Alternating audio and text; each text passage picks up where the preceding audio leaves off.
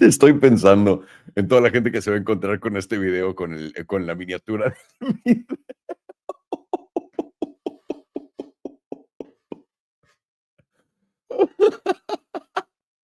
Muy buenos días a todos ustedes, muy feliz miércoles, espero que estén teniendo una excelente mañana, que estén listos para darle con todo y ya dándole con todo también. Me gustaría ver mucho más de eso. Espero que estén de verdad fenomenal, que la hayan pasado muy bien desde el lunes que no los veo, que me estoy tomando los martes de vacaciones, porque no sé por qué, nada más tiene como el sazón perfecto para irte a la playa y no hacer nada. Pero el día de hoy queríamos platicar de, pues todo es culpa de Israel, todo es culpa de Israel. Y de dónde viene esto y a dónde va, que es muy interesante, en mi opinión, rapidísimo, antes de entrar al casino del tío Saro, donde saben que vamos a ver los precios de Bitcoin, Solana, de cualquier cripto y además cualquier acción que estén viendo. Para todos los que estamos en Lucid, ahí vamos, cabrones, ahí vamos, no lo puedo creer. Otro de esos, buen momento en este momento para el tío Salo y las tablas. Así que vamos a continuar con ese momentum y también les voy a contar mis penas de Bitcoin. Pero antes de todo esto, antes de empezar con el tema original, que es todo es culpa de Israel, tengo que ponerles algo enfrente a todos ustedes. Eh, la manipulación de las palabras del gobierno es divina. Y si puedes leer a través de líneas todo lo que te están intentando vender y entender que el gobierno nunca, nunca, nunca, nunca en su vida te va a querer ayudar. No quieren y no están buscando ayudarte. Y si, por ejemplo, queman alguna empresa, por ejemplo, Boeing, ¿no? Que es una empresa americana de armamento, etcétera, y que la han tirado debajo del camión, pero como locos, para poder cumplir con cierta agenda. Entenderás que todo lo que el gobierno te dice de Estados Unidos es pura mamada y es para que te equivoques en todas las cosas que estás haciendo y tomando, ¿ok? Y voy a darles un ejemplo bastante claro. En este momento salieron a decirles que Tylenol, ayer el presidente Trump salió a decirle a todo el mundo que Tylenol es lo que está causando autismo en esta crisis de autismo en todo el mundo. Quiero que quede claro esto. Y ahora hay una cantidad, es que, güey, la vida real es más chistosa que cualquier cosa. Y hay una bola de gente que odia a Trump, mujeres que están embarazadas tomando Tylenol. Tías, claro, puede que esto no, o puede que contribuya al autismo. Me da igual, esto da igual, porque Tylenol hay en todos los países. El autismo que hay en Estados Unidos no se compara con ningún otro país. Lo que sí sé de Tylenol es que guardan, y se los he dicho cuántas veces, cabrones, Tylenol guarda 30% de todo el dinero que vende, todas sus ventas, 30% gross total, lo guardan para poder pagar a fin de año a toda la gente que mataron, porque lo que causa es problemas en el hígado y problemas en los riñones fatales. Y hay gente que toma, yo hacía esto de chico, por pendejo, me ponía una peda y antes de dormirme me tomaba 2 Tylenol. Y a cierto punto mi meada empezó a separarse como si estuviera más pesada la parte amarilla que el agua. Y cuando empezó a pasar eso, dije, güey, aquí hay un pedo. Platiqué con alguien y me contaron lo del que Tylenol era pésimo para esto. Y luego conocí un amigo mío, bueno, que después se volvió mi amigo, que tiene son de esos abogados de abogado, accidente, 111-222, ¿no? Uno de esos güeyes. Y ese güey fue el que me dijo, él trabaja en realidad del otro lado para estas empresas. Y él me dijo, güey, nunca tomes en tu puta vida Tylenol. Nunca, nunca, nunca. Porque literalmente hay gente que solamente se lo toma, no tienes que tomar alcohol, nada, y de la nada te falla el hígado, güey, y en 24 horas, 48 horas estás muerto. No tomo ninguna de esas mamadas, pero ni de chiste. Entonces, ahorita que se le están aventando al cuello a Tylenol por esto, solamente quiero que entiendan que lo único que están intentando hacer es crear una narrativa para poder crear más gente separándose y crear la estupidez que existe. Gente tomando Tylenol para probar que no causa autismo, Dios mío.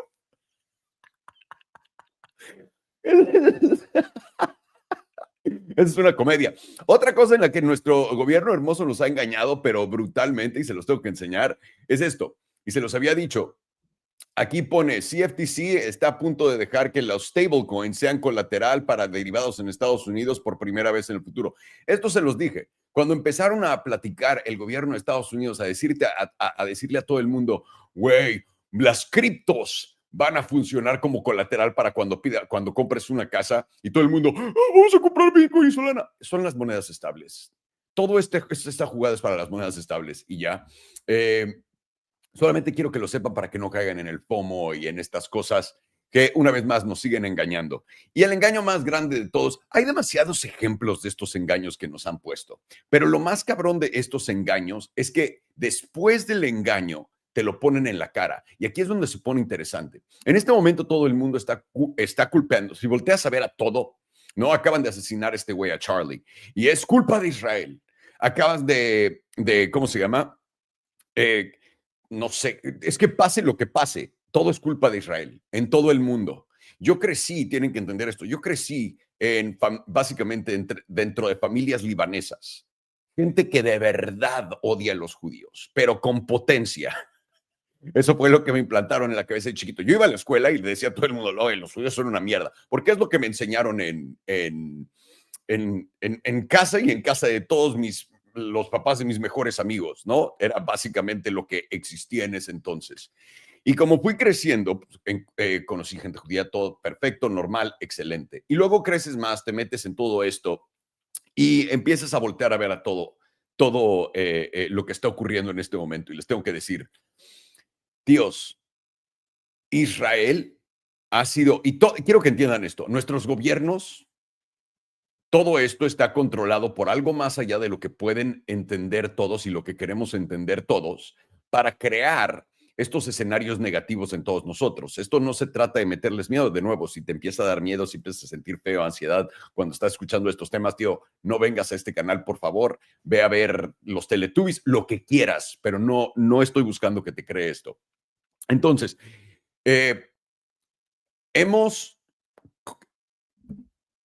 estos tíos pueden construir narrativas que duran cientos de años en construirse porque simplemente para ellos el tiempo no es nada, si lo quieres ver así, ¿ok? Y ahora sé que esto suena loco para todo el mundo viéndolo, pero si entienden y los que vienen de acá que entienden lo que hablo, bien. Si no, y esto suena loco, qué chido. Escucha la historia de ciencia ficción, ¿no? Del tío Salvo y ya. Y de nuevo, no importa estar bien o mal, si crees que estoy completamente mal, bien, probablemente es el caso.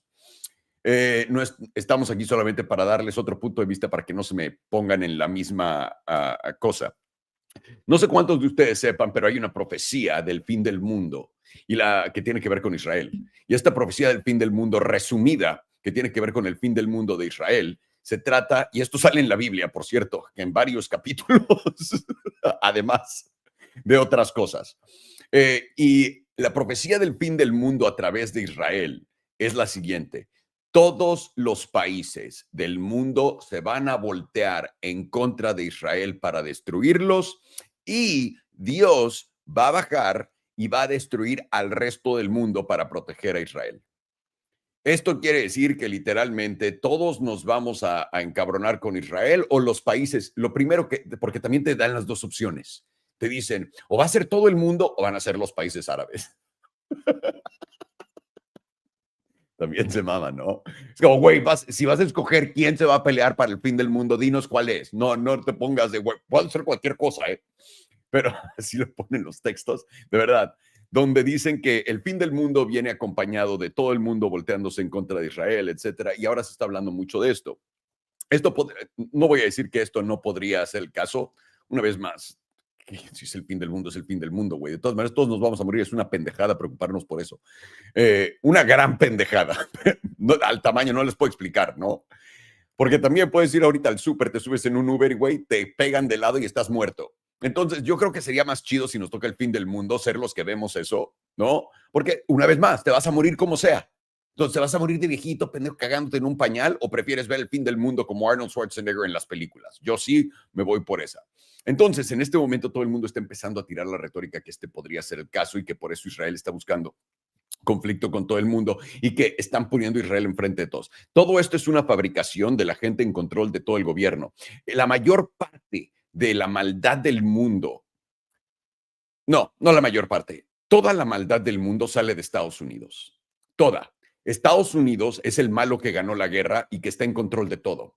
Tenemos que entender esto. Ahora, no es el país como tal, es el gobierno de Estados Unidos, la gente que está en el gobierno y la gente detrás del gobierno que mueve todo esto. El gobierno trabaja mano a mano y esta gente malvada con la gente que tiene muchísimo dinero y los usan como micrófonos para darle mensajes a los borreguitos.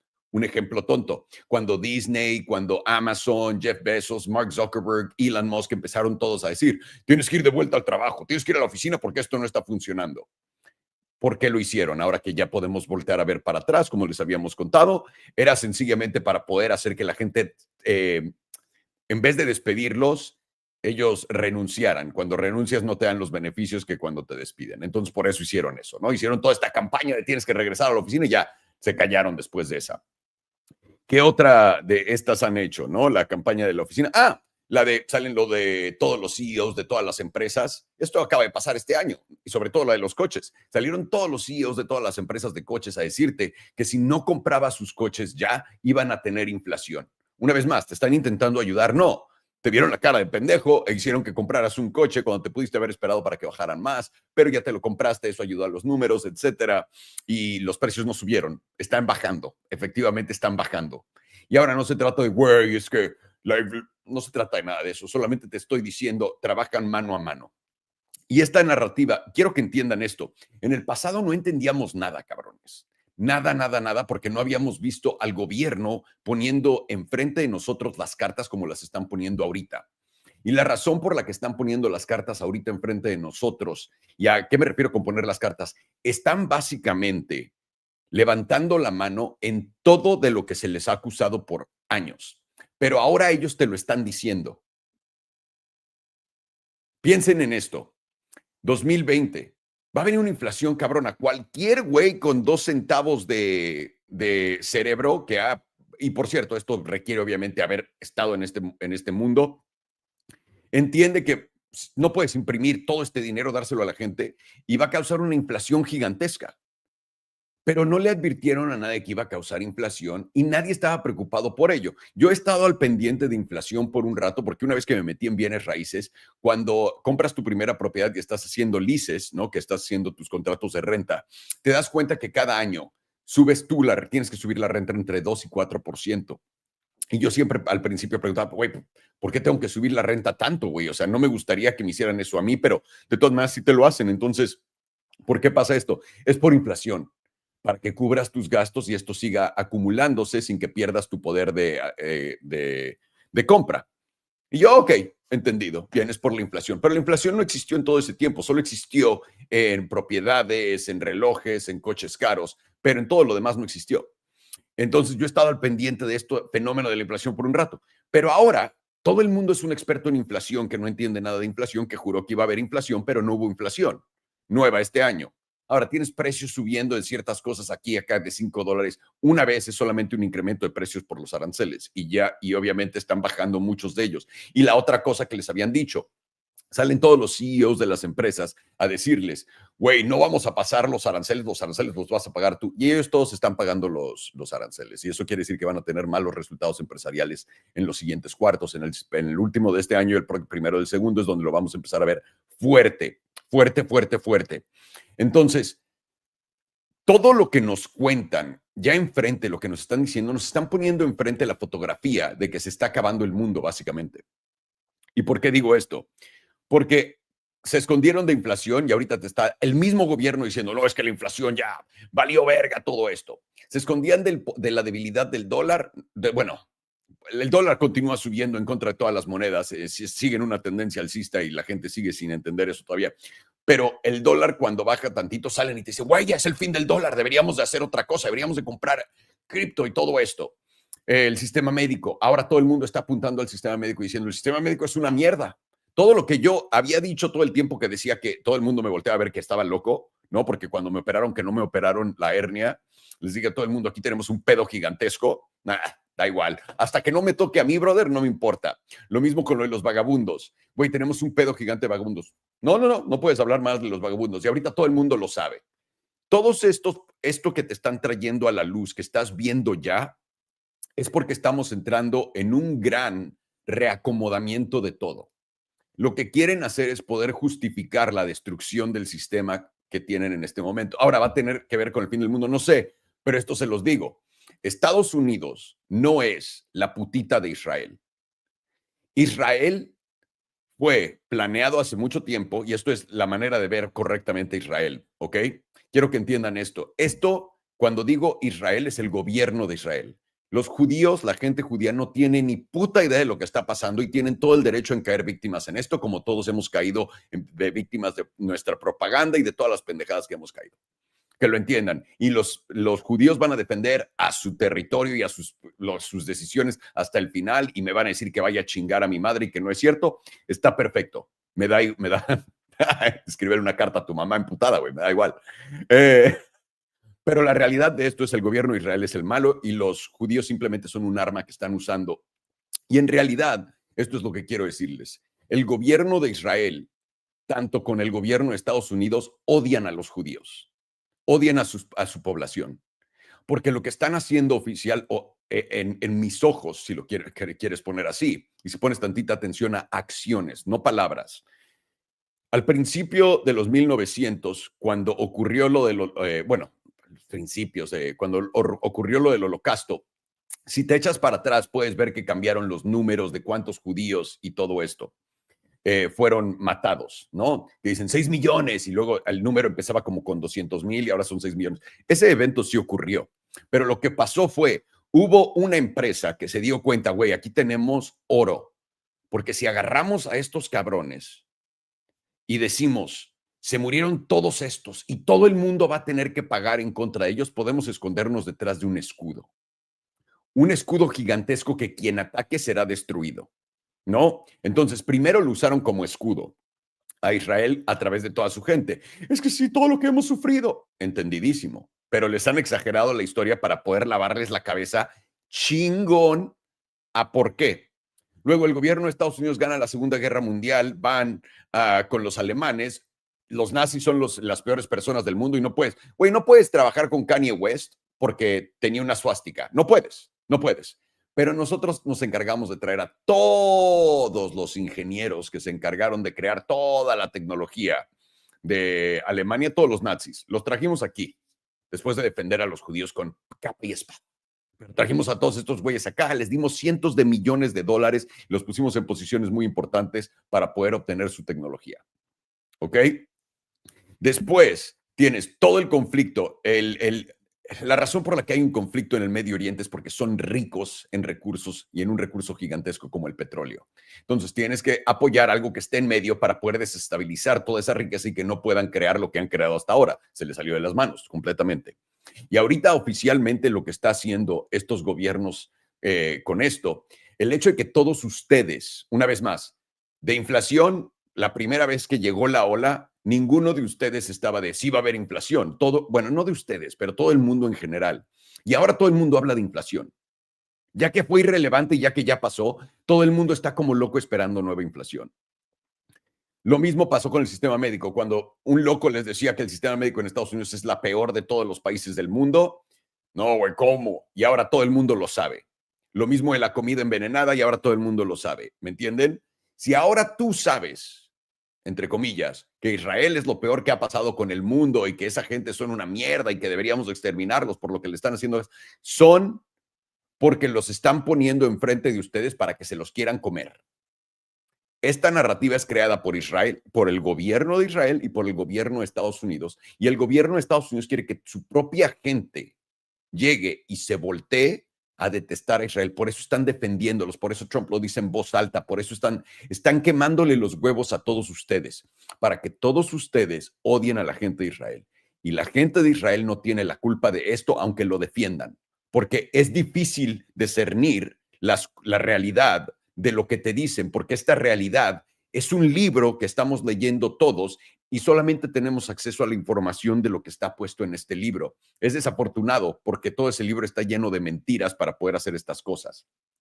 Entonces, yo les sugeriría a todos ustedes que en vez de apoyar, porque el plan tiránico de esto es que todos odiemos a Israel para que de verdad lo intentemos destruir o alguien lo intente destruir o ellos lo destruyan y lo justifiquen. Porque normalmente es lo que pasa. Estados Unidos controla a todo el mundo, honestamente. Y a fin de cuentas ellos pueden destruir Israel diciendo, no, es que fueron estos otros güeyes, como ellos mismos fondean a todos los terroristas para todo el mal, se los digo de corazón. Y si ustedes pueden y tienen una conexión fuerte con su gran yo, pueden verlo y pueden sentirlo. Quieres sentir maldad pura, viene de Estados Unidos. Ahora no hay nada que podamos hacer, porque a fin de cuentas me voy a vivir a México. Estados Unidos controla todo a través de maldad en México. Entonces, no hay a dónde irte, no hay donde hay un ganador. Lo que podemos hacer y juntarnos todos, unirnos en esto, es no caer en esta provocación a lo que ellos están buscando. Lo que ellos están buscando es literalmente hacer que todos odiemos a los judíos, como lo hacían nuestros papás y los amigos de nuestros papás. No podemos caer en eso. Ahora entiendo, a ellos les tocaron las bombas directito de todos ellos, bien. Pero una vez más, esto es el gobierno, no es la gente, y la gente lo defiende porque tiene que, porque los han metido en una lavada de cabeza gigantesca junto con todos nosotros. Y una vez más, estás en el periodo donde si ya te enteraste y lo están haciendo público para que todo el mundo lo vea, ya no está pasando, tal cual como la inflación, todo lo que estamos platicando. Solamente quiero que tengan eso en mente. Todo esto es una operación psicológica gigantesca, brutalmente bien ejecutada, y tenemos que agradecer a todos nuestros gobernantes por poder poner este teatro y estas grandes obstáculos en nuestro camino, porque no es fácil crear todas estas narrativas, estas ideas, ejecutarlas como van a través del tiempo, por tanto tiempo.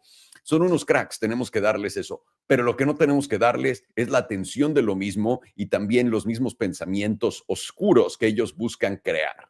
Y ahí es donde nos vamos a quedar, ¿ok? Para todos ustedes. Mucho amor para todos. Nos queremos los únicos y los peores y las personas de mierda, gobierno y la gente con dinero que fondean al gobierno. Es todo, es de toda la gente que te tienes que preocupar, solamente son ellos.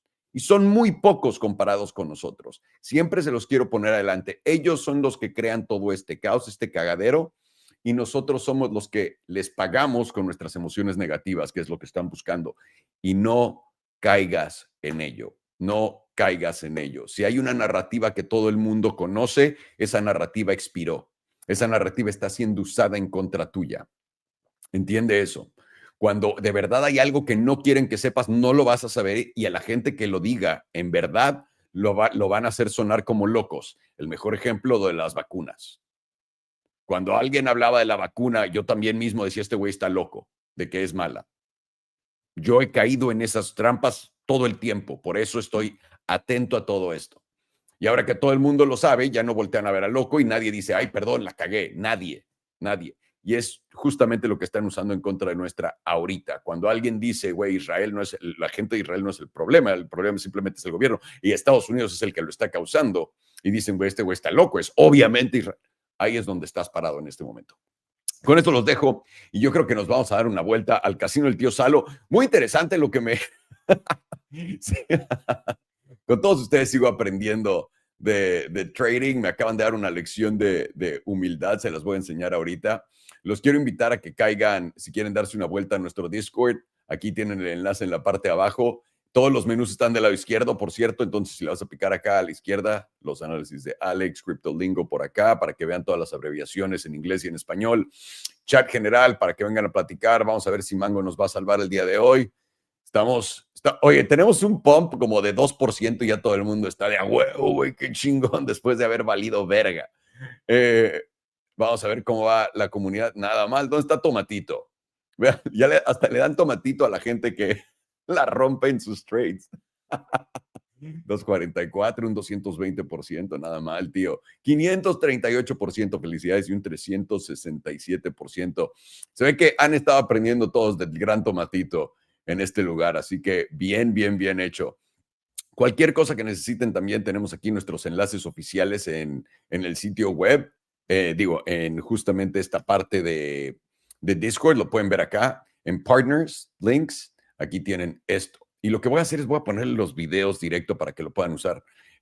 Si quieren tradear con nosotros en exchanges de futuro, caigan a nuestro sitio web. Ya tengo el enlace directo para que no le tengan que picar a todo esto. Una vez más, soy un pendejo por no haberme dado cuenta. Y le picas acá en cómo tradear en Bitunix. Bitunix es un exchange de futuros donde puedes literalmente apalancarte. Si tienes $1,000 para abrir una posición, puedes abrir hasta una posición de $125,000 en cripto. Bitunix es buenísimo. Ahí tienen todos los beneficios que estaban en la otra página, y le picas simplemente aquí al video. Y antes de que sepas, en 11 minutos eres un crack. Este video lo acabo de hacer, está fresco. Tiene toda la información, cómo abrir tu cuenta, cómo fondearla. de dónde mover el dinero, a dónde para usarlo, cómo abrir un corto, cómo abrir un largo, cómo abrir un stop loss, cómo poner un stop loss, cómo poner un take profit. Todo lo que necesitas entender para tradear, aquí lo tienen, damas y caballeros. Y sin más ni más, les traigo estos cracks para poder darle a todo lo que son precios. Good morning, boys. How are you? Buenos días, muchachos. How are you? Doing well. Yo, boys. It's muted there. All right. Well, Bitcoin's trying to get to $113,000. Look at it. Huh? Look at it. Well, I'll be. It's actually looking pretty nice. It's playing into exactly what we want, essentially based on the daily. You know, you're really not allowed to get bearish in this region whatsoever. There's really no explanation to scale shorts above a daily EMA 100, specifically when you're above that key $112,000 area, which was major resistance, now flipping into support again. And most importantly, the reactions in this region. I mean, you've seen big moves up, big moves down, but we've also hit on the point that once 112,000 is solidified into support, really from this point, bulls can take control fast, and you can quickly go up to a new high, assuming, right, you actually break that $116,000 range high. So for me, you know, it's still looking very good. This is playing exactly what we wanted to 2 days ago when we did the stream on Monday. You know, consolidation above $112,000 is bullish. And as long as you're holding the daily EMA 100, this actually gives you a very easy perspective to understand what's the trade. Right? Because if you're scaling shorts here, firstly, you're doing that in the middle of the range. You're already at the range lows. If you just look at this, and this, these three lines, you can look at that as a range, right? People will see all of these. This is also a range. This is the current range we're in. And so, right, you can see you lost $116,000. We talked about that being a major spot. That's what's really separating bulls from an all-time high. Consolidation above $116,000 generally leads to that expansion phase. So then on the daily, once you lost that, I mean, it was very telling. You lost support, and then you even into the following candle lost the daily 9, leading to a dump bulla. So really, I mean, seeing a lot of confusion on crypto Twitter. So far, markets are really to the book, and honestly, it's very straightforward now. You have an easy area where if you lose, then that can constitute more aggressive shorting, because technically speaking, once you lose this daily EMA 100 or just this green line, you will have a measured move all the way down to that $104,000 region, or specifically that daily SMA 200, which, remember, that's still a major spot. When we got back above that daily SMA 200, we were always just in the back of our head mentally noting any throwback to that should be looked at as an opportunity, right? It was like 2 points. You had the EMA 100, SMA 200. The EMA 100 gave you that bottom before making that all-time high.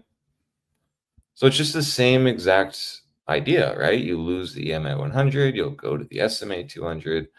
This will be implications of a major move down.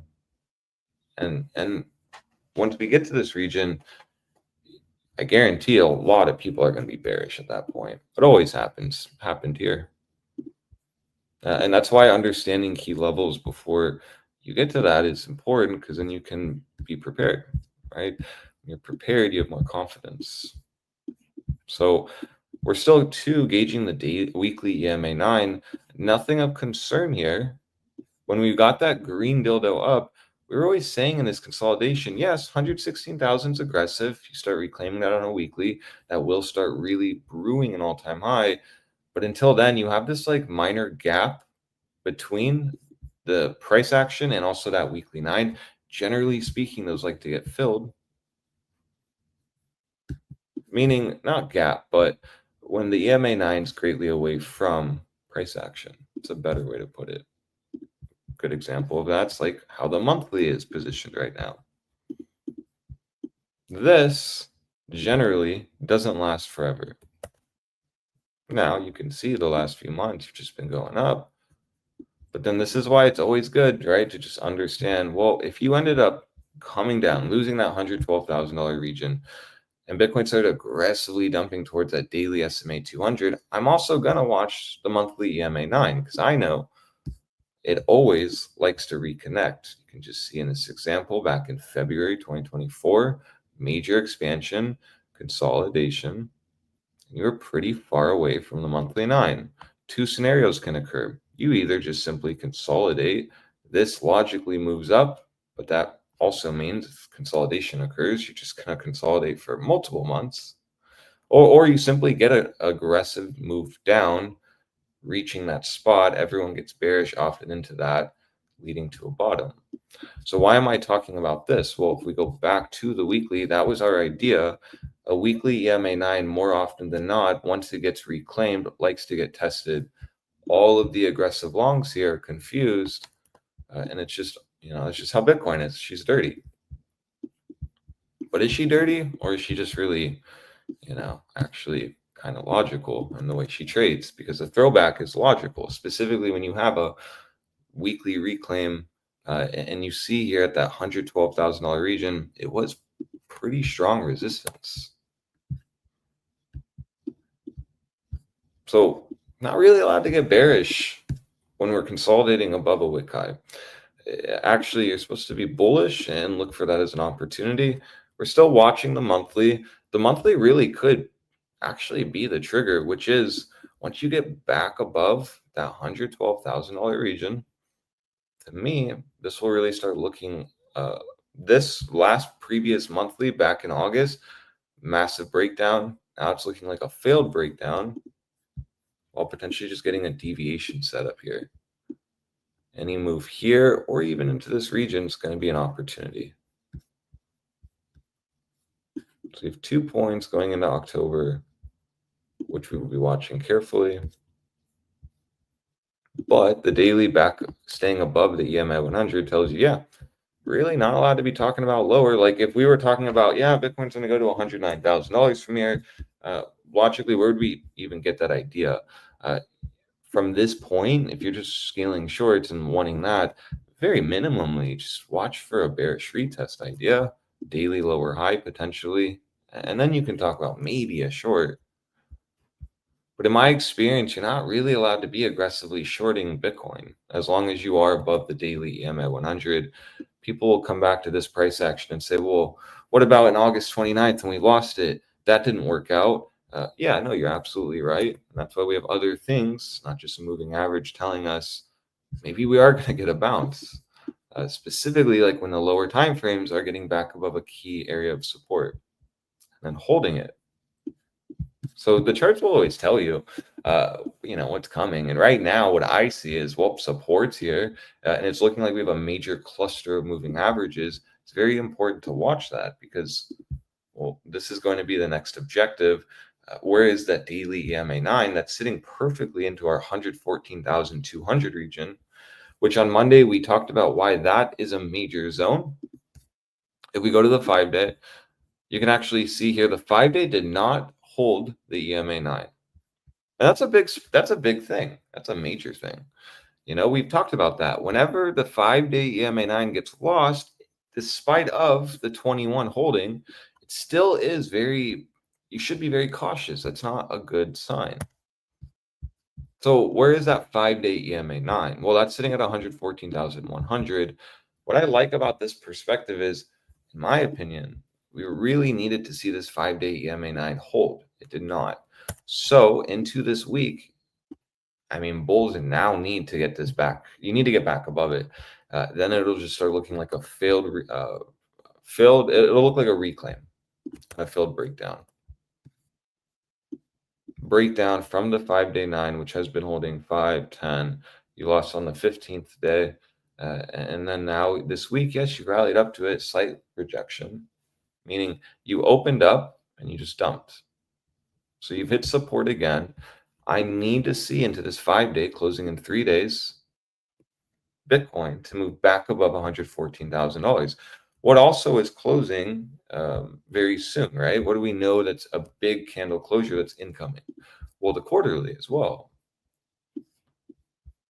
So ideally, if Bitcoin specifically can close above 114,000 on this quarterly. That'll be the most insane thing we've had in a while. But specifically too, why is $112,000 a very big spot? Well, you're getting back above all quarterly wick highs. It's really like the definition of a breakout. You need to then hold that 6 days. So really the ideal thing would be the 5-day starts expanding, get back above $114,000. Daily 9 gets reclaimed, leading to a very beautiful quarterly close back above $114,000. Look what has occurred last time the 5-day held that. Got a major move up. So imagine if a quarterly can actually close above that. It would be bullish.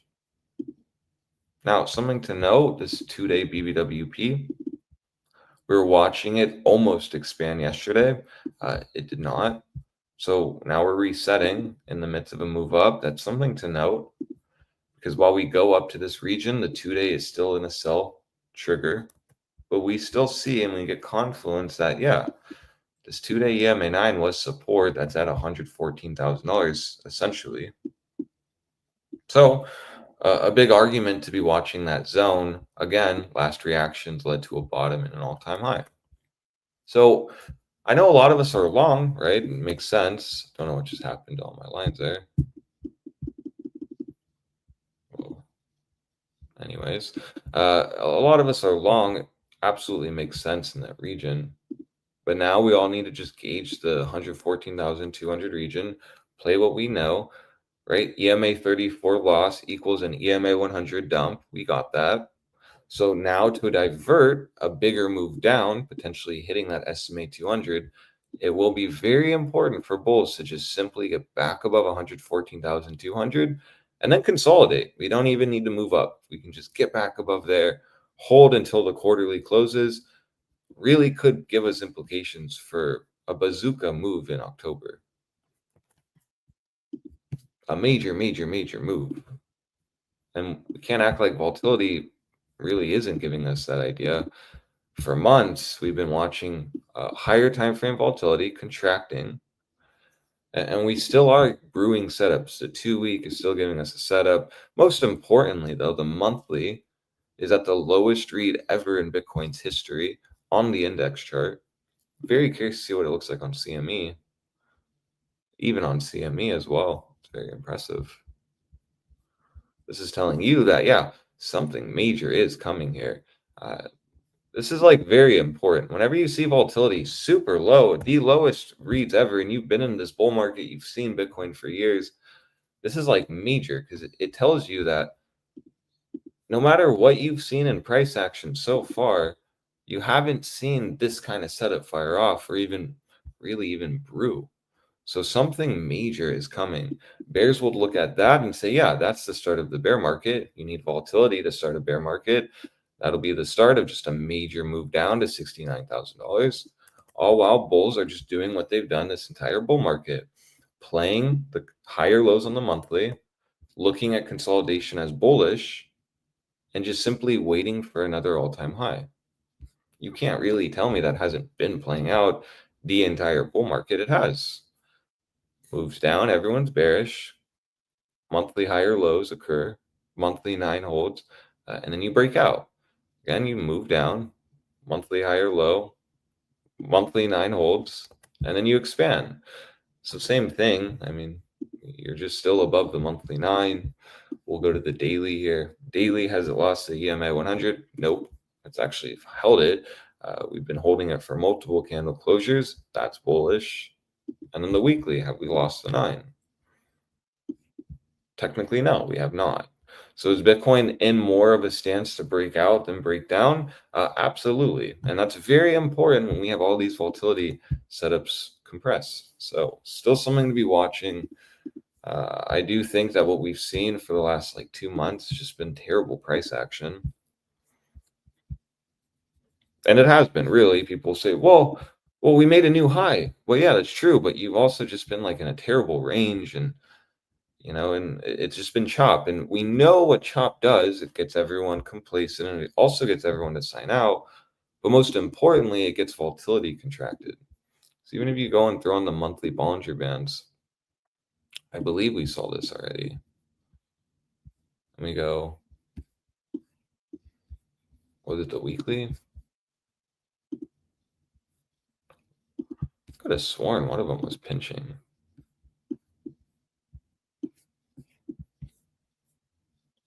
Anytime. Okay, you have a weekly pinch. I thought though the higher time frames were pinching. I guess I'm wrong on that. It's all good. But actually the quarterly is interesting. Is that just trailing the upper Bollinger Band? Oh, wow. And that actually just tells you, yeah. I mean, quarterly closing above wick highs, previous wick highs, again, definition of breakout. But you also see here the quarterly upper Bollinger Band just holding, like you broke out and into this quarterly, you're just still holding above it. Let's see if that's ever occurred. So you broke out above, didn't hold above it in this one. Broke out above, didn't hold above it.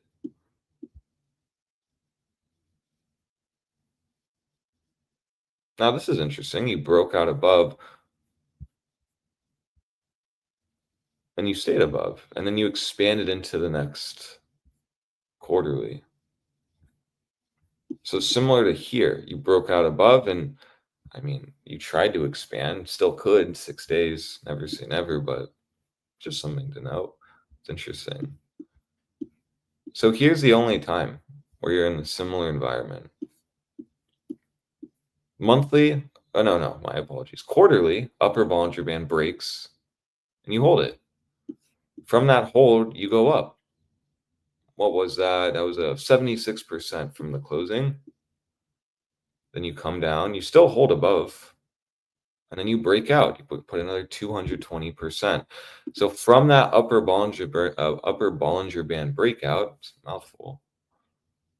Where's the wick? Hold on. There we go. You know, I'll be conservative. Won't take it from that one. Granted, 2017, but 362%. This is very interesting because we just looked at all of the other environments where the monthly quarterly, I don't know why I keep saying monthly, quarterly upper Bollinger Band gets reclaimed. And then you've noticed that all other really situations have been a deviation down, deviation down, deviation down, deviation down, except here, right? Boom, boom. So you're about to potentially, knock on wood, close above the upper quarterly Bollinger Band. Why is this important? Well, coming back here, you did see, yes, the scenario expanded. That was in 2021. But more of a scenario that we're in now, which we've already heard people talk about this, is 2017. It's very interesting to see that. Because even on the monthly Bollinger Bands here, it's still showing currently what price is doing now.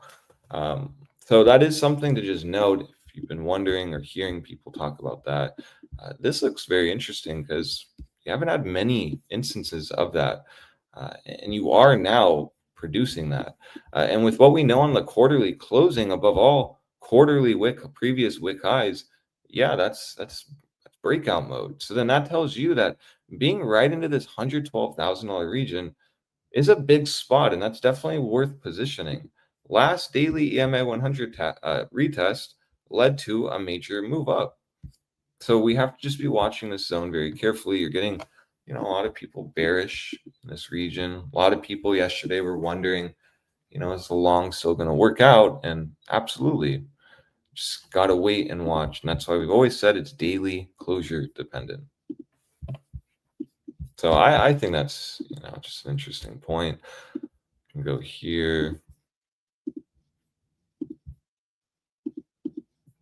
Now we can throw the rainbow chart on and kind of see what's good. You really get nothing on this. And the median at 166,000, 164,000. You're closer to the 38.2%.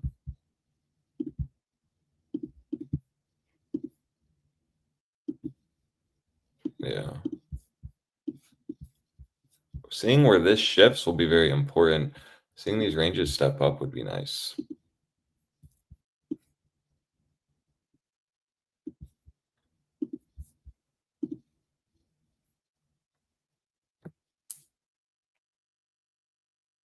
Anytime trading view, come on.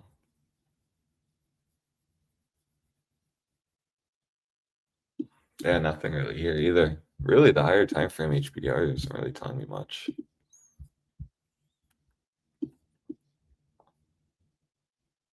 Even the weekly, it's not telling you much.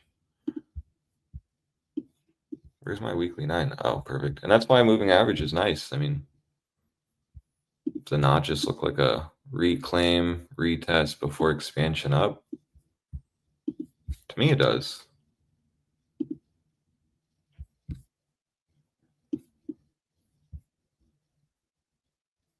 Still holding that weekly bottom 38.2%. So if you're, max short wanting a breakdown, this is the opposite of what you want, meaning you did lose the 38.2%, lose in quotation marks, meaning you went under it, but you didn't actually close below it. Again, just potentially a recipe for a buyback scenario.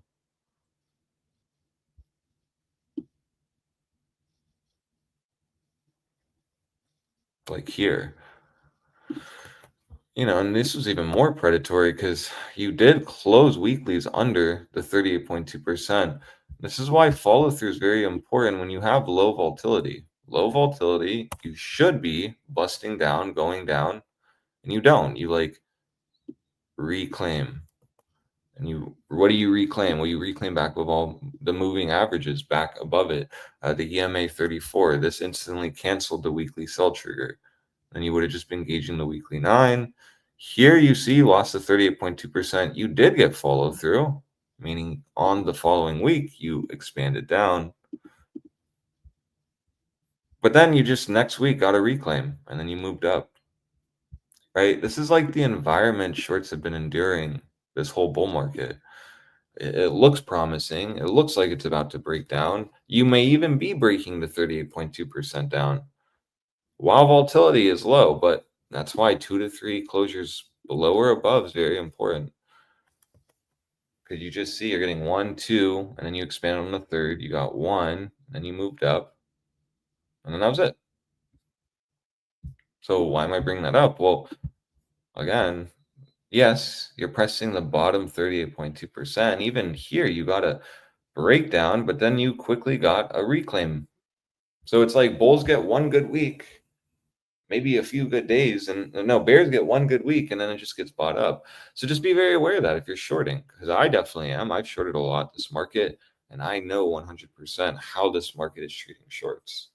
Has not been fun. And why do you think it's being more predatory to shorts really this year? It's just been really not fun to short Bitcoin this year. Well, simply, in my opinion, I think it's because we're gearing up we're towards the end of a bull market. I think we all can agree on that. We're definitely not in the beginnings of a bull market. So, right, all those shorts that have been blown out for this entire bull market are not going to be shorting this bear market.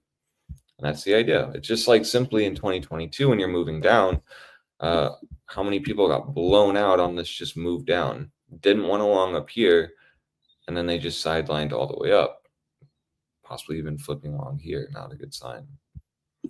So, I mean, markets are engineered to just get you out. They don't want you to trade. And so if you've been, more on a bias of shorting in a bull market, then when it does flip bear, you're not going to be convinced.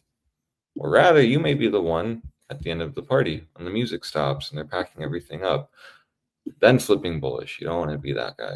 It's not fun. So, in summary, on Bitcoin, you're still watching 114,000. That's your spot. What happens between that is not important. You as a bull are only playing extremities, meaning you're only really playing 112,000 or lower because you know that spot is the absolute zone that needs to get bought up. There's no funny business below it. It needs to just hold. And as long as you hold it, you are going to get expansions. So for now, you're expanding. Bitcoin's looking good. And even the daily volatility is potentially about to fire off. This is exactly what you want to see in confluence with a 2-day volatility setup, because perhaps that daily BBWP can fire off leading into the 2-day. But remember, this is not confirmed until you get daily closures above 15%. So Bitcoin needs to close, volatility needs to confirm expansion once you get that daily close when it's above 15%. So today, if you see it close like this, 21%, the daily closes, okay, cool. It's confirming expansion, which is a good argument then for a move up to 114,300 and possibly beyond.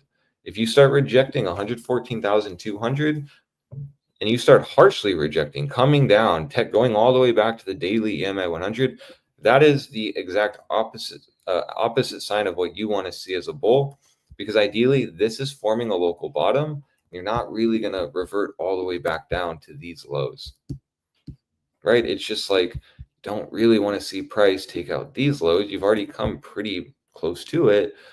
But generally having that idea that these lows were at least a local bottom helped you print nicely. We're going to use that same idea. Just need this to be a local bottom. So therefore you need the expansion to be under its way, which potentially we're seeing. So then ideally into tomorrow, yeah, you maybe get a swipe down, lower time frame bullish price structures forming. And then you get that nice green dildo up to 114,200. This is where you don't become bullish. This is where you cover longs. This is where you potentially start maybe even scaling a head short, because you know if the daily gets back above the daily 9, you're now back within this range. And the next target for you will be right into that $116,000 zone and possibly higher. But until then, you don't want to be playing a bearish retest, max long this, thinking we're about to go to a new high. That's why trend is your friend. The daily is still down. And the only way to be bullish on the daily trend is simply, in my opinion, coming all the way up, taking out September 20th high and consolidating above $116,000. If you do those two things, yeah, this will start really looking like it's going to make a new all-time high. Could visually look like this, move up. Now daily's in a nice uptrend, throwback, consolidation, and then you just break out. That would be the ideal scenario here. Now, if the daily EMA 100 gets lost, that's where I'm canceling all longs. I'm going to be sitting on my hands, and rather we potentially can start scaling shorts, getting that, nice move to the daily SMA 200, which still from that EMA 100 trade is a 7% move. So even if you're just wanting to sit on your hands, wait for the daily deviation, you can then wait for the bearish retest, and then ideally we then know volatility is set up, so then ideally you get a follow through short and it's straight to business. Once you get down to the daily SMA 200, this is where you're not really allowed to be bearish. And if you don't even like using dailies, just simply know that the monthly EMA 9 is right there. And this entire bull market, you've been holding the monthly 9. So if you need any more proof that in the low $100,000 region is probably not the smart place to start scaling shorts, we'll just look at the monthly. So that's what that's telling you. And into October, this easily can move up closer to that $103,000 area. So gauge that. Monthly volatility still at the lowest rate ever, which tells you there's absolutely no FOMO. Now let's look at Bitcoin dominance. And let's see what's occurred. So we're still watching the monthly closing in 6 days. If we can get back above the 21, we're going to be looking at that as a good sign. That ideally acts as support. It was a failed breakdown, meaning you thought bear saw it, you were losing the 21. Next target was the 34. I'll explain why this potentially wasn't going to occur based on the weekly. But now this looks like potentially a failed, like you lose a level and then you quickly reclaim it. So it's just a deviation. Ideally, those lead to the next moving average for me, my system, which is the 9. You're already gauging that. It could take a month. It could take 2 months. Doesn't matter. This 9 will eventually get tested. You've seen what has occurred once the monthly has lost all major moving averages, specifically the monthly 9, and then tested it and flipped into resistance. So you do not want this to occur. And why is looking at this price action important? Well, you're simply in the same range. If you pop up, retest that monthly 9, you're still in that zone where you previously, that was not a straight line, let me fix that, where you previously bigly rejected down. So you have to be very cautious of this zone. This area can easily reject you down. Last rejection led to a 18% monthly candle down. If you get something like that, that'll put us all the way back down to that 49.3%, or just simply taking out months of price action in one candle potentially. It's terrible. But again, you've seen that before. Months of price action taken out in just a few candles, specifically one. Right, you got a 1, 2, 3, 4, 5, 6, 7, 8, 9, 10. So you like 10 months of price action taken out in 1 month. Nice. So it's a big zone. If you're bullish on Bitcoin dominance, your only objective is simply to get back above the monthly 9. And then business is back to usual. But until then, you really can't be too bullish on this chart. You have to be cautious. And so what I explained was the weekly not losing the EMA 100, but rather giving us a weekly bullish deviation is leading to expansion. So you can see this very easily on the weekly. So imagine that on the monthly, right? You lost the EMA 100, mean line support held, you reclaimed the EMA 100, you've expanded up to the next target. So this is a good example of what I'm talking about on the monthly that potentially could be happening. You lose the monthly 21, you're about to reclaim it. This reclaim maybe into October leads to a nice move up to the next target, which will be right into that monthly 9. That's where you have to look for the bearish retest and also monthly lower high potentially, because you had a higher low, a higher high. This major trend shift anywhere into here is going to be a lower high. Now we'll have to see how shallow and how weak Bitcoin dominance is. Does it just simply reject the mean line? Does the daily just simply reject us at the EMA 34? Or can we actually get that Glock 3000 move up to the EMA 9 and maybe even higher? Why I don't think we're going to go higher than the monthly 9 is because of this. You've already solidified the EMA 100 resistance. You already solidified 62.42%, it's a mouthful, is resistance. So in theory, you've already gotten the bearish retest here. And we talked about that. Once you lost that EMA 100, you had two scenarios, a reclaim or a massive rejection. So if you do start seeing price end up coming all the way back into this region, yeah, it's going to be it's going to start really looking like this isn't going to hold, and you're going to get back above 62.4%. But until then, you already have your bearish structure formed. You already have your lower low break. And so therefore now your lower high spot should be the area you just lost that has been holding this entire bull market. An easy monthly 9. It can really just be that simple.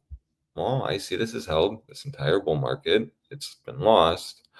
So let me just wait and watch the reaction. In theory, it should be resistance, but we won't know until we know. So we'll just simply watch. So that's Bitcoin dominance. Still no changes for me. The daily is very telling though, because, well, you're just right up against the EMA 34 now. So if you get back above the EMA 34, you have your price structure shift, right? Visually, you've stayed under the 9, the 21, the 34, this whole move down. So if you start flipping that into support, you have your shift. Next target will be your EMA 100. That's coming in really nicely with our monthly analysis. So you can even use now the daily to gauge this monthly setup, because it's all lining up, and that's nice. It's, you know, what consolidation chop will give you is things lining up.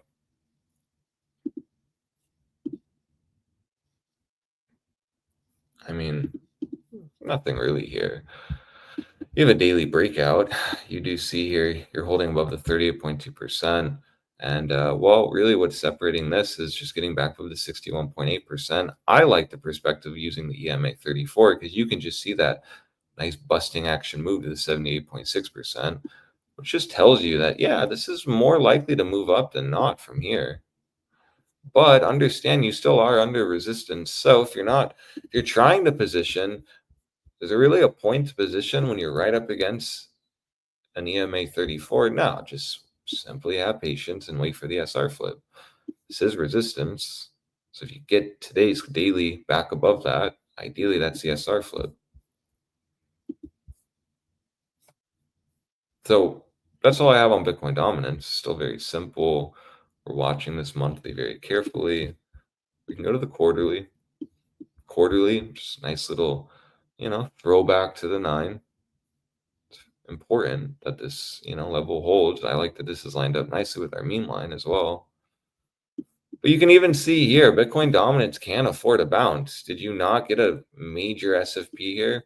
So can you, in theory, in October, most likely bounce up? Maybe it rejects 59.7%, but maybe it actually does what Bitcoin likes to do, comes all the way back up to here and then retests.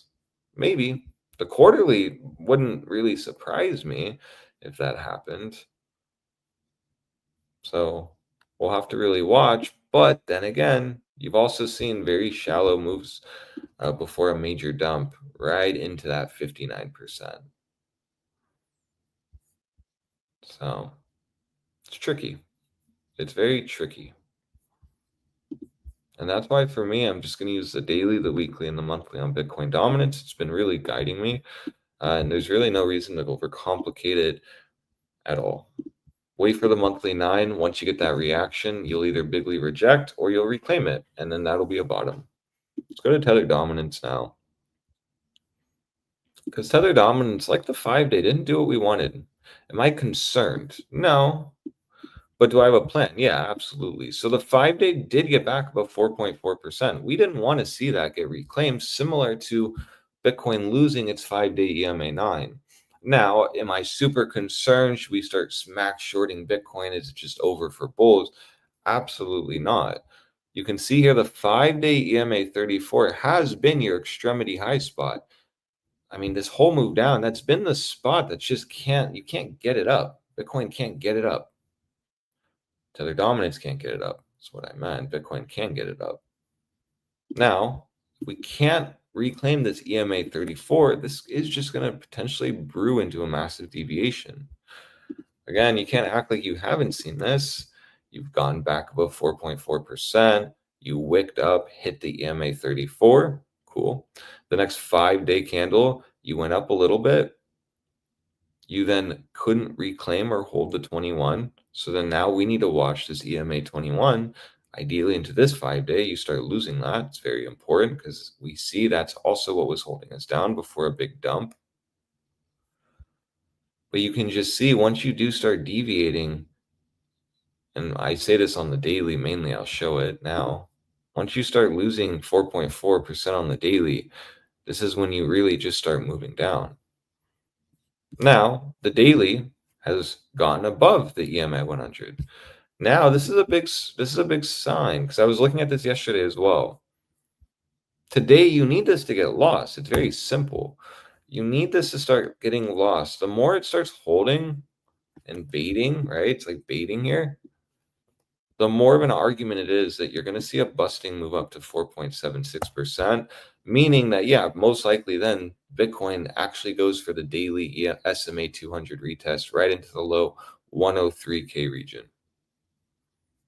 So you have a nice candle forming.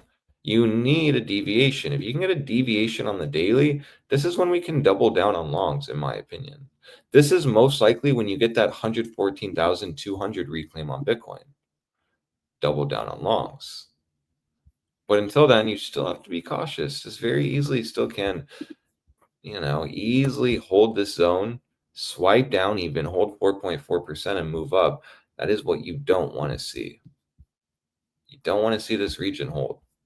So going back to the 5-day, you're at resistance. So yes, the daily is holding the EMA 100. Let's mentally note that. So we know now into today, tomorrow, that needs to get lost. But we can use the 5-day as well, and this can kind of keep us in check. Is the 5-day looking bullish or bearish? Well, it's looking questionably bearish. Questionably bearish because you're still at a major zone of resistance. You still are in price divergence here. But as soon as you do start taking out that August 29th wick high, yeah, this 5 day is going to start looking like a trend shift. You're going to now be back above 4.4%. And the only objective after you get back above the EMA 34 will be the 100 at 4.87%. So in this perspective, on this 5 day, which lines up with what I said on Bitcoin, in 3 days, you need to see this zone, or at very minimally, the EMA 21 get lost. You start seeing that get defended, hold, and the daily expands off the EMA 100. Yeah, this most likely on Bitcoin will result into an EMA 100 loss, or specifically, you're just going to lose that $112,000 region, opening up our short idea here. And then that will lead simply into a nice busting move up for Tether dominance, wherever it is, just like disappear. Okay, that was weird. I guess my chart disappeared. Never fear. And that could just simply lead to then this. So it's going to be very important to see this reject. You lose the EMA 100, the 5 day very minimally loses the 21. You can confirm this is locally topped once you lose 4.4% on the 5 day. Once you lose 4.4%, I'm going to be gauging that as a major move down brewing. And in my opinion, a lower low is going to be had.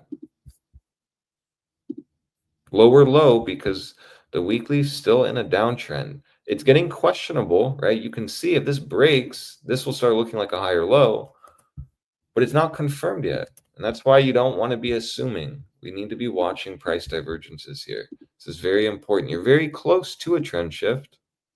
You have a higher low argument, but this is why bulls need to have a spine and they need to actually break this out. If they don't, yeah, this will just be a trap. So it's going to be very important to watch this. We still were gauging this high anyways, as shown here. So it's going to be very important. You also potentially still have that head and shoulders brewing. The head did not take the left shoulder out, neither did the right. So you technically still have that brewing, all while you're just pressing major resistance. This is exactly what you'd want to see if you're becoming bullish on Bitcoin. So just be very aware of that. And so that's all I have. In summary, you're watching $112,000. You're not allowed to scale shorts at all as long as you're above that. We've been pretty vocal about that. So moving forward, you're gauging daily volatility. You're watching the 4-hour SMA 200. I can just quickly show that. You're holding the SMA 200. This is a big zone because we also see that was really what occurred before you broke out. So as long as you're going to hold the SMA 200 and also the daily is going to hold the EMA 100, it's going to start really looking like 114,200 is next. Potentially even today, you may just go up to that point. If you start reclaiming above 114,200, that's when we can start doubling down on longs. We can see here consolidation in this region after a reclaim often leads to expansions. So we just want to be playing the range as such. But if you start rolling over, rejecting the daily 9, be very aware of that. The daily 9 and the 21 can easily cross here. And as easily can tell you that bulls are losing steam. But you can see that has not happened. This has been baiting shorts. And even more so, you still are holding the key level that really held before you made a new all-time high. I won't look at this, but rather I'll look at this. And so when everyone's bearish, you're under all major moving averages, you're even in the middle of the zone, this still provided you enough confluence to make a new all-time high trade. So that is why we're not allowed to be bearish here. Our long is green. And simply watch 114,200 and be very aware of Tether dominance. As long as you are holding the daily EMA 100, this is going to de-solidify my long idea. So in theory, then you need this to get lost. Once that EMA 100 gets lost, generally is a really good sign to start seeing bears take over. So let's just see if we get that set up today. This easily can mean Bitcoin goes to that 114,200. This is when you need to pay attention, similar to here. You need to be paying a lot of attention here. So if you're not long, there's no reason to be really having FOMO. Watch the 4-hour, engage the EMA 100 because we've talked about this. Play what you know. The 4-hour EMA 100 gives you often an easy trade up once you reclaim it, and often gives you an easy trade down once you lose it. Where is the EMA 100? Well, luckily for us, it's right in that 114,200. So visually, you can just see if you get this, this is our double down on longs, or fresh longs can position here. And we can target up to that $116,000. That is where dreams lie for bulls and bears. So watch that very carefully. I'm still very bullish. And yeah, that's it. $112,000 is the spot. Alrighty. Now we'll start with the daily on Bitcoin. So one thing that I did notice whenever I zoomed out a little bit is we do have somewhat of a inverse head and shoulders right here, a little herp and derp.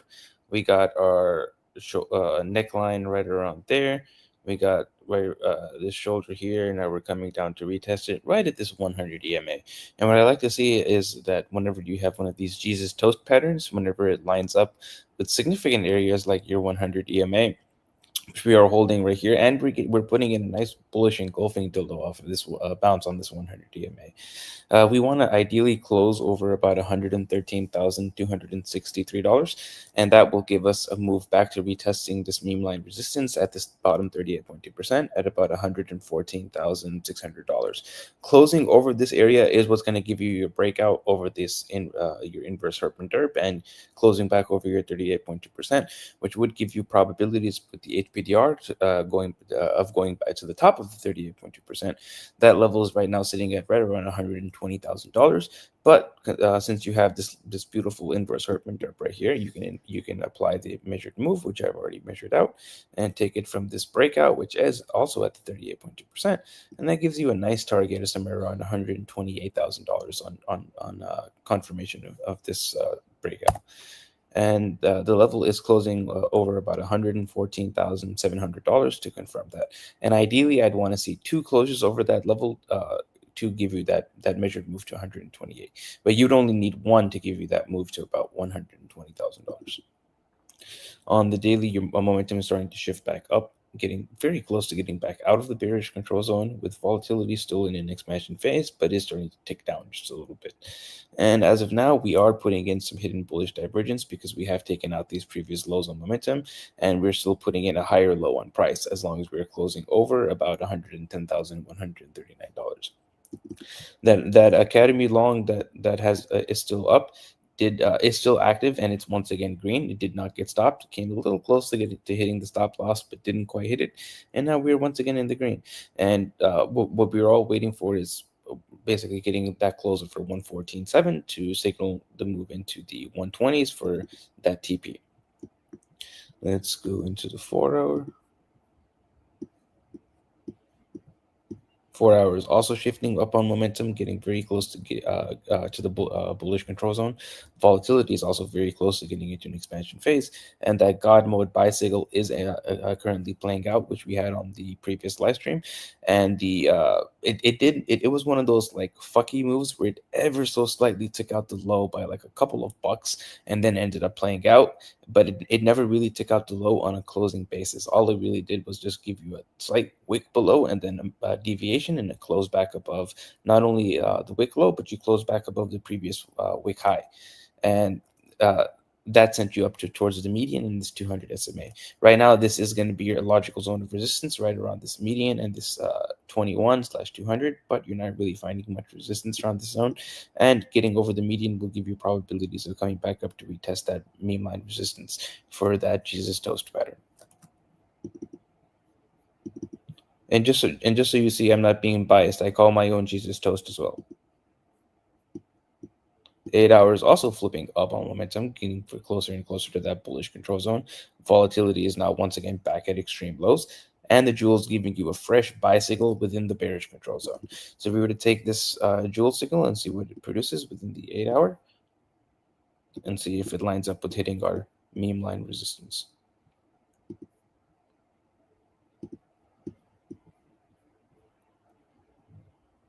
And let me zoom out just a little bit and see if there's any divergence. No, there's not.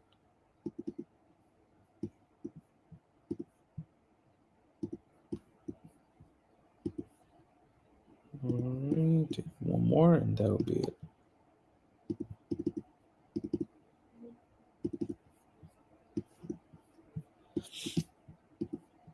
This went up about 1.79%, down 0.93, then 3.4, 3.5, 7.6, and 9.6.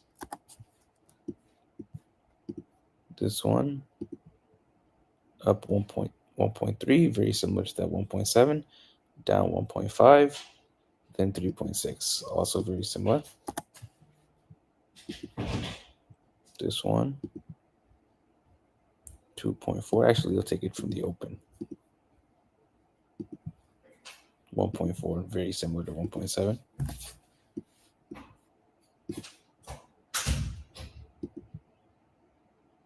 .1, about 3.6, very, very similar. And let's take it from now. From the open, we are currently up 0.38%. Take it about 1.5, 1.6, basically right along our meme line resistance at $114,600. Let's take it 3.6.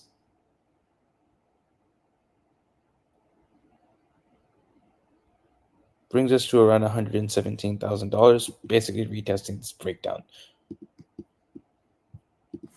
All right, let's remove that, zoom out.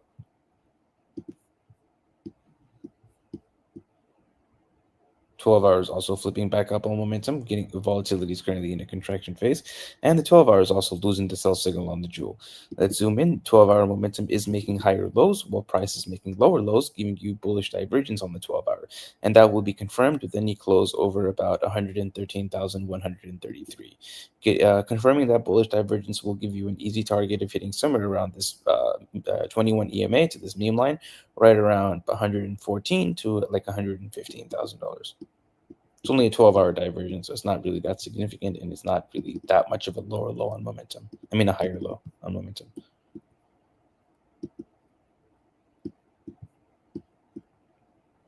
2 days currently flipped to the downside, getting close to breaking into the bearish control zone with volatility expanding, and the 2 days now losing the buy signal on the jewel, flipping over into a neutral, approaching your resistance zone of this 38.2% to this cluster of EMAs right here, of this 9 crossing below your 21, and that gives you a zone of around $114,000 towards this meme line of around 114.8, 114 to 115, let's say.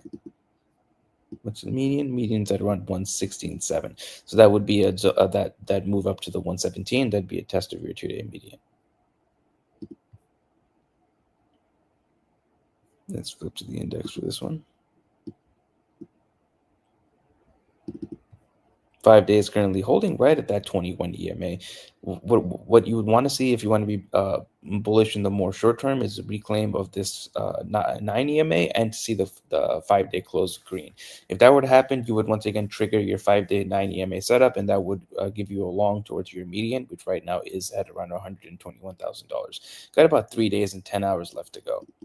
So far, we are seeing a nice reaction, nice bounce off of the high 110s back over 113, almost at 113.5, actually at 113.5.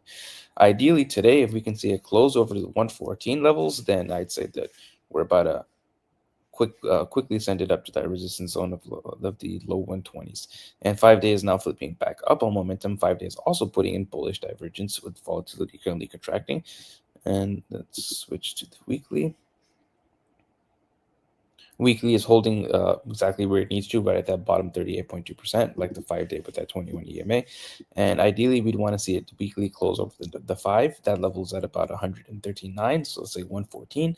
If we do get that close, likely you're going to get another test of it, but from there, you should see a spring into the median. And the median is likely going to move. I think it's going to move down, and I ideally like to see it somewhere into the low 120s. Right now, momentum is very close to flipping to the downside on the 5-day. It's going to confirm in about 4 days and 10 hours if it does close below the moving average, which right now it's ever so slightly below that moving average.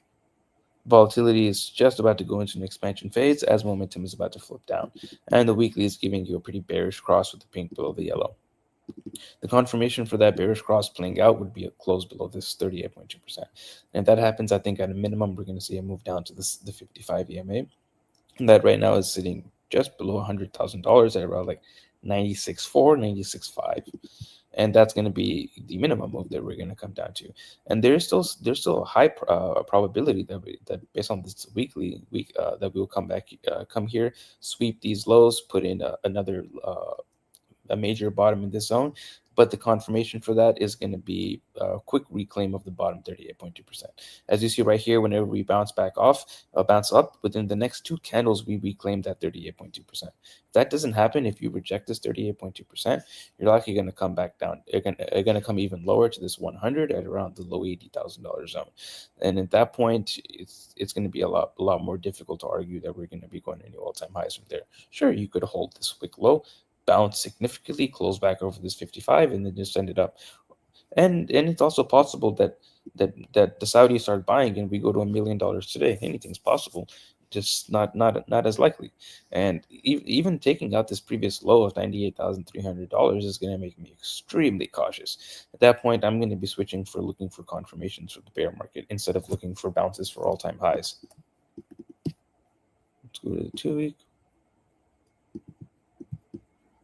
2-week is now freshly flipping back up on momentum with volatility at extreme lows. 2-week is giving you a sell signal on the jewel, but that isn't confirmed. And I believe you're still holding over the 5-year. You're still holding over that 5 on a bounce. Wasn't even able to come all down to the hitting the 9 EMA, which is at about 110,500. Kind of front ran that 9 EMA.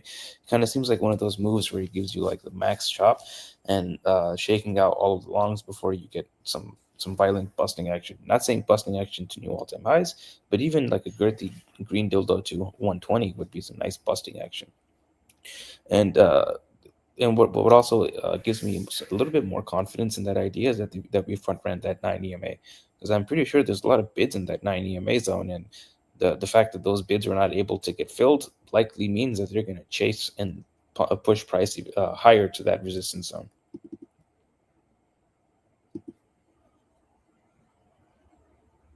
Monthly also flipped up on momentum, giving you multiple drives of hidden bullish divergence, still holding on that 5 EMA with 2 periods of a buy signal on the jewel.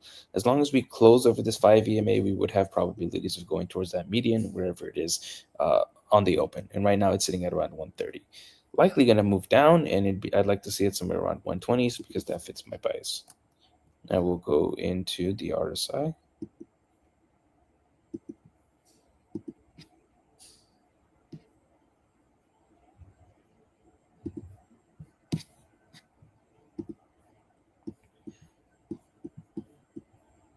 Tether dominance currently has 3 drives of hidden bullish divergence on the daily.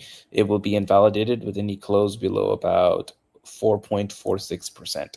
And that will give you on invalidation easy target of hitting the bearish control zone, which right now sits at about 4.1%. And let's see if there's any divergences. This close is at about 4.51%, and then this close is 4.53%. Okay, so there is some bearish divergence between these points here because you do have a higher high on price with a lower high on momentum, and that will also be confirmed with any close below about 4.46%. And that gives you the same target of that bearish control zone of about 4.1%. Let's go down a little bit. It's actually, let's see, daily. Daily is very close to silver crossing. That is a good thing to point out. Within the next maybe 2 or 3 closes, this will silver cross as long as you are holding over 4.4%. So if that bearish divergence does play out, that could be some hopium to avoid that silver cross. And daily is also putting in a nice bearish engulfing dildo. 4R already has the bearish divergence confirmed. This will be active as long as you're closing below about 4.58%. And volatility is now just about to start expanding from those extreme lows. It seems like it's going to be one of those dip and go moves where it just for one period goes below 15% and then starts going back above. And the hopium is right now that volatility will start expanding with this bearish divergence. And your next target on that bearish divergence is going to be this bearish control zone, which right now sits at about 4.4%. And then the critical zone is 4.08%. This is the number that's likely, considering it lines up with our 4.1% target.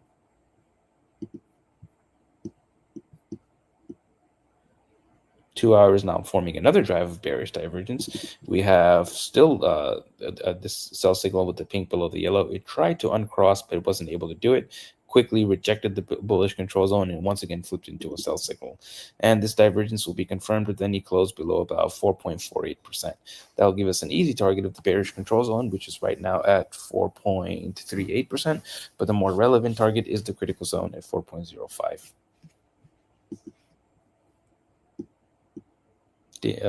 Hourly has now invalidated the hidden bullish divergence. Next target is the critical zone, which is at 4.32. We're really going to get into the weeds of it. 30-minute would have a target of that 200, 4.4%, same target as bearish divergence. Nothing. Let's go all the way down to the 5-minute. And even that has a bearish divergence. That gives you a target of the critical zone, which is right now at 4.45%, not really much lower. Now we'll go up.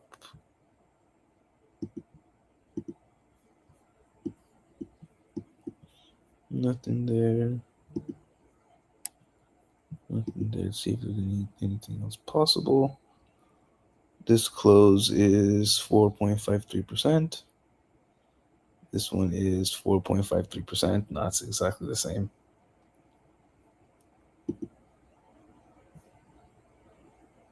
This is 4.53%. Let's zoom in. So we are making a higher high on momentum and lower high on price. So there is a possibility for some hidden bearish divergence here, but you will have to close below about 4.22% to confirm that. And on confirmation, that'll give you an easy target of this bearish control zone, which right now is at about 3.25%. You get a little bit of a bounce at 4% first.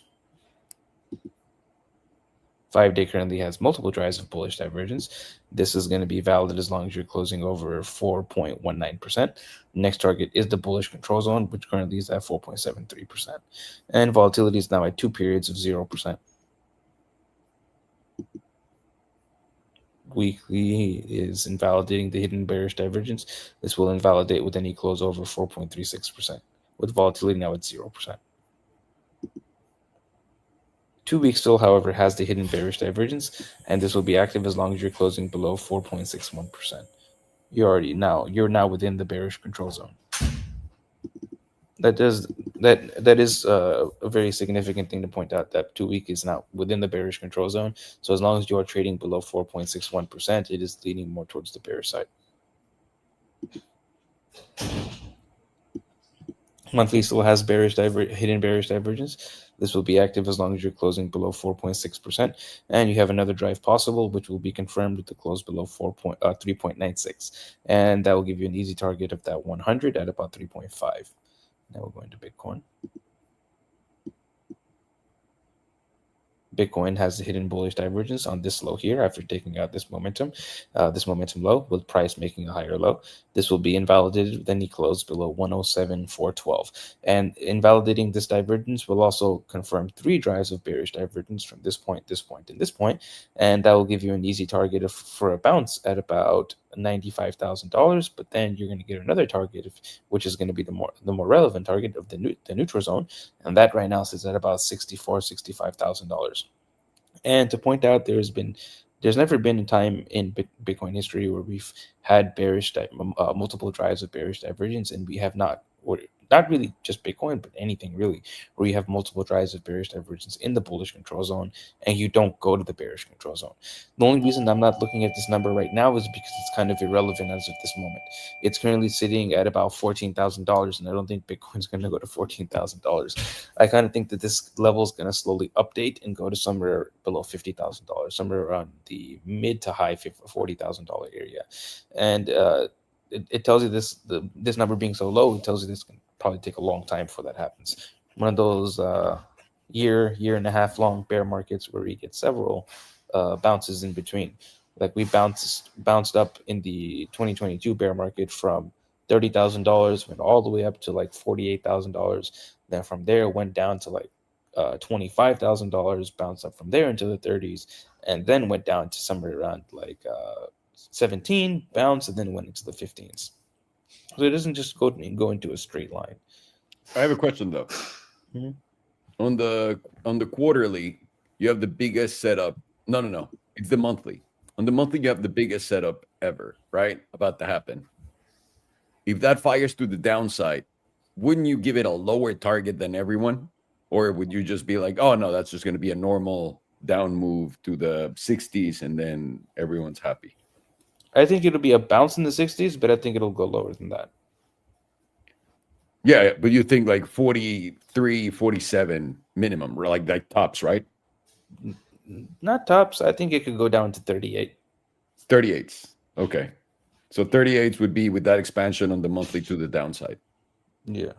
Got it. And let's see how much that would be down from all-time highs. First, let's take it to 45.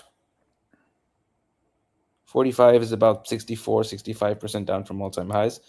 And then 38 is about, oh, nice, 69%. I'll take it. Very classy. And the last move down, last bear market from all-time highs was about 76. So it would be an ever so slightly less than last time. And this volatility setup's bigger. That's what I'm saying. So, but on every single bear market, it has been making less pullback. So I don't think it'd be a bigger pullback. Yeah, but you in a way, you kind of went higher than last time too, no? Like, and I don't mean like literal price, but like the move has continued to go up for way longer than last time. That's true. yeah, So if because you went to one extreme, you can go to the other, no? yeah, exactly. Because I know, I mean, there's the diminishing returns idea, which is true. Yeah, But I also feel like that's not just Bitcoin though. It's every asset. As it gets exactly, larger because market. every asset, the higher it goes, the harder it falls. Because the higher it goes, the more people do believe that it'll never go back low to where it was. Mhm. That's a good point though. Didn't think of that. Quarterly is nothing really present on that, other than it also has bearish divergence. But right now, the quarterly divergence is a little bit more difficult to confirm. You will have to close below about 74,441 to confirm that. 2-week also has multiple drives of bearish divergence. This will be active as long as you're closing below about 117,622. You are currently breaking above all of these momentum highs right now, so it does tell me that is slightly more probability that this divergence will be invalidated, but it's not invalidated until it actually is. And if it doesn't get invalidated, then you would have a first bounce zone of this simple moving average and bullish control zone at around $103,200. And below there is your next target on the divergence is the neutral zone, and that's at about 82.6. If you remember that 83,000 number we looked at that 100 EMA, it's at that same zone. And let's go into the weekly now. Weekly is now putting in a fresh drive of bearish divergence, and this will be confirmed with any close below about $114,398. So let's say $114,400. And that will give us an easy target of hitting this neutral zone at a minimum, which is right now at about $101,000. But what's a lot more likely with 2 periods of 0% volatility is going to be this bearish control zone. And that level sits at, good Lord, this will update, but right now it's sitting at $80,600. What's the real, but the bullish hopium is right now is that this candle turns back around, turns green, and closes back over this 9 EMA, hopefully over this meme line. And then from there, we likely will send it up at least to the simple moving average at around $120,000. That's what my hopium/thesis is right now, is that we will put in somewhat of a short-term local bottom right here, and then send it up a little bit, retest somewhere in the 120s, and then put in a nice lower high, and then dump it towards somewhere around this 55 as it slowly rises. And right now it's at around like $96,000. And the reason why I do think we will eventually hit this 55 EMA is because if you look just in past history, this has been the area where we've made our major bottoms after making all-time highs. We made an all-time high right there, came all the way down, a bunch of chop for several months until we came to this 55 EMA. This was our real bottom. We retested it and then sent it to new all-time highs. Went to new all-time highs there, came back down, chopped for several weeks, came to this 55 EMA, sent it to new all-time highs. And we just have to assume that trend is going to continue to hold and likely not going to make new all-time highs until we come back to retest this 55 EMA. So that's why I'm thinking that whatever that we will get a bounce from here, because I do think it's not going to be that easy to just go straight down. I think it's probably going to get a lot of people more excited to think they caught this bottom at this 21 and then reject a nice rejection in the 120s and then send it back down to somewhere around $96-ish thousand. And we do have a bull moon coming in about, I think, a week and a half, something like that. That should line up a nice little bounce into somewhere around the $120,000 zone. That idea becomes a lot less likely if this bearish divergence is confirmed, though. 5 days already confirmed the bearish divergence with volatility at many periods of 0%, and you've already hit the easy target, which is the bearish control zone. So the next target from here is going to be once again the bearish control zone. That level sits at about 108,600. It has moved down slightly, and your bounce zone target from here would be this neutral zone, which is going to be resistance, and that level sits at about 117 roughly. That is slightly higher, or a little bit lower than that 120 zone, but it does line up with that 117 number we looked at before. But it doesn't necessarily say that you can't go higher than the neutral zone. That just would be your target. And the simple moving average right now is at just over our current all-time high. It's at around 125, like 125.7. See if there's any divergence. There is currently some hidden bullish divergence present because we have taken out these previous lows, basically all of these lows, while price is still making a higher low. But to confirm that divergence, you will need to close over about 117,972. That'll give you an easy target for that 125 number. Today, zoom in. Very close to making some possible hidden bullish divergence. Just needs to take out this low on momentum. 2-day currently has hidden bearish divergence. This will be active as long as you are closing below about $115,460, and that will give you a target of hitting the simple moving average at about 110. Invalidating the divergence will give you a target of around the bullish control zone, just around 119. You are at extreme lows in volatility too.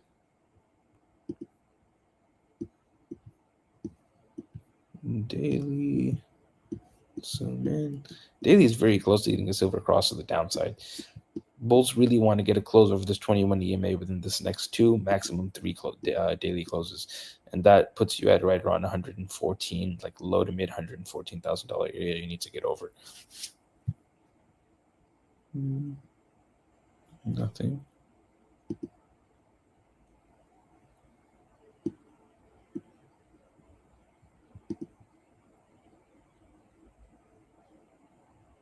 Come on.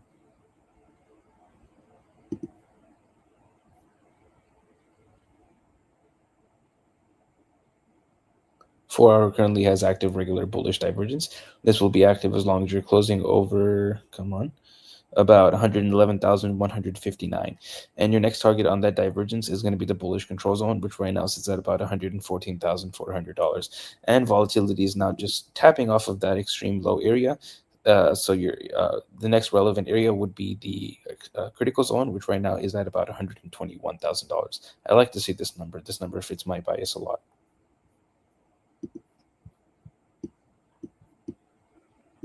Two-hour currently has many drives of bullish divergence. This will be active as long as you're closing over 112,876, and you're now getting volatility expansion with that bullish divergence. And your easy target would be the bullish control zone at about 114.7. Oh, very nice number. And then the next level above there is a critical zone at 126. Also a nice number. Hourly has now reclaimed your 100. You've been below this basically since this initial breakdown at $117,000.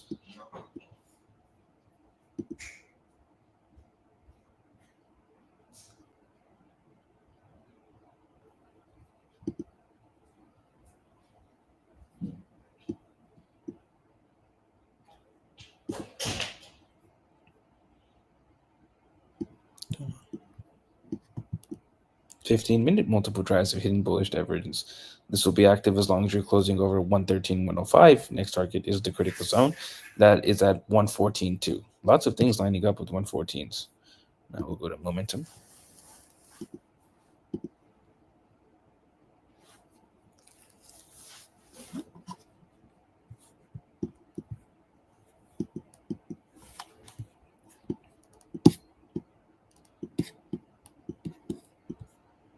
All right, let's go to index.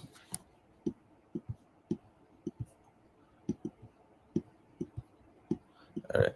Monthly volatility is now back to extreme lows with momentum freshly flipped up, putting in hidden bullish divergence, taking out this previous low, and you're going to be flipped up as long as you're closing over $102,450. And this, if you note, this is the first time momentum has maintained maintained the critical zone and flipped up at the edge of the critical zone since the 2017 rally. This is the only time ever in Bitcoin history since we've maintained closures above the critical zone and maintained were able to flip back up without losing the critical zone. And in 2017, every single time we did that, we had some violent explosive moves to the upside. Here's an example here where we flip down, we flip back up in the critical zone. It doesn't look like that much on the chart, but let me show you how much it actually was.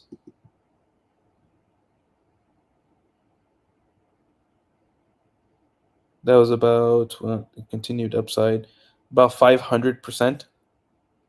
Yeah, 500% to this move here, 400, 500%. And then it flipped up again from this zone.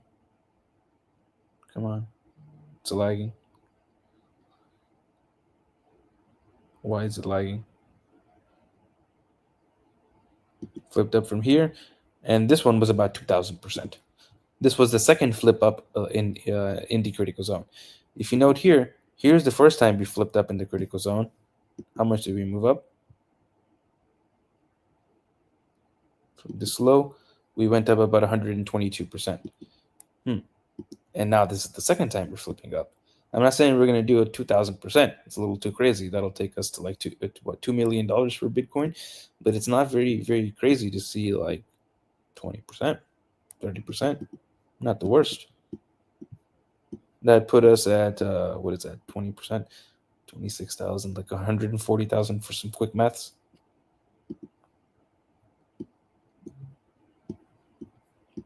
Two week is also now at extreme lows on volatility. 2 week is, however, flipped to the downside, and it will remain flipped down as long as you're closing below $119,069.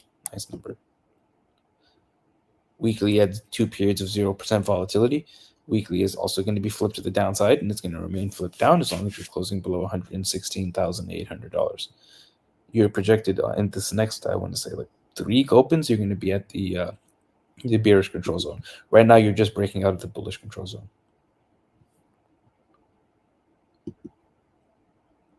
Five-day also, many periods of 0% volatility, and you are going to be flipped down as long as you're closing below about $114,000. Very interesting area, about $114,000, and we close in 3 days and 9 hours. So if we do tap that mid 114s area and we hold 114 and close 5 day, flipping it back up, I'm going to be switching from not just $121,000, but to new all-time highs at that point.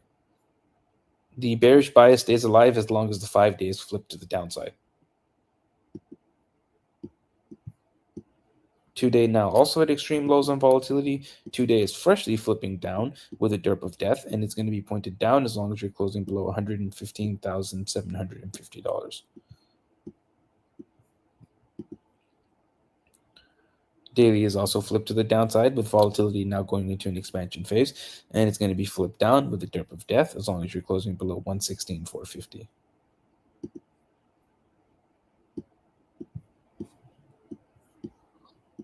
And the 4 hour is freshly flipped up, and it's going to remain flipped up as long as you're closing over $111,550 with volatility now tapping the extreme lows and pretty close to going into an expansion state. We just need to get a closure over this previous wick high of around $113,380, and then very likely we will get that volatility expansion above that moving average.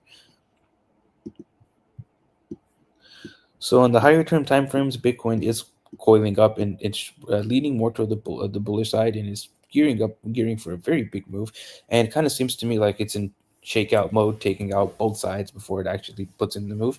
And I'm leaning towards the upside for that breakout right now, based off of the monthly giving you hidden bullish divergence, momentum flipped freshly to the upside, and maintaining the critical zone flipping up, which you've only done in 2017, and now volatility is once again fully reset on the monthly and the 2-week and the weekly and the 5-day, with monthly giving you that hidden bullish divergence. Weekly still has the hidden bullish divergence, but it's putting in possibility for bearish divergence. The hopium for bulls is going to be to bounce before this weekly closes and not confirm that bearish divergence. And then from there, since you've taken out all of the previous liquidity lows from that, switch to the weekly and show you. Well, actually, it's more viewable on a daily. Since you have taken out all of these previous consolidation lows, at that point, if you do put in a bounce, confirm or not confirm the bearish divergence, that should take you back up to your previous area of breakdown and resistance at that low 120 zone. And if you do flip the 5-day up at that point, which 5-day will be flipped up with a close over about $114,000, I'm not going to be just on the side of bearish retest, but I am going to be thinking that we're going to be going to new all-time highs at that point, because you will have a 5-day volatility set up, and that will be firing off to the upside. But on the low time frames, daily and the 2-day are flipped down, but the 4-hour is flipped up. So I do, and you are putting in bullish divergence on the 4-hour, which makes me think you are going to continue on this bounce up to somewhere around the mid 114s, maybe 115 area. And if you can get a daily close over about 114,500, that'll send you up to that zone that we've been targeting of that low 120s. And at that point, it'll come down to that 5-day if we're going to be able to maintain this momentum to the upside, or if we're just going to put in a lower high and continue downwards. And the confirmation will be if we get a strong rejection from around $114,000 zone and close below $114,000. And from there, I am going to be very, very bearish and of the opinion that we're going to go below $100,000 at a minimum to tap that $97,000 area. But even from there, I am going to be leaning for a bounce, and very tradable bounce, if not a bounce to new all-time highs. The only confirmation for me that we're in a bear market is going to be a monthly close below that 9 EMA. And right now, the monthly 9 EMA sits at, at around $101,000. So even going below 100,000 wouldn't necessarily be a death sentence, as long as you don't close the monthly below that 9 EMA. If that happens, then I'm going to be looking for any retest of that 9 EMA as a prime short opportunity for a free move into the 21 at around $85,000.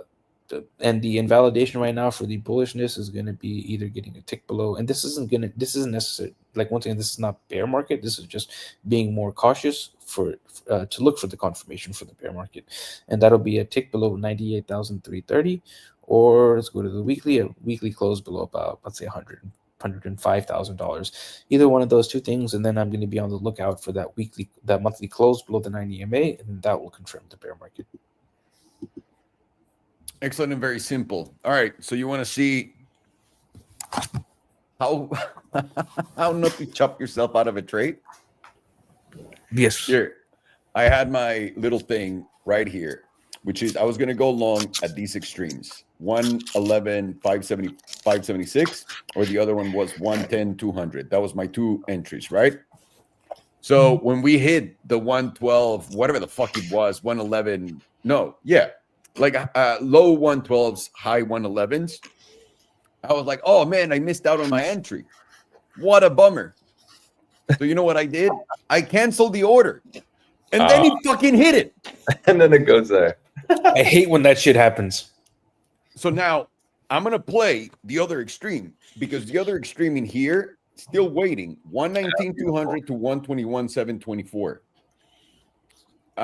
I agree with that. Be safe. I'm gonna pussy cut my trade at 119,200. I think I might do that too, to be honest. I don't want to round trip this. I'll say it. We see certain moves coming, and we get distracted by all of the other stupid noise, and we forget that we know where it's going. Does that make sense? 100%. And this is a big lesson for me, because if you see the numbers and nothing has failed yet, that means it hasn't happened. So next time I'm just going to let it run more, because that was That was heartbreaking. And those are those lessons. I mean, that's why trading will teach you. And a lot of people won't interpret that as a lesson. They'll just say, fuck this shit and sign off. So, Yeah, of course. Yeah. No, we want to But learn at and least- keep getting better. At least you didn't make the even worse mistake is, oh, fuck, I didn't get filled. Let me just long here. No, Yeah, I did that. I made that mistake. Oh, I was going to add now on it. Like that's what I'm saying. Like I've played this hand terribly. This has been, I haven't lost money yet, but I still in the trade, but still I played it terribly because now that my opportunity was here, I canceled the average down opportunity. So I'm still, however you want to look at it, it's still fucked. So now I'm going to wait until the upside comes and then get the fuck out and then review where we're going to go. yeah, this range, it's always fucking when we've gone down to the daily EMA 100, I've noticed. Even last time, when we formed that big bottom before the all-time high, I didn't even long that. I was waiting for that because it just looked so questionable. This one? Yeah, exactly. That exact bottom. We were watching it. I was like, let's wait for 2 to 3 closures. It just hit it, and then that was it. Yeah. It's normally what he does. He bounces hard from new lines. So to me, honestly, the end of everything will be this. Yeah. You take this down hard, it's done. You bounce hard, all-time high. One more time, and then that's done. Could you still have it? It still is a bullish throwback to the SMA 200. Never has tested it yet. So that's what I'm saying. Yeah. Since we regained it back in April after the tariff, because everybody knows that Bitcoin got tariffs. So people front ran the tariffs of Bitcoin. But ever since he hasn't touched it. So yeah. Nice. Haven't you heard Bitcoin's going to be tariffed at 39% coming in from all European countries? I was watching a video from a guy that makes videos about car values and whatnot. And he was talking about how tariffs never made the price go up on cars. It actually made them go down, and the same with car parts. It's fucking hilarious. And still, by the way, everyone that was waiting for that, still waiting for inflation. That's fun. But it's impossible. I was told the prices would go up. I know. When the government warns you, you know that it's for your own good. Definitely. So hope you all enjoy buying all the shit without any money whatsoever and getting financed up the asshole with the highest rates possible. Enjoy it. Enjoy it, everybody. GG. Alrighty, I'll start this. Vamos a empezar esto. Oh, for you guys, Palantir, and I can't remember if it's L or I. Let's go with IXHI. No, IXHL. I'll do whichever one. I can do I'll do the IXHL. Okay, and Palantir. Yeah, because I think I did it last time. So Thank you, boys. Perfecto, vamos a ver el análisis de Bitcoin en putiza. Nada más rápido, quiero que vean esto para que aprendan de mis errores. Tengo mi plan, ¿ok? Y ahora, cuando estoy tradeando algo, estoy tradeando Bitcoin, estoy tradeando Lucid, estoy lo que sea, tengo mi visión de cómo se va a mover el precio. Y no es porque estoy adivinando, lo que estoy haciendo es usando técnico, o sea, análisis técnico para entender qué es lo que la tabla le va a hacer a la gente pensar. Así es, como las noticias, ¿no? Una vez que lo empecé a ver así, entendí mucho más todo porque vengo de ese lado, del lado de marketing. Y esto es un poco de lo mismo. ¿Qué me está vendiendo la tabla? Tenía mis niveles. Les dije, cometí 2 errores en este trade. Todavía no he perdido dinero, gracias a Dios, en el mismo trade donde la estoy cagando, pero es irrelevante. No me importa tanto eso, sino el poder mejorar mis técnicas. Les había puesto esto y se los he enseñado antes, desde la semana pasada. Estoy esperando y cuando tradeo, para que sepan, perdón, antes de regresar a eso, cuando estoy tradeando, lo que hago es, no voy a entrar en una posición nada más porque quiero entrar en un trade. Lo que voy a hacer es voy a usar extremos. ¿Y a qué me refiero con extremos? Güey, si Bitcoin, un ejemplo muy pendejo, ¿ok? Que no tiene sentido alguno. Si Bitcoin cae a $50,000, a $50,000, voy a comprar para irme long. Si Bitcoin sube a $150,000, voy a hacerle un corto. Y ya que tengo mis niveles, a través de análisis técnico, pongo mis órdenes. Me espero a ver. ¿Va para arriba o va para abajo? No me importa acompañar ese movimiento. Dejo que el precio me sorprenda y vaya a ese lado. Y una vez que llegue a ese lado, ¿dónde voy a poner mi take profit? Del otro lado, porque entiendo que el movimiento tiene que ser completo.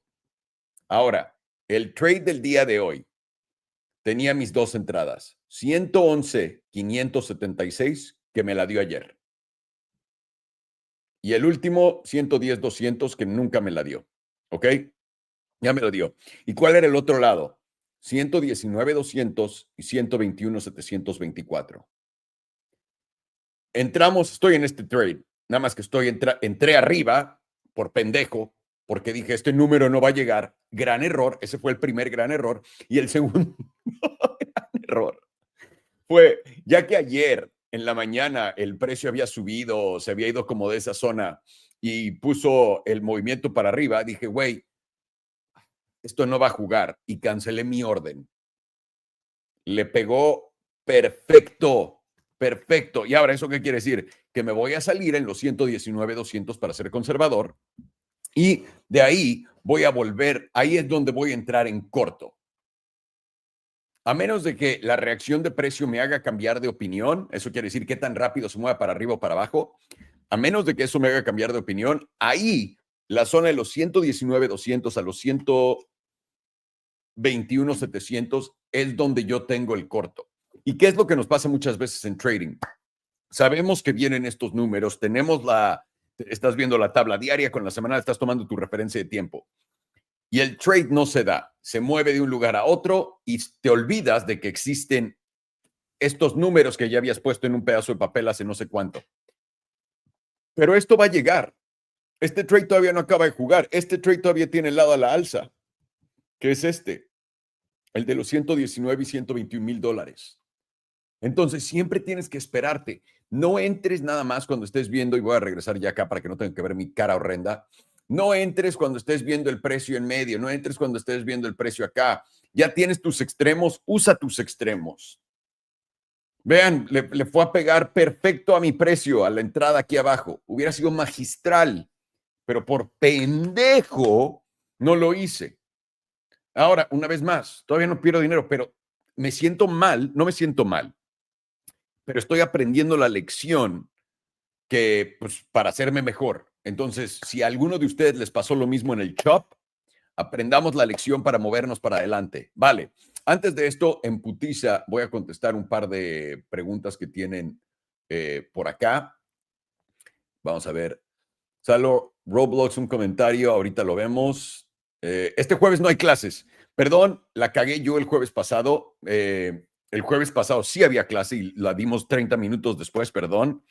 Pero este jueves no hay. Nos quedamos con el mismo horario de siempre. Perdón, la cagué yo la semana pasada diciéndoles que no había. Sí había, porque no sé por qué vergas me confundí. Ahora, ¿qué más? Lucid. Pregunta Ramón, ¿crees que ya se nos fue el barco a los que queríamos incrementar posición precios 14, 15? No. Una vez más para todos ustedes. Lucid, Tesla y Rivian van a tener el peor trimestre de su historia el próximo. Digo, el siguiente cuarto.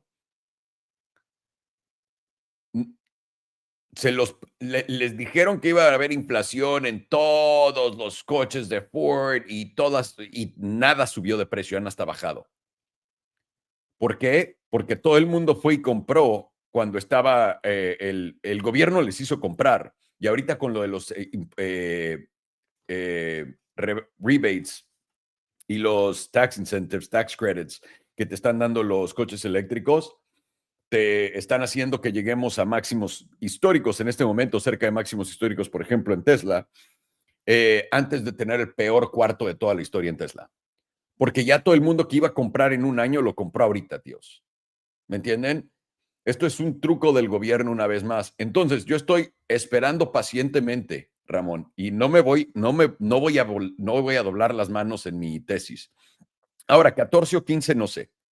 Yo dije, abajo de 18 voy a empezar a hacer mi DCA a Lucid, y también estoy esperando que Tesla. Ahora, esto va también con el bias que tengo, así que puede que esté yo equivocado y que ocurra un truco de magia gigantesco y que cambie todo, pero esto va de acuerdo a mi bias también, ¿ok?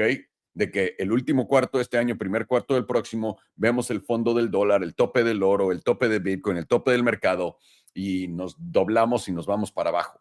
Después de eso fuerte, el dólar se va para arriba, etcétera. Vamos, seguimos. Y ahora, esa predicción continúa siendo de hace un año y cacho, para que no le hemos movido nada. Seguimos con lo mismo. Ok. Y es como este trade. No voy a cambiarla porque es todavía lo que yo veo. Ok, vamos a empezar en la diaria. ¿Qué es lo que estamos viendo? Bitcoin, el 15 de julio, viene a su máximo histórico en 123. Tiene una caída pequeña, una corrección a 111,900. De ahí se va a hacer un máximo histórico en 124,500. De ahí nos da una vuelta a los 107,428, haciendo un bajo más bajo que este. Y de aquí hace un alto más bajo que este en los $118,000. Y ahora estamos en un bajo más alto que el pasado. ¿Por qué está haciendo esto? Para confundir a todo el mundo. Confundir a todo el mundo. Lo que va a hacer esto es, ahorita, ¿cuál es la jugada? Cuando tienes un bajo más bajo y un bajo más alto, lo que sigue es un alto más alto. Entonces te vas a llevar esto sin pedo alguno. Aunque te la va a hacer de emoción para subir estos 118. ¿Por qué? Porque tiene que darte la idea de que vas a tener que hacer un short por acá en los 116 o en los 117. Te empieza a invitar a que le hagas short, short, short, short, short. ¿Ok? Y lo que va a hacer es después romper, venir por acá hasta los 119, 121.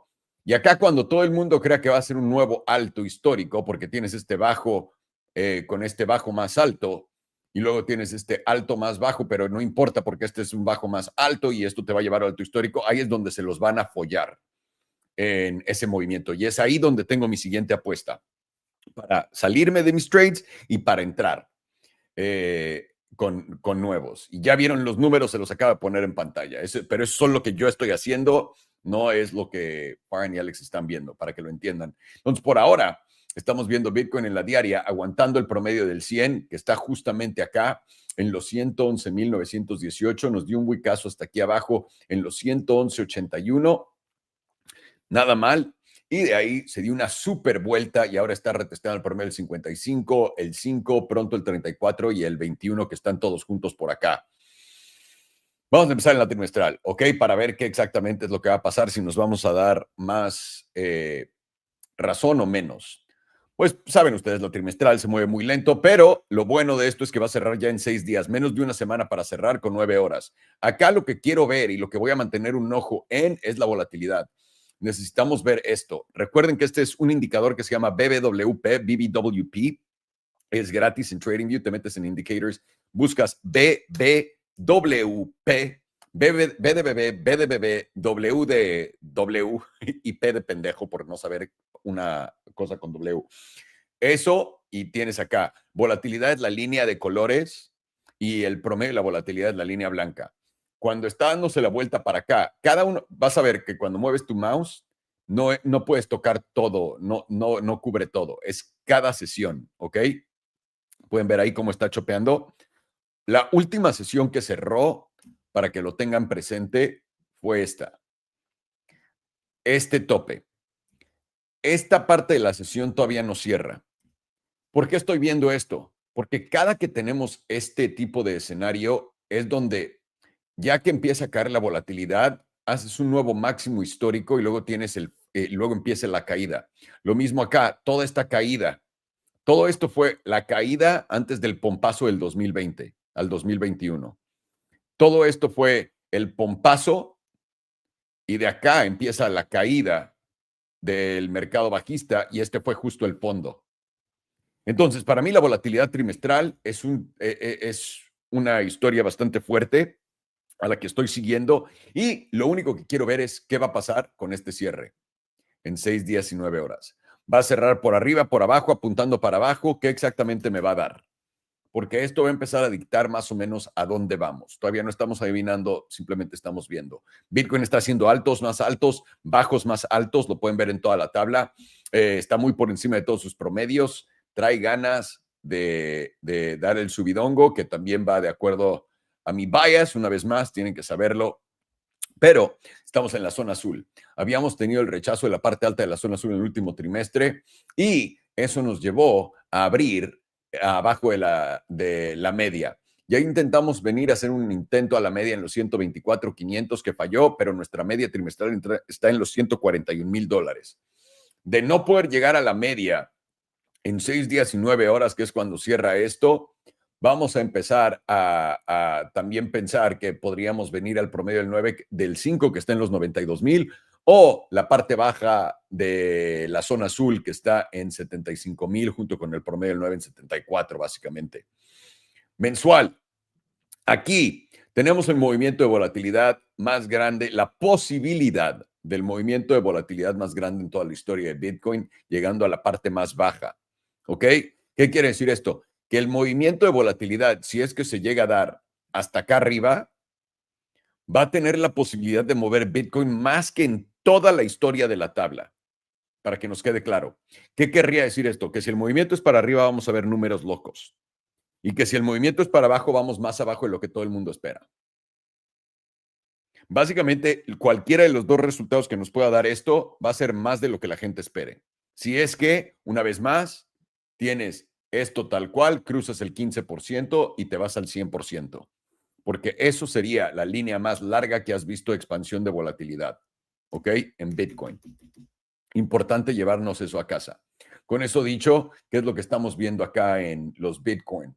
Y podemos ver rápidamente, tuvimos el prerrechazo de la media que estaba en los 118,856. Esta vez la va a cerrar junto a la trimestral en 6 días y 9 horas. Tenemos el prerrechazo, estamos justamente por acá en los 113,800 y de no poder romper los 118,856, nuestro siguiente objetivo deberían de ser los $101,000.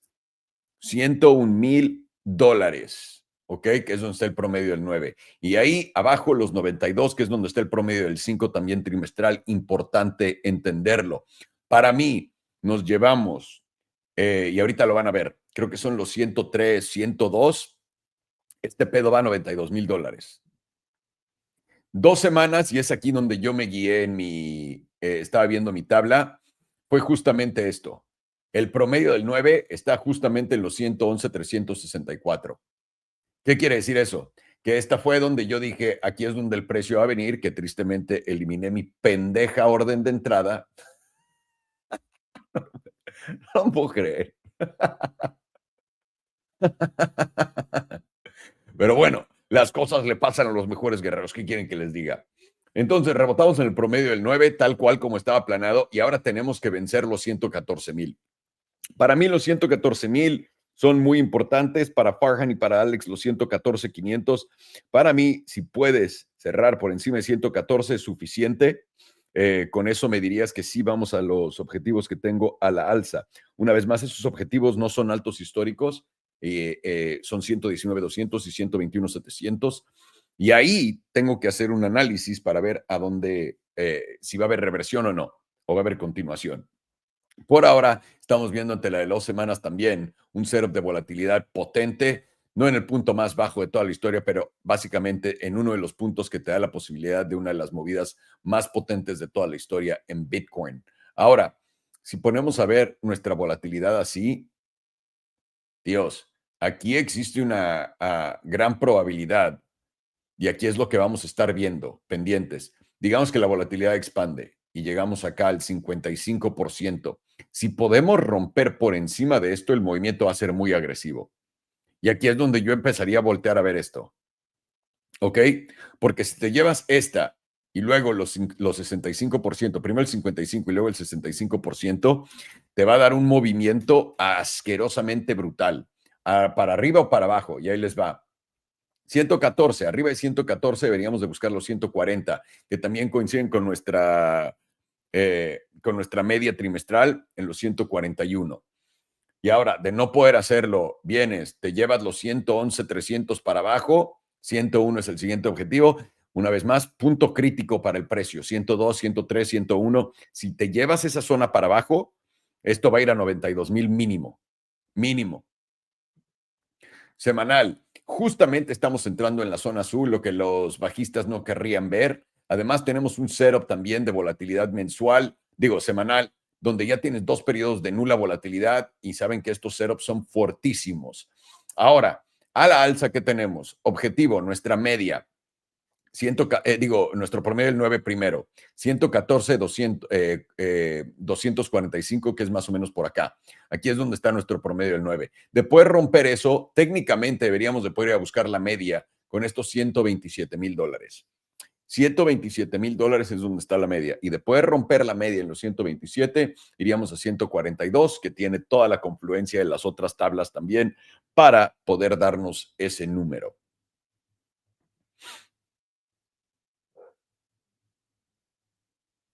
5 días. Vean todos los periodos de nula volatilidad. La volatilidad está también aquí escondida. 1, 2, 3, 4, 5, 6. 6 por 5, 30.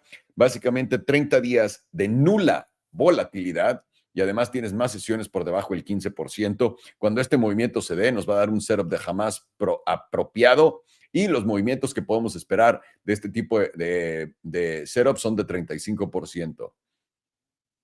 Verga. Espérame.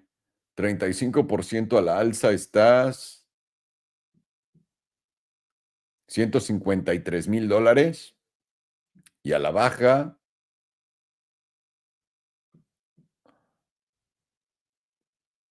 $73,000, 74, para que lo tengan presente. 150 o 70, básicamente es lo que está poniendo la tabla. Por ahora, lo que estamos viendo por acá es dónde está nuestro promedio del 9, una vez más, en los 113,900, 114. Entonces voy a irme con 114 por acá. Una vez que rompamos los 114 es lo que nos va a dar la probabilidad de venir a buscar esta media, que es lo que hace parte de mi tesis. Ven esta línea meme que está por acá junto con la media. Ahí es donde yo creo vamos a tocar. Todo el mundo se va a mega excitar. Probablemente subamos hasta los 121,700, que es lo máximo que tengo de rango, y ahí darnos la vuelta para abajo.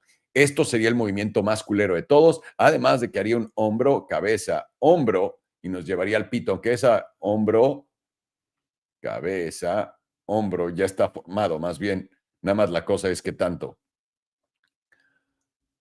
Diaria. Diaria, también tenemos periodo de nula volatilidad, pero la volatilidad empieza a apuntar para arriba. ¿Podría ser este el principio del movimiento de la volatilidad en las altas temporalidades? Podría, pero también puede jugar tranquilamente, porque recuerden, todos queremos que todo pase rápido. Lo que yo diría aquí es, si tenemos un movimiento de volatilidad expandiendo, sea a la baja o a la alza, yo creo que ese movimiento se va a detener, no va a sangrar en las temporalidades más altas y va a empezar a hacer un reseteo para el movimiento real, porque eso sería lo más culero que pueda hacer Bitcoin, y Bitcoin es un culero de mierda. Además de que nuestra media está en los 117,389. Ahorita habíamos llegado al 61,8%, le hicimos un front run, que siempre digo, el 61,8% es una zona muy importante siempre para todo. Normalmente aquí es donde se frena, para abajo, para arriba, el movimiento de algo. Si vas más para abajo, ese es un gran extremo. Si llegas al 88, 95%, esos son extremos que quieres tomar, arriba o abajo, al lado contrario. Por ahora lo que queremos ver, si somos alcistas en Bitcoin, queremos verlos una vez más, la parte baja de la zona azul, 114,000. Te llevas los 114 y tu siguiente objetivo van a ser los 115 con tu 9 y de ahí los 117.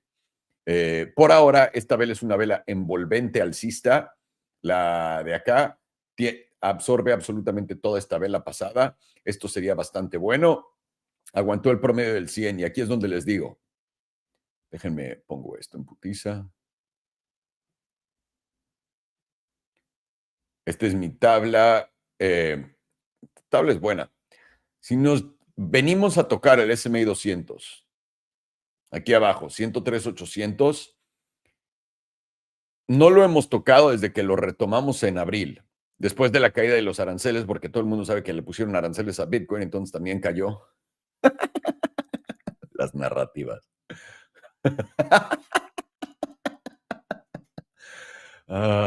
Pero bueno, desde que lo retomamos por acá, no lo hemos volvido a testear. Y personalmente yo creo que si lo vamos a testear, vamos a romper esto en putiza. Y esto va a ser lo que tenemos que estar viendo. Ahora, esa es lo que yo estoy pensando. Pongamos un ojo. ¿Por qué digo eso? Porque lo que yo tal vez creo que pase es, vamos de acá, 121, 119, nos vamos a doblar, vamos a caer probablemente a los 112, aquí todo el mundo se emociona y diga, vamos para arriba, 115 nos rechace, vengas a los 107, te los lleves, porque todo el mundo esperaría aquí otra reacción, ya que ya lo tienen en sus líneas memes, y de ahí iríamos a esta zona de los 104, 105. Este va a ser el punto crítico. Si no aguanta, nos vamos a 92. Y la gente que se metió acá va a ser una feria. Feria. Y ahora, ¿eso quiere decir que se acabó todo? No, güey, 92 está haciendo simplemente un movimiento muy a la Bitcoin, ¿no? ¿Dónde está 92? Para que tengan una visualización. Acá. Harías un bajo más bajo que todos y eso de ahí te podría llevar a alto histórico y después a la verga. No, ahora, no estoy diciendo eso. No estoy diciendo que eso es lo que va a pasar. Estoy diciéndoles más o menos cómo veo esto pudiendo jugarla. Así que por ahora, bastante sencillo. Somos alcistas, queremos hacer que Bitcoin rompa los 114, que tenga cierres diarios por encima de 114, después de 115, y una vez que estemos arriba de 115, 116, 200 va a ser la máxima potencia de resistencia, que es justamente esta línea meme que ven acá. Si podemos superar eso, y recuerden, pueden ver la tendencia alcista tan agresiva que tenía Bitcoin, tiene que regresar a mínimo retestear esto, y eso está en los 116, 700. Así que tiene buena cara de que va a ir para arriba, y simplemente la gente que entró en los longs de Elite Trading Academy, bien, ahí van, espero que no hayan cometido los mismos errores que yo, y pues yo también sigo acá esperando a ver cómo me va en este trade. Las ganancias no van a ser jugosas, pero ahora sí que pues, no le pierdes, ¿no? Pero pues perdiste bastante tiempo en este movimiento por pendejo, Alejandro. Ahí lo tienen. Ahora, todo esto se va a la verga, todo. Si cierras por debajo de 112, 100. Cierre diario, cualquier cierre diario por debajo de 112, 100, bye bye. Nos vemos en la próxima. Vamos para abajo y probablemente el siguiente objetivo sea en los 103. ¿Ok? Así de fácil. Entonces, para arriba, romper 114, 115 y de ahí nos vamos 116 y cacho, 116, 200, 116, 700. Si podemos romper eso, siguiente objetivo 119, 200, segundo objetivo 121, 700. A la baja, simplemente cerrar por debajo de los 112, 100 diaria en la diaria o cualquier wick por debajo de los 111, 200. Es lo único que tienen que saber. Vámonos con la que sigue, que es Palantir. What do we got now? No, we got yours, Alex. It's IXHL. Yes, sir. Cool.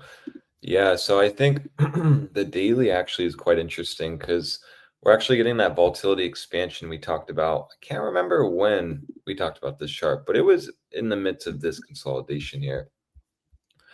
We identified here that this chart was trying to put in higher lows. We see that mainly on the weekly, and on this perspective now, the 76-cent region is extreme resistance. Now we're just still within a channel. We have weekly volatility contracting, all good signs while the daily is breaking out. Now if we come here, we're gauging consolidation. I do see what we see here. Above the daily EMA 100 is really when the party starts for this chart. Now you can see that also it's been a major spot of rejection for IXHL. And so getting above it's a really big thing.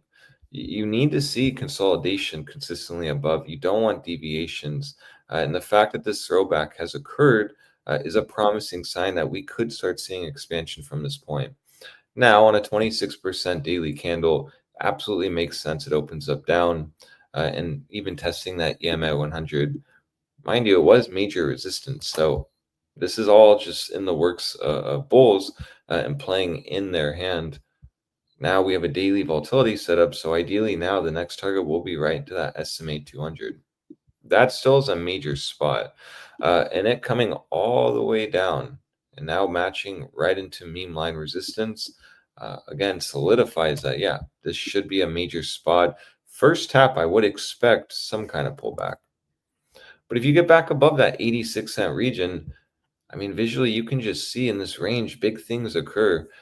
Nothing really can stop price from coming all the way back into that $1.50 region. I like this weekly perspective as well because everything I just said on the daily kind of gets solidified on the weekly. You have a weekly EMA 34 consistently rejecting us, massive deviation, resistance. And so coming into that 77-cent region, you also have that weekly EMA 34. Getting back above that zone would just put this in a weekly buy trigger. Something that was held down for so long is now getting reclaimed. That's where you get your price structure shift. Next target technically would be $3.50. Now, logically, we know that's not going to occur off, one close, two close. It's a major move up. But rather, it could open up possibly the argument that you start forming a new major range.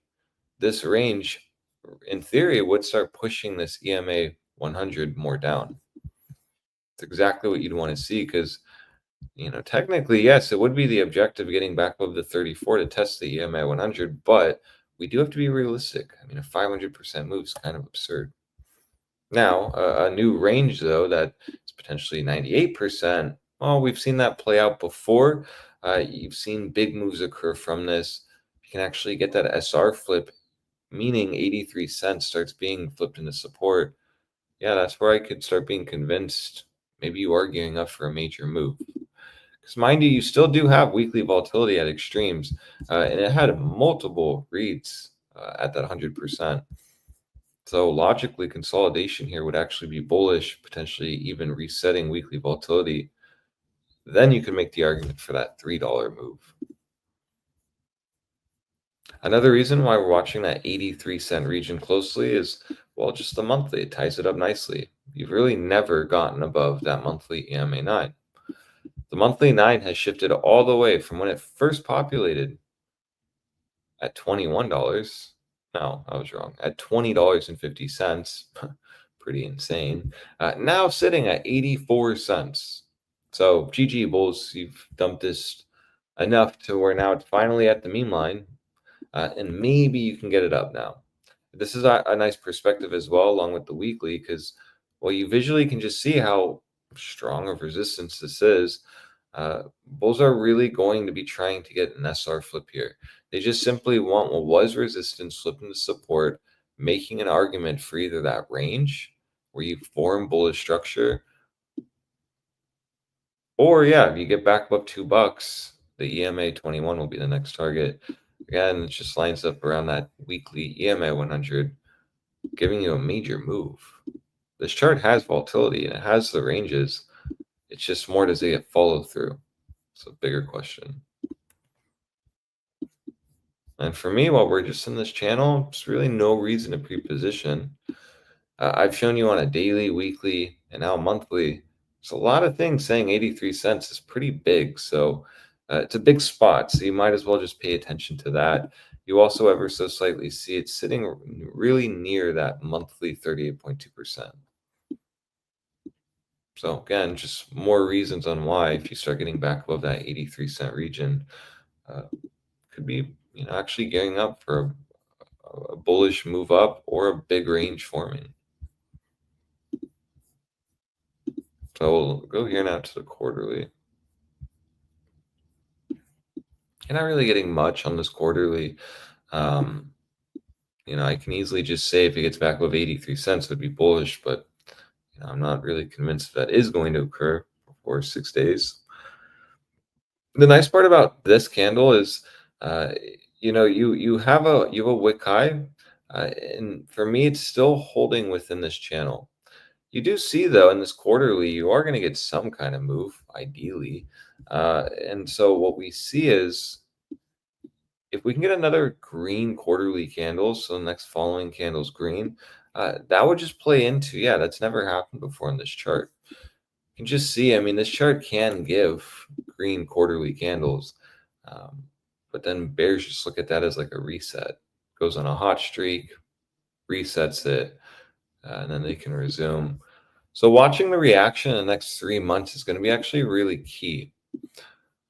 Now, if we go to the core bi-monthly here, you can even see it's lined up nicely with that bi-monthly 9. Next zone, meaning you get back above that 783 cent region. Just opens up an argument for a range. But before we start calling for $3, $5, $4, I mean, you got to just respect the range. So this is, solidifies it nicely. You easily can get some bullish momentum here, but you still shouldn't negate the potential range scenario and or resistance. Because mind you, you haven't actually really hit that bi-monthly 9. Only other time was just in 2023. So it's been quite a while. So when you see the monthly, it actually makes sense. You see the spot, you get back above that monthly 9, this starts opening up that quarterly idea where maybe you can start actually getting that, second green quarterly candle for the first time ever. You get that bi-monthly bullish reaction up to $2, which then is right where that bi-monthly 9 is. And mind you, I mean, the monthly is still giving bulls hopium. You just need to get back above 84 cents. So if you're not positioned and you're wanting to know where to position potentially spot, I would wait for this to play out. This is a massive range. This chart can give you massive, massive moves. We can't act like that hasn't occurred before. From wick high to wick low, this was a 500% move. We'll keep going. From this move down, right? Just 1 month, 88%. So yeah, the chart has volatility for sure. For me, I'd rather just take the easy trade, wait for the SR flip, and really watch 84 cents on this monthly or in October to get reclaimed. There you can get confluence, target $2, get above $2. I do think you can go to $3, but there I do think that's going to massively reject. And why would I think that? Well, if a monthly 9 has been holding us down this strong, it would be not wise to assume that the EMA 21, the next target, won't do the same thing. This then can easily open up a new range. You can easily then reject off the 21, bounce off the 9. But it's never just straight up or down. You do more often than not form bullish structures. So moving forward, I'd be watching very carefully 83 cents. You see here the daily SMA 200 will be formed and actually hitting right into that region, possibly within the next day or two. So, this is actually a very nice sign. You see, as long as you hold above all major moving averages, specifically the EMA 100, you're going to get a target up to the SMA 200. There sits major resistance. And also, that's really what's going to stop bulls from opening up a major range. So if they want that, they have to start pushing up, getting that SMA 200 to be flipped into support. If they can do that, then yeah, I do think we can probably see $2 within the next 3 months. But if this just rallies up, rejects the SMA 200, this is at risk of just being a bearish retest. You did deviate the SMA 200 and it coming right into that resistance. Yes, can give us an easy perspective, but it also can solidify that this is very strong resistance. So just be aware of that and watch the daily BBWP setup. So that's all I have on this chart. Yeah, it's a dick around fucking chart. We got Roblox next. We're gonna see the pedophile central continue to do all-time highs, just like pedophilia. Let's go. Let's fucking go. So this is brought to you by our state sponsor, Israel. That's right. Israel. Visit us right now. Get your pedophilia like, nah, I'm just kidding. It's so funny because it actually, legitimately, after you said that, went up I think over 15%. So because you think I'm kidding, but I'm fucking dead serious, as stupid as it sounds. Then you see that and you're like, huh, man. Yeah, maybe there's truth to all this, actually. And by the way, that happened, like I said, that happened at the bottom. When he got to 21 or 26, I can't remember what exactly is the bottom in Roblox. They came out and said, pedophilia, blah, blah, blah. And that's when I talked to my friend that's into video games. And I said, is anything else rivaling like this shit? And he goes, there's nothing that exists like it. And I said, all right, I'm going all in. And my friend goes, but there's like all the pedophilia stuff. I was like, trust me, that's a good thing. Out of context, this chat would sound terrible. It's at $130, so it was buying the 26. Wow, chef's kiss. Yeah, it was pretty good. It was pretty good. I'll take it. Thank you. Thank you. And like I said, Roblox is next for you. All righty. Ok, estamos viendo Incanex Healthcare, ¿no? IXHL. Ahora, esta tabla es una absoluta mierda. Uno, voy a ponerme en la vista trimestral para que puedan ver esto. Ok, el tope de esto son $360. Estamos en 58 centavos. Estas son cosas que yo no toco, pero aquí estamos para servir a quien guste. Y si están invirtiendo en esta mamada, pues vamos a divertirnos, pero lo vamos a hacer rápido porque es un desperdicio de tiempo y no hay mucho que aprender. Una clara tendencia bajista. Estamos muy por debajo del promedio del 5, el promedio del 9, que te digo, y ni siquiera hemos tocado el promedio del 9 en toda la historia de esta mamada. Tenemos volatilidad en extremos ante toda esta caída. Bien. Lo que están haciendo, y por cierto, si están viendo esto y están aprendiendo, lo que la gente hace, busca tablas que se ven así para esperar el rebote que te haga un 10, 20, 30x. Esto es jugar a la lotería. No tiene nada de análisis técnico, esto es jugar a la lotería, esperando que no que este sea el fondo, ¿ok? Es todo lo que es. Y después de que no nada más sea el fondo, pero que rebote. Por eso yo siempre y solamente invierto en cosas que sé que no se van a ir a cero. Volatilidad en extremos, otra vez en extremos en la mensual, ya ha vivido en extremos entre todas las caídas que ha hecho. En la mensual podemos ver los rechazos del promedio del 9 y nos continúa rechazando. Por ahora habíamos creído que lo íbamos a poder pasar en esta vela, pero no se pudo. Lo que le está diciendo a la gente que tenemos esta posible tendencia alcista es esto, que parece el fondo, bajos más altos y un alto más alto que todos estos. Pero lo hizo muy rápido y agresivamente, como lo hizo acá. Y luego, ¿qué ocurrió? Tuviste este bajo, bajos más altos, este alto y luego te tiró al pito. Entonces, ¿qué es lo que yo estaría esperando? Lo mismo. Yo no soy de los que juega la lotería en estas tablas. De repente lo hago, pero pero más como por el desmadre de compañías que yo conozca o estupideces, ¿no? Como cuando compré Fisker, que no sé cuántos millones de acciones compré, como por $50 o lo que sea, que se fue a cero, pero solamente para seguir chingando. Eso es las estupideces que hago. Esto no es lo mío. A mí me gusta más el dinero fácil. Y yo sé, todo el mundo entra en esto porque creen que eso es dinero fácil, ¿no? Pero no lo es. 2 semanas es aquí donde la gente empieza a decir, güey, es que ve, ya nos subimos por encima del promedio del 9, lo ganamos, no lo hemos perdido todavía y continuamos también ahora por encima del promedio del 5 también, que está por encima del promedio del 9. Son unas buenas primeras señales, pero todavía no ha hecho nada el precio para decirnos que va a reventar a un lado o al otro. Ahora tienes volatilidad contrayendo. Si la volatilidad expandiendo te dio este bajón, la volatilidad contrayendo te va a dar la corrección. Eso quiere decir que si estamos viendo el precio subir, esto probablemente favorezca más hacer una corrección que cualquier otra cosa. Semanal, no está mi volatilidad, tío. Ven, una vez más, lo mismo. Tuviste la expansión ante esta volatilidad en la caída y ahora que hay contracción de volatilidad, tienes estos pompazos. Esto me sugiere una corrección, no un movimiento apoyado por volatilidad. Tuvimos el rechazo del 55, que creo que nunca lo habíamos tocado en la historia de la tabla, correcto, que es el naranja que viene por acá arriba. Primer rechazo. Luego el 34 lo tomamos por una sesión, pero lo perdimos en la siguiente. Nos rechazó en la siguiente. Lo que quieres ver si eres alcista es romper primero los 75 centavos, después los 85 y de ahí llevarte el 1.28. Te voy a poner esto en la diaria, creo que lo pone más bonito todavía. Este es el pedo de esta tabla. Todo el mundo está bajos, bajos más altos, bajos más altos, bajos más altos, alto, alto más alto, pero ahora está jugando el rango de mierda en medio de todo. Lo pueden ver, está literalmente en medio. No hay, aquí no es hora de entrar en long, tampoco es hora de entrar en corto.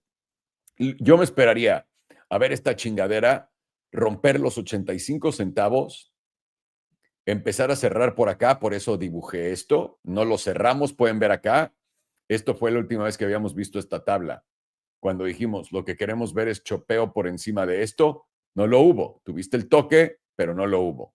Esto me está enseñando que hay debilidad en el precio, por más que esté junto a todos los promedios y esté dándote un cruce plateado y la verga en la diaria.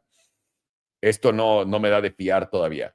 Quiero ver chopeo por encima de 86 centavos y arriba de los 86 centavos en la semanal. Quiero ver el 1.28 también ser tomado. Después de los 86, 1.28 ser tomado. Y ya con eso puedo empezar a considerar que vas a reventar el 1.66 y ahí tu siguiente objetivo ya sería el 2.30. Y esto sí probablemente es una reversión. Hasta entonces no lo es. Y lo único que no tienes que llevarte es este mínimo en los 34 centavos. Te llevas los 34 centavos. Yo creo que rompes esta línea meme que viene a la alza, a la baja, y yo creo que ahí se acabó. Pero para estar seguro, tus 34 centavos te lo dirán. Si estás entrando en este momento, no sé por qué, pero todo el mundo tiene el derecho a hacer todo lo que quiera. No, hay gente tomando el Tylenol ahorita para... Entonces, si tomas Tylenol, ven y tómate uno de estos. Está del culo esta tabla. Ahora sí que, Mr. Farjano, you are next with Palantir. Peter Thiel, the Antichrist. Yeah. Yeah, the company that can see everything and anything that's going on at every second of the day. Isn't that fucking awesome? And by the way, people think it's a conspiracy theory. It's fucking amazing. It's a conspiracy theory that they told you about. Exactly. It's although a little suspect that they can see everything that goes on, but it took them that long to catch that shooter, and then they make a video saying that we weren't involved. A little suspect. It's a little suspect. Well, listen, the problem with all of that and the structure of that idea is that you think the government is telling you the truth and is working for you. Their job is to make sure you have no idea of what's going on so that you live in panic and in fear and you fuck up every single decision and relationship in your life. That's what they're actively doing. And I just don't understand how no one has realized this. They're literally doing everything they can to make you realize this, which is insane. But still, people are like, no, that's too crazy. It's a conspiracy theory. Mm-hmm. It's insane.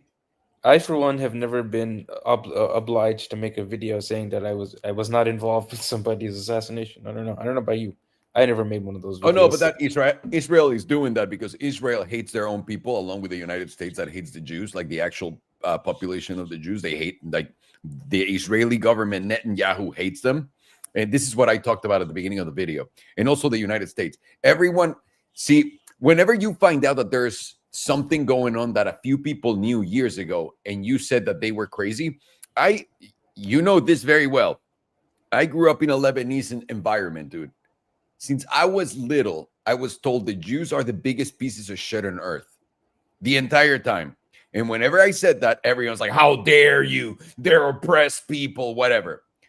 And now everyone knows, or everyone takes it as a fact, the Jews are the biggest pieces of shit in the world. The Jewish population has nothing to do with this. They're a victim of their government. And what they built over the years was a great story with the Holocaust, exaggerating the numbers and creating all this guilt trip towards the world. And you have to look at it this way. We're not willing to work with Kanye West because he's a Nazi. But the United States, which won the Second World War, is the bad guy that won the war.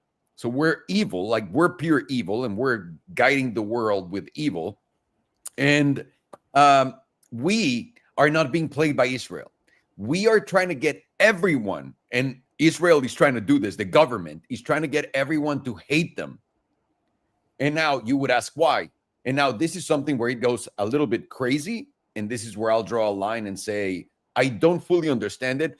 But there's also the prophecy of the end of times. And this is spoken about, and you can read it on the Bible, actually, in 3 different chapters, where Israel, the end of the world is when the entire world finds Israel as an enemy. And this is kind of like what's happening right now. And they're doing it on purpose.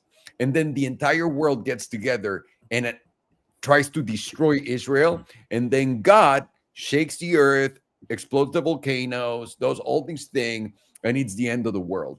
That's the biggest prophecy in the world. Are they trying to hate? Like, just think about it. Are they making sure everybody knows all the horrible things that Israel is doing? Are they making sure that everyone knows that? Yes. Yeah, especially a They lot more could have killed recently. all the Palestinians with mustard gas. They could have poisoned them like they're poisoning us in the United States. They could have gone about this quietly.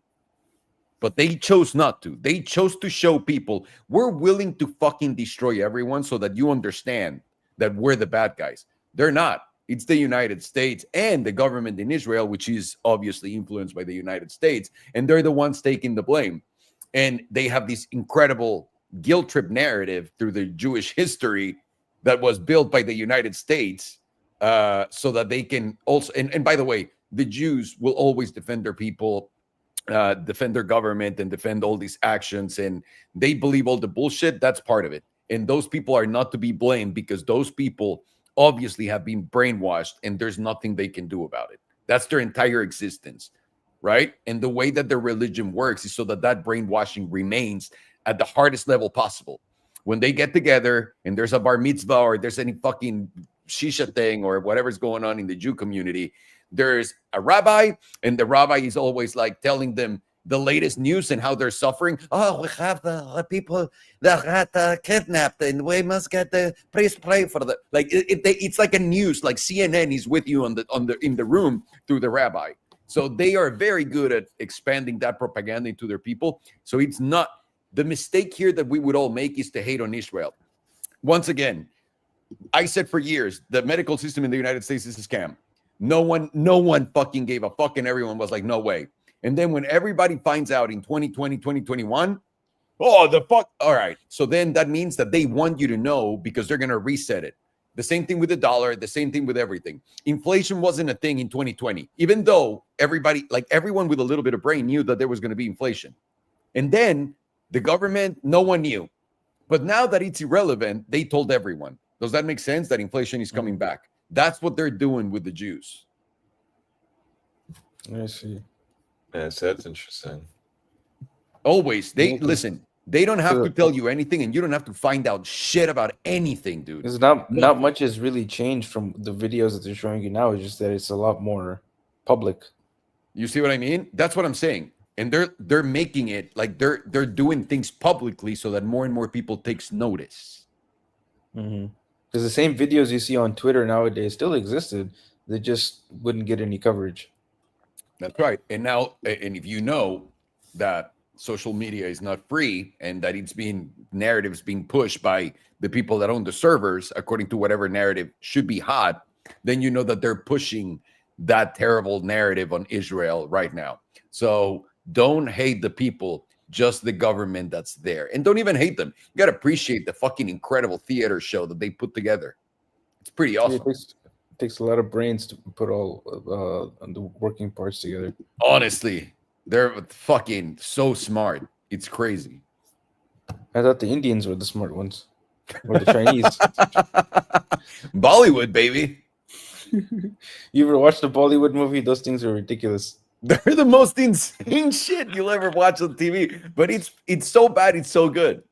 And then every 45 minutes you'll do the Disney like song and dance. It's incredible. I think it's incredible. All right, so on the monthly, we are getting momentum freshly flipping back to the upside, putting in hidden bullish divergence, multiple tries of hidden bullish divergence, which will be confirmed with the close over about $190.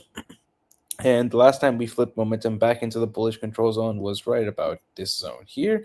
And from getting back into the bullish control zone, price pumped about from this close to this high around 237%. Let's not take 237%, but let's take somewhere around the 95 to 97.5% on the HPDR. And as of now, once you can see that the blue 38.2% has caught up to price action, and we are about to get a fresh breakout over that 38.2%. Plus, we're over the 50%. So that also puts into relevance those higher targets of around that 78.6% to the 95%, and at a minimum at the 78.6%. That brings you to about $259 to $269. That's a very nice number of $269. That's a good amount higher than where we are right now. That is like almost 50% higher than where we are right now. It sounds kind of crazy until you realize whenever Palantir is actually in breakout mode, 50% is not really much. Like if you see this breakout here from the 38.2%, it was right over here. We closed over the 38.2%. We went up about 237%. Let's go the last time we broke out over the 38.2%. It caught up right here. We got to close above. Let's do this one. We caught up right here, closed above. You got to move down of around 9% and then a move up of around 136%. So that move of 50% is not really anything compared to these previous moves, which were both over 100%. Let's go to 2 week. 2 week is currently flipped to the downside of momentum. Volatility is currently contracting, and 2 week is now putting in also possible drives of hidden bullish divergence, and that will confirm with any close over about $171.53. And that divergence will give you an easy target of current all-time highs at minimum, but likely you're going to go a lot higher, and that's what will confirm that monthly breakout over that 38.2% and the monthly hidden bullish divergences. Right now, that slight rejection from this 38.2%, not really much. It's at $182. Still got 2 days left to go. Closing over this area is what gives you the move to the 61.8, which we topped out over here. Here we went to the 78.6, but I'm not going to count that. I'm just going to front run a little bit with the 61.8. That's at about $214, and that confirms the monthly hidden bullish divergence. For a little bit of a counterpoint, the 2 week is giving you a sell signal and a God mode sell signal, but it hasn't confirmed yet. And if you close over that 38.2%, that will likely invalidate this. Weekly is also flipped to the downside. Weekly is also putting in possible hidden bullish divergence with volatility currently expanding, and the jewel is giving you a sell signal with the pink freshly crossing below the yellow. Let's see what this does on Palantir.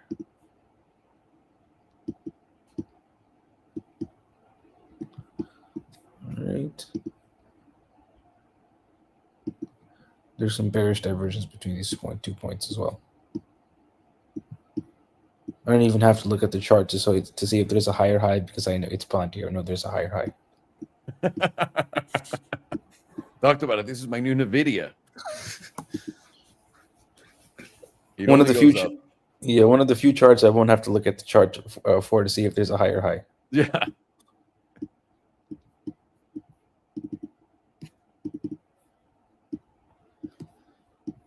Did I draw this one right? Make sure.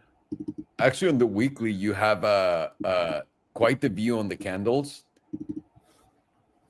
And the reason why is when he got to February 2025, before the dump, it kind of went up again and did like what it's doing right now, that it kind of looked like it was going to do a lower high. But then afterwards, it just fucking banged up. Look at it. It's identical. You get a little blow off top, and then the real pullback starts. Yeah. Let's see. How much did we move down? This one was a move down of about 12%. This one was a complete failure. Let's make sure it's drawn right. It is. Yeah, it should be from there. So it kind of still was a failure because it went up. How much did it go up? Not much. It went up like 4%. And then it went down 34%. This one kind of it seems like a failure. This one is down only 3%. Oh, same number, 4% before hitting before playing out, or before hitting new highs. But this is the opposite, because that one was 4% against you before it played out. This one was like 3% in your favor before. Yeah, it's safe to say this is invalidated, 21% against you. Damn, it already invalidated a pink 21 a pink below yellow cross with only 3% down on a weekly. Since you have reclaimed this bottom 38.2%, This move to the downside should see a little bit of a move lower to tap that 38.2%, but it should hold. And from there, would expect a spring into the top 38.2%, and that sits at around $225. You will get some slight rejection at that psychological $200 figure, but based off of probabilities, you likely will break the area and go to that $225 zone. And if you remember with the monthly closing over 190, it gives you the confirmation of the hidden bullish divergence. 5-day, same exact look as the weekly, same dual signal, same momentum and volatility, and same zone for 38.2%. 2-day currently also flipped to the upside. Volatility is expanding to support it, and you get a buy signal on the jewel with hidden bullish divergence. You have the breakout over the 38.2% on the 2-day, but it is looking short-term topped, or at the very least like locally, and I would expect a little bit of a move down to tap somewhere around this 9 EMA and this 38.2%, around like $172 to $170. But it is a high probability of a bounce in that zone and then a continued breakout. And you do have another one of those nice bump and run patterns right here, where you draw your line, you get your breakout, back test, and then busting action. That's usually happens on most volatile assets. That you'll get your big dump, then you'll get some consolidation around that zone, your breakout, retest, and then your real move up. Daily currently flipped to the downside, getting very close to getting to the reset zone, putting in possible hidden bullish divergence, taking out this point here, very close. I don't know, I think it actually has taken out this point as well. Yeah, we have taken out this point also. So now there's possible 3 drives of hidden bullish divergence on the daily, but you will have to close over about $185.75 to confirm it. As of now, since we are losing this 38.2%, would expect a little bit of a move lower to tap this median around that 174 to maybe 170 area. High probability of a bounce in that zone, at least to retest 182, but I do think it's going to break out at that point and put in those hidden bullish divergences. 4-hour also flipped to the downside at that same reset zone. 4-hour also putting in possible hidden bullish divergence, close to break, taking this low out, put in another drive. That's what I think is going to happen. Put in those 3 drives and then send it up from there. And volatility is now at 0%, with the jewel giving you a fresh sell signal. So that would give you a move slightly lower to tap somewhere around that bottom 38.2%, around that like $170 to $170 area. And from there, you should see a bounce. Well, let's go to the RSI.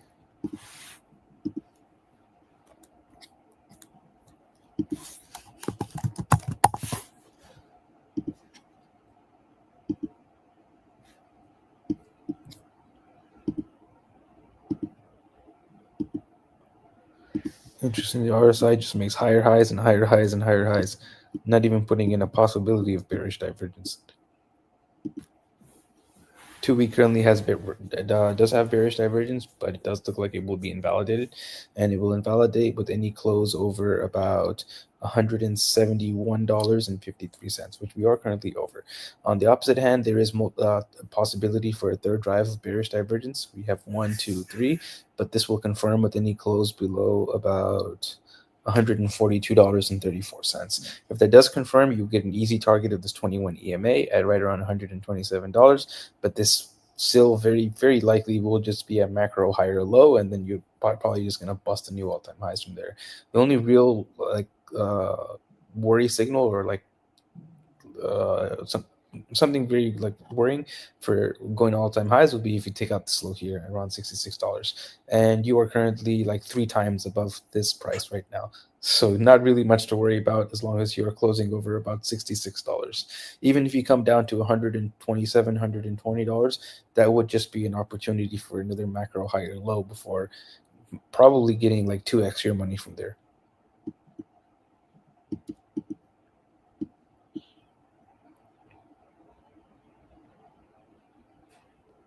Weekly currently has active hidden bullish divergence, which will be active as long as you're closing over $148.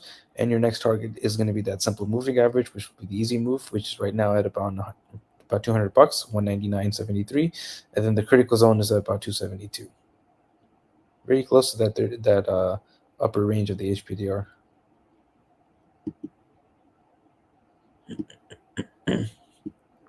5-day also has many drives of hidden bullish divergence, same invalidation of $148, and the simple moving average is at about 210, very close to that $200 zone.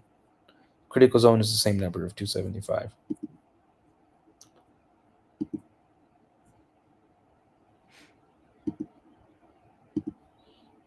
Two-day is currently forming some hidden bullish divergence. You need to close over 184.42 to confirm it. That gives you a target of $200.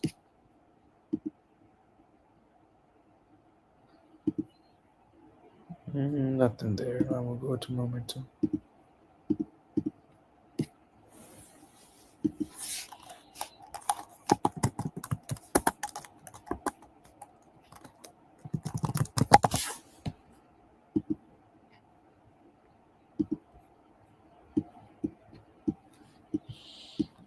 Monthly is freshly flipped to the upside, maintaining the critical zone with volatility contracting, and it's hitting a new all-time high. It's after a new all-time high with volatility contracting, and it's going to be flipped up as long as you're closing over $162.38 and let's say 162.50.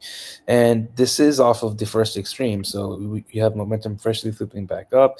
You have upper HBDR targets well into the $200 zone, so maybe you will get your double extreme off of this.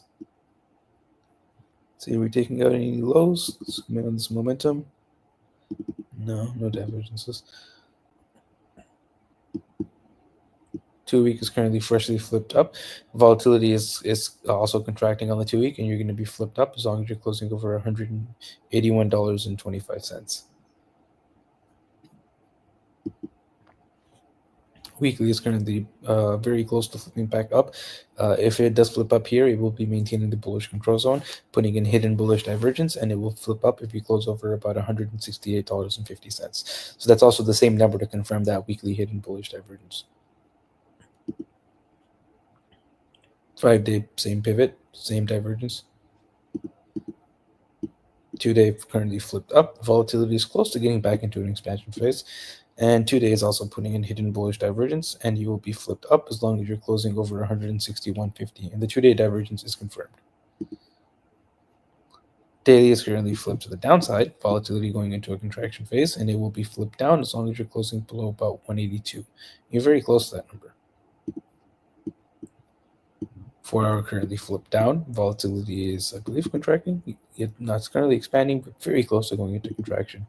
And it will be flipped down as long as you're closing below 184, about 184. And 4 hours not putting in possible hidden bullish divergence. This will be confirmed with any close over about 183.85. 2-hour also flipped down, and it will remain down as long as you're closing below about 183.74.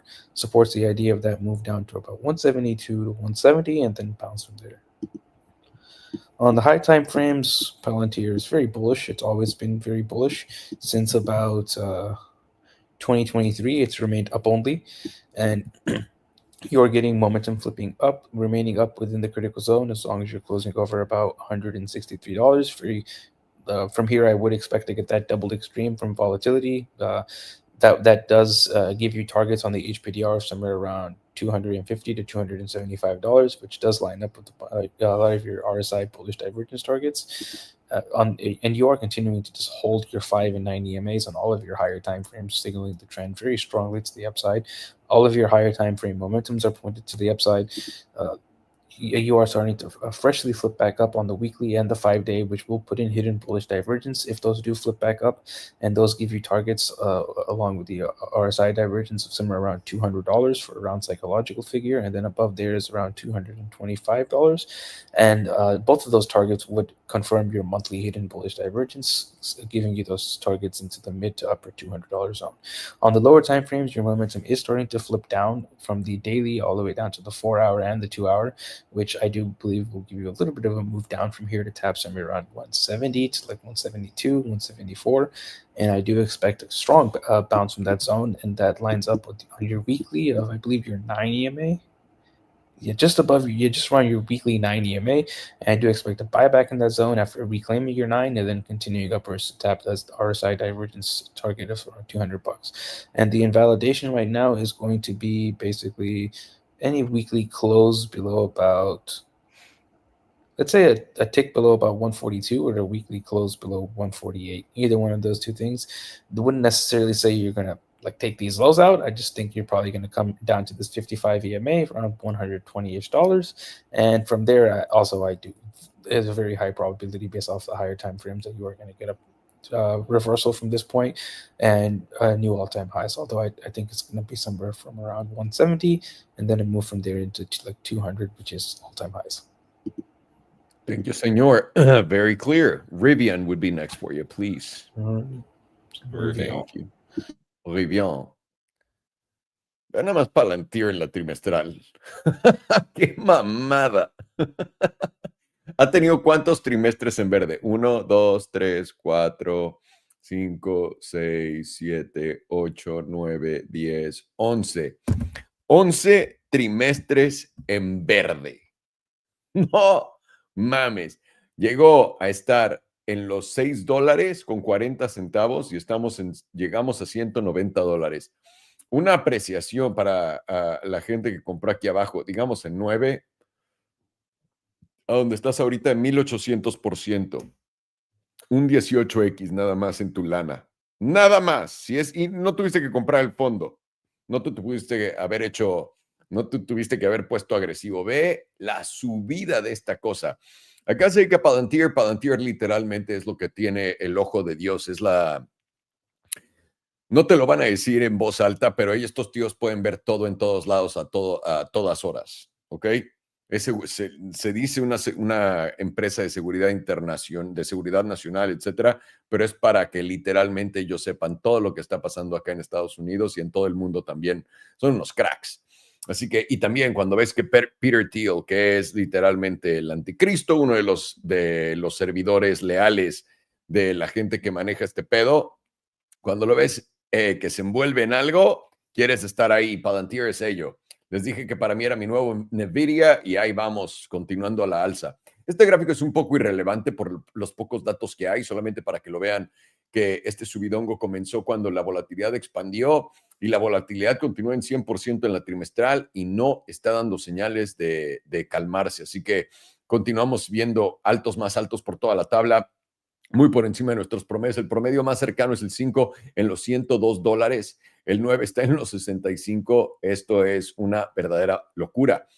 En la mensual tenemos doble extremo de volatilidad.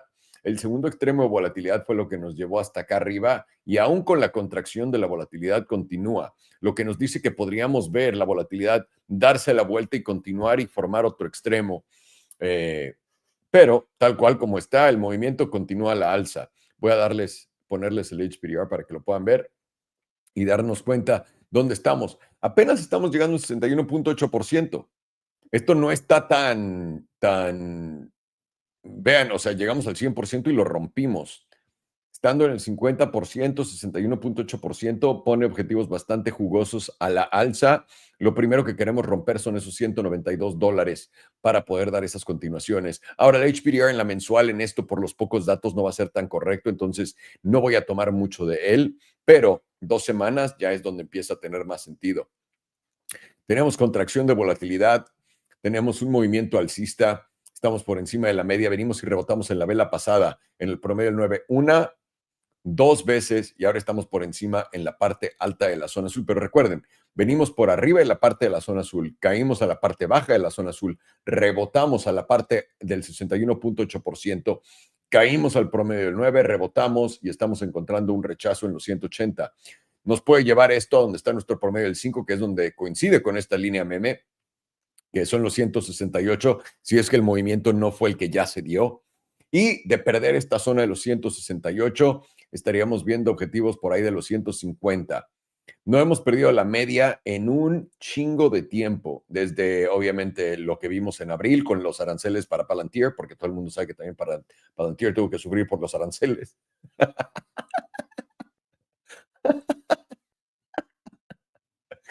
Pero por ahora continúa a la alza. 214 sería mi primer objetivo realista una vez que rompamos los 192. 192 son la zona a romper importante, lo podemos ver una y otra vez. Semanal, Semanal tenemos volatilidad contrayendo en todas estas velas que continúan subiendo. Tenemos justamente nuestro máximo histórico acá en los 190. Rechazo, caída. Rápidamente tocas la media, rebotas, te detiene el promedio del 9, la media, caes. Vienes a darle un front run a la parte baja de la zona azul. Vuelves a trepar encima de la media, encima del 5, encima del 9 y ahora estás por encima de la media, veniste a la parte alta de la zona azul y ahora abriste abajo de la media.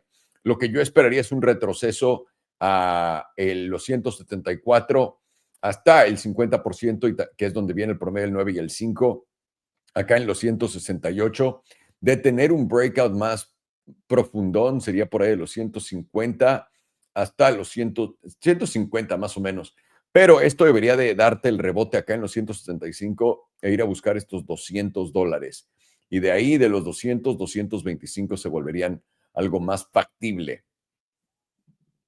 Diaria. Y vean esto, porque tienes toda esta volatilidad expandiendo, ahora está contrayendo, lo que sugiere un movimiento correctivo en esta temporalidad.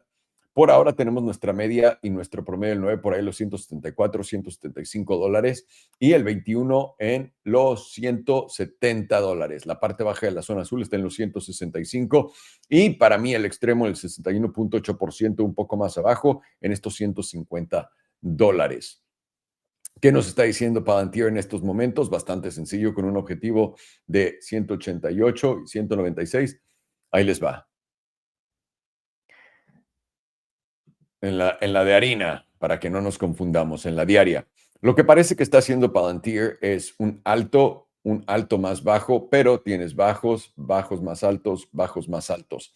Lo que nosotros pensamos es que Palantir podría venir a corregir a 1, los 174, 175, 2, 168. Llegas a bajar de esta zona y te llevas los 161, probablemente vengas a los 150.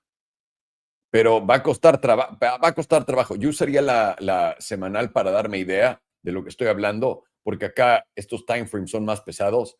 168 debería ser una zona gigante. Y ahora, no lo agarras, pierdes el promedio del 5 y el 9 e irías a donde está el 21 que está subiendo. 149 va a llegar a esta línea meme, vas a ver. Y esta sería la máxima oportunidad. Por ahora, a menos de que el mercado ponga más aranceles a Palantir, ¿no? Como lo hicieron en abril. Ay, qué divertido. En fin, ahí lo tienen, damas y caballeros. Eso es Palantir. Vamos para adelante. Alex, what do you got? Oh, Roblox. Yeah, Roblox. You know, Roblox, very straightforward, right? Weekly EMA 9 has just been the spot that's been holding. It's now moved up right into that $125 region. That's the zone I'm watching to hold if any pullback does occur right in that $125 spot. That should be a bounce spot. You can see here, price got right above it. You started to expand. For me, you know, you took out the last major higher low on the weekly. The only objective for bulls at this point is to simply take out the wick high. This is why wick highs rejections are often, you know, not the most bullish for bulls, because it's just a hard objective to reach. But that is the spot I would need to see actually get taken out once you actually maybe reach down to that weekly EMA 9. We've seen springs occur off the weekly 9 before. It's a big spot, and so far, I mean, bulls have just had an easy trade from that point. Even when we came down to this region here, you know, this still provided a nice bounce, and the weekly EMA 9 continued to hold. So that's simply what I'm watching. $125 should be the spot that just continues to hold. Even on this monthly, you're going to get a new monthly candle in 6 days. This would actually make a good argument for a throwback, right? You get that monthly reclaim, you get a bullish setup, you get a throwback. That throwback ideally takes you to a new all-time high. This is exactly what you'd want to see, though, just consolidation off of, you know, near or off of a previous all-time high. Draw something like that as well. Now you have a little range. $125 is your extremity low. All while $131 is the spot that you need to just see continue to hold for upside continuation. Can easily just get a bull flag here. That's all this consolidation would end up doing. And really, consolidation at this point is honestly welcomed, specifically when you do see that, you're not really majorly dumping. You're just simply holding key levels, all while 2-week volatility is slowly but surely resetting. So you had this extreme read. You come here into Roblox, you see this read was reaching the extreme zones, but it still welcomed consolidation in this zone. What you don't want is just a massive rejection, losing the weekly 9. It's going to start brewing a major breakdown, all while volatility's resetting. You've only really seen it majorly reset in the midst of a move down here. And it was chop and downside. But bulls actually push through. So here, if you actually get consolidation all while bi-weekly volatility resets, it's actually bullish. This is exactly really what you'd want to see. Is just levels getting reclaimed, and you do see, last month you had a trap scenario where you had a false breakdown. But this is why using that weekly 9 was very key. This is what would have told you. Yeah, the monthly didn't look good. Let's watch the reaction here. Should have rejected, but you didn't. So now you just simply want to watch that $130 to $125. I don't know why I keep doing that. As long as you hold that, I do think you're going to have another shot at maybe testing these highs or potentially making a new all-time high. Wow, look at that. Good confluence of that idea. Hold the 9, hold the median. You can see top side of the 38.2% sitting right in that $148 region, close to $149. There, once you actually reach that, near all-time high, that's where you need to pay attention. That's where, bears can pick up. You form, dirty price divergence. Or you just sustain a breakout and you actually get a new all-time high. This quarterly is looking very good. A zone that has not been able to actually get reclaimed ever is potentially about to. So we'll have to really watch that carefully. But this is exactly what you'd want to see if you, into October, are expecting a new all-time high. For me, though, an all-time high could easily come. Let's see the levels. So if you break $150, I think you can easily go into the $155 to maybe $166. We know what this chart's all about. So would the 88.3% really surprise anyone? Take another 6 off, and what do we have? No, I'm just kidding. So that's all. That's all I have. Just watch $125. That should be your spot. You saw it hold as resistance. So you ideally just want to hold above that zone, and you get that quarterly close into October. You get expansion. It's really what I can see here. These ranges can easily step up because honestly, I'm not really expecting a major move up at the end of this month, but rather just kind of consolidation and wait. And that, again, that's expected and actually welcome from bulls. So that's all I have, $125. And just realize that if you're going to be longing this and playing, throwbacks, this is the extremity low, you really do have to just watch this all-time high. That's the only objective. That's the only way you can become, major bullish on this. If not, bears are just going to try to get this and reject down and form some kind of top here. But until then, that is still the objective, and you're slowly but surely just filling out this wick. So, because you had a massive bi-weekly evening star, you had follow through. Probably a lot of shorts have their stop here, all while just Roblox is slowly just moving up. That's just often when you get that nice busting action move. So, watch $125 to $130. And simply, you can't be really bearish as long as you're holding above the weekly 9 and specifically the median even. So, nice chart. Very nice. Thank you so much. So next for you, believe it or not, Tesla. Oh, cool. Perfect. Really switching things up here. Plays hand in hand though with Rivian, some Tessie girl. It's not too bad. Look at my Lucid. Look at it. Baby boy, lose it. $23. Let me check that.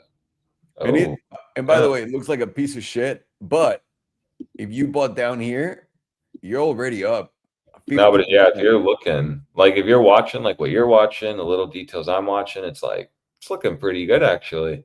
Those, $16, $15 positions, not looking too bad. Yeah, on Rivian, it's pretty good. Now, here we go. Here we go. All righty, I'll Who would focus have on known? this. I mean, you literally were talking about that. All car companies just doing well. Yeah, and by the way, now everyone is thinking this is what is making me feel better about my approach. Everyone is like, the train has left us, dude. Like, I haven't placed all of my entries on Lucid or Rivian or Tesla. Should I buy now? You're about to have the worst quarter of all time on the fourth quarter. Why the fuck would you want to be in it at that point? Like, if FOMO. you're a short-term trader, you're kind of close to the top. Once Tesla, Lucid, or Rivian start announcing, like not announcing, doing their sales reports, that's where you want to get the fuck out, in my view. I'm taking that to church on my That's own. interesting. Yeah, we'll watch that for maybe an Academy Tesla short. Oh yeah. Yeah. Oh yeah. It's 2 weeks before earnings. So earnings is going to be Wednesday, October 15th. So basically in a week, one more week. See, that's interesting because I do believe, let me see real quick. Rivian was giving us, we were in that channel. Yeah, we still well, A, we're approaching the extremity high of the channel that we've been watching, but B, it ends or, finishes on the first week of October. So seems kind of lined up for that. There you go. And Rivian's earnings are coming on November 5th. So they have more time to mid-October. Interesting. And then Lucid would be, they're way off, right? Oh no, November 11th. So you can do a mix and match. You could say maybe the first week of October to, man, I would give myself all of October for this. Let's say let's split it in the middle of October. That could be it. So we got to just keep an eye on those charts for then, and then just see where price is and see what everyone is saying, and then just go against that. Seems easy enough. It was just the same thing with all the way up, right? And it's very simple. Thank you so much. Damas y caballeros, tenemos Roblox. Esta es otra tabla que está de no mames. Vean esto, la fuerza que lleva, obviamente, nuestro gran patrón de tasa y copa, que eventualmente nos va a llevar a los 232. Ya lo verán, es el objetivo. Lo vamos a hacer ahora. Yo creo que va a estar cabrón. Lo que sí es, se los he dicho 1000 veces, nos dijeron acá, güey, Roblox tiene pedofilia y no sé qué. Cuando te lo anuncian para que tú lo sepas, es para que vendas. Y aquí estuvo. Y la otra fue también esta, para que no puedas aprovechar la oportunidad, Roblox, la pedofilia. Y les dije, pedofilia en el gobierno de Estados Unidos y para las bolsas es muy alcista. Entiendo que suena chiste, pero literalmente es lo que practica la gente más rica y poderosa del planeta. Entonces, si te lo están anunciando, solamente es para, recuerda, porque no tiene consecuencias negativas para ellos ni para nadie que lo hace en altos niveles. Si lo están anunciando con una empresa que vale miles de millones de dólares, es para espantarte. Y es lo que hicieron con mucha gente, tristemente. Así que y también la otra cosa que nos llevamos de esta lección es, aprendemos que noticias se repiten. Las noticias se repiten tal cual hace 2 años y todo el mundo deje a X, sálganse de Twitter, que Elon Musk lo compró, vámonos a Threads. 2 años después, Elon Musk es un nazi, sálganse de X, vámonos a Blue Sky, que es idéntico a Threads. Que no, ya se habían ido la primera vez, chingada madre. Todo se repite, todo, porque todo es un círculo, señores, aunque no lo crean. Toda esta existencia es un círculo que va para arriba o para abajo, como lo quieras ver. En fin. Podemos ver que habíamos tenido un máximo histórico por acá en los $140. Rompimos ese máximo histórico acá en los $150, agregándole 10 dolaritos. ¿Cuánto nos tomó? Esto fue el 2021 en noviembre hasta julio del 2025, básicamente casi 4 años, 3 años y medio, para que Roblox hiciera otro alto histórico. ¿Qué es lo que quería pintar acá? Me gustaría hacer esto. Ahí es donde vamos a ver en verdad el movimiento potente a la alza. Esto va a ser para mí mi medida cuando nos vayamos a este punto, a los 232. Por ahora lo voy a poner, estamos por debajo de, ¿ok? Voy a dejar esto así una vez más. Perdón, ¿cuál es el número? 232. Esto, una vez.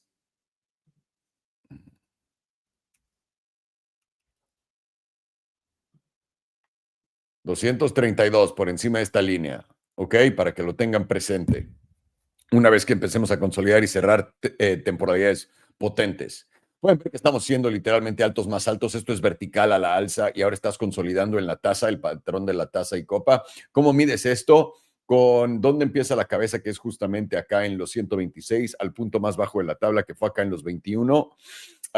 Mides esto y luego donde tienes el breakout, que fue acá, pones el objetivo y el objetivo son $232. Por ahora, Roblox está cotizando en 133. No les estoy diciendo que esto va a ocurrir ahorita. Puede que tome otros 4 años, ¿ok? Antes de que malinterpreten algo por acá. Con eso dicho, volatilidad continúa expandiendo en toda esta subida y continúa haciéndolo. Todavía falta para cierre mensual, falta ¿cuánto? En esta vela, 6 días. Entonces, todavía nos queda tiempo para cerrar esto y ver si va a continuar empujando a la alza y si va a ser algo como acá o si se va a meter por debajo del promedio. Y yo creo que una vez que se caiga por debajo del promedio, que fue esto, lo que vimos fue, cada que la volatilidad cae en Roblox, el precio también, tíos. ¿Ok?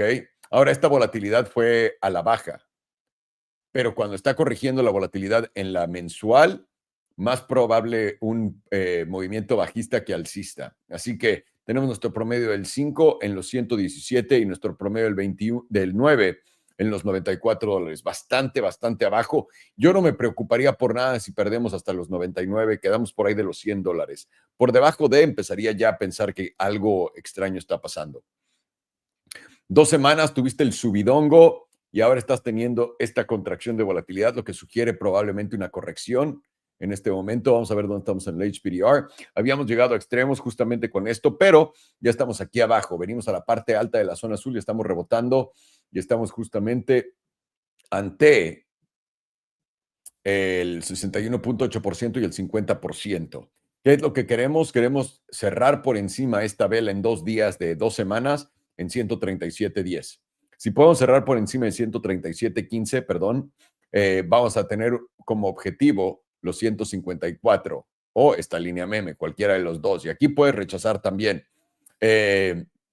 los 154. Si puedes romper los 154 a la alza, Roblox le vale pito y se va al 100.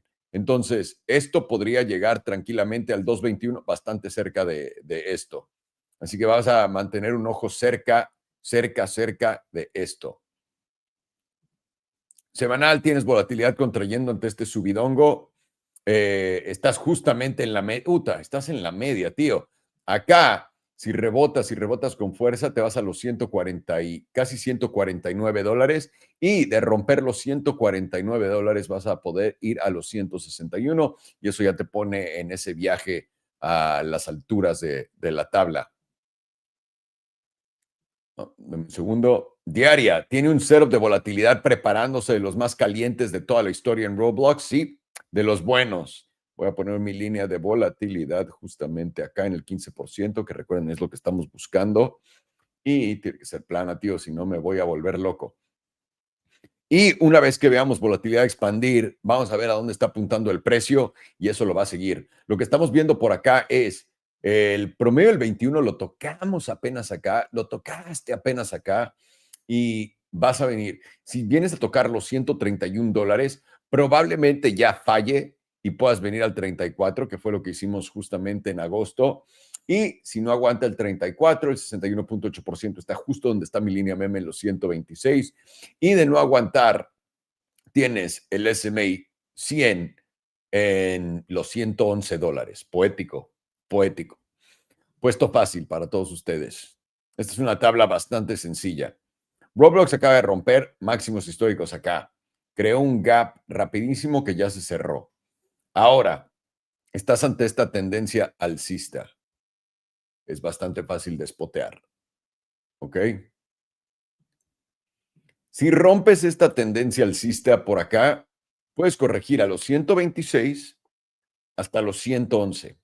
Yo creo que más allá de los 111 va a estar cabrón. No has tocado el promedio del 55, por lo que los 122 todavía me van a hacer más sentido a mí. Pero el 55 no lo usas para tradear, aunque a veces lo respeta. Entonces, para mí si pierdes básicamente el promedio del 21 en la diaria, los 131, y te llevas los 128 para abajo, que es el 34, 126 debería ser la primera zona de oportunidad, y esto es donde deberías de encontrar ese rebote. Y última zona de máxima oportunidad para mí serían los 111. Una vez más, llegando a los 100 no me importa y podría rebotar sin problema alguno, pero me cuesta mucho trabajo. Aún pensar, llegar solamente a esta línea me va a estar cabrón. Llegar a esta línea me estaría el doble de cabrón, pero es lo que es. Y estaríamos equivocados, güey. Llévate el mínimo de acá, básicamente los 111, y vas a dar una buena vuelta hasta los 100. Así que esa va a ser tu última esperanza. Cualquier cierre por debajo de 100, a la verga, esto ya se quedó frito. Y si quieres adelantarlo, justamente acá con estos mínimos en los 112 planos, básicamente. Pero esto tiene cara alcista, tíos, muy alcista. Pues vale, esto es Roblox. Vamos con Mr. Farhano for Rivian. Electric car go or whatever they do. Before they used to be silent for the nanny ass government made them put those speakers in. I used to love being able to sneak up on people with absolutely zero sound. Well, that's the problem, right? Because you might be a decent human being and not run people over or murder them, but there's some pieces of shit that will. Oh, I see. I hadn't factored that in. And also, forget about that. Like you're backing out or moving your car forward, and let's say a baby, a kid, your own kid, your dog is walking in front of it or behind it. No warning. I see. Counterpoint, it's cool when it's quiet. I agree with you 100%. Hey, people are retarded enough to run over their kids. That's on them. It's like when they banned flavored vapes because kids were using them. If you can't stop your kid from getting a vape, that's on you. They actually that was a story just to get rid of nicotine, because nicotine's good for the human brain, especially for males. That's why in the UK they're banning nicotine. Really, I am personally a big proponent of nicotine. Yeah, it's a really good thing for your brain. So it's actually looking quite good now on the monthly on Rivian. We just need to get in 6 days and about 6 days and 4 hours a close of where we are right now to reclaim this monthly 21 EMA. And this is going to be the first time Rivian's ever been over that monthly 21 EMA. The last time we had that a lower high or at about $17.15 was a rejection of that monthly 21, and we have momentum within the bullish control zone now. This is the area where it does like to top out, so there's some signs for caution for a slight possibility of maybe a close below that 21. But if we do close above that 21 and momentum stays pointed to the upside, at that point I am going to be looking for a continuation from there into at least somewhere around the 88.3%. That's not really that much higher. It's at like $17, and then the next level above there is at around like $18.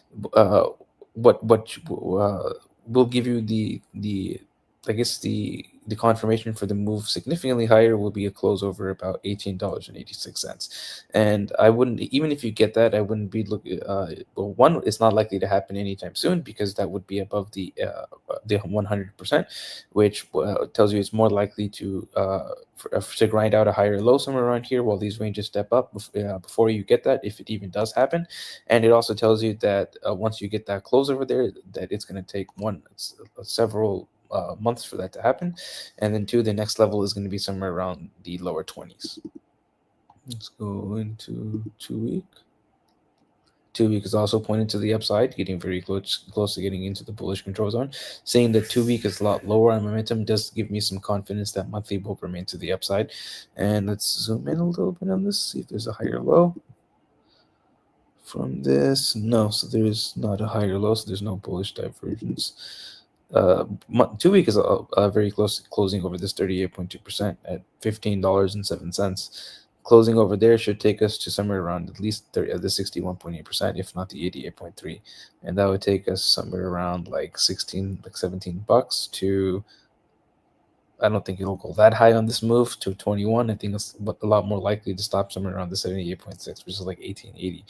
And if and from there you would likely get a retest of this 55 at like 1680, and then from there move into the 20s. I don't think it'll just go straight $20.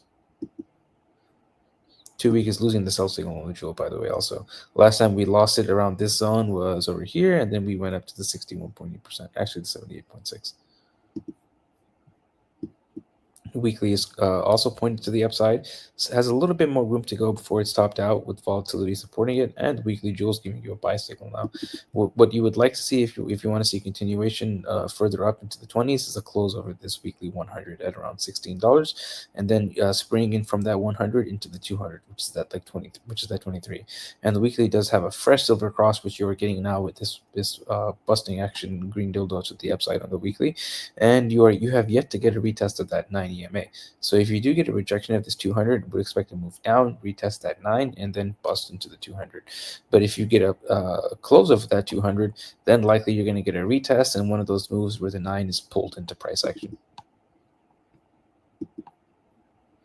5 days walls doing silver cross, same exact look as the weekly. 2-day flipped up with volatility expanding. 2-day has a fresh buy signal on the jewel and a pink over yellow cross within the bearish control zone. 2-day is also giving you a silver cross with a nice retest of that cross on this dump. Came all the way down to the median. You got strong buyback from the median. And you are now bouncing off of the top 38.2%, just expanding off of there. Your next target would be that 78.6%, around $16.40, which is also at my meme line. Daily also pointed to the upside, getting a little extreme, however, in the daily, telling you local tops somewhere close and likely somewhere around this 88.3%, which is just below my meme line at around $16.12, like $16.40. 4-hour also pointed to the upside on momentum and volatility, getting a nice bounce off of this top 38.2% on this 4-hour candle. See how much of a bounce is this from the 38.2%? 4.78% bounce on one 4-hour candle on a stock. That's pretty wild. And if you continue to ideally close over this wick high at around $15.70, that's what takes you up to like 1640 to 1660. Let's go to the RSI.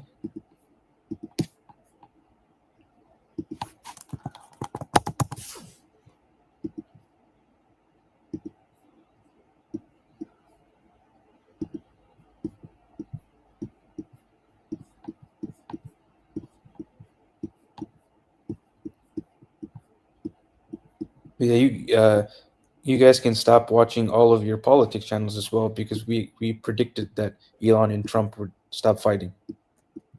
Hang on. We didn't predict anything. We're just not fucking mentally retarded. Okay. But that fight is fake. Again, if they were fighting for real, it would be quiet. No one would know about it. You know what I mean? Like for something important.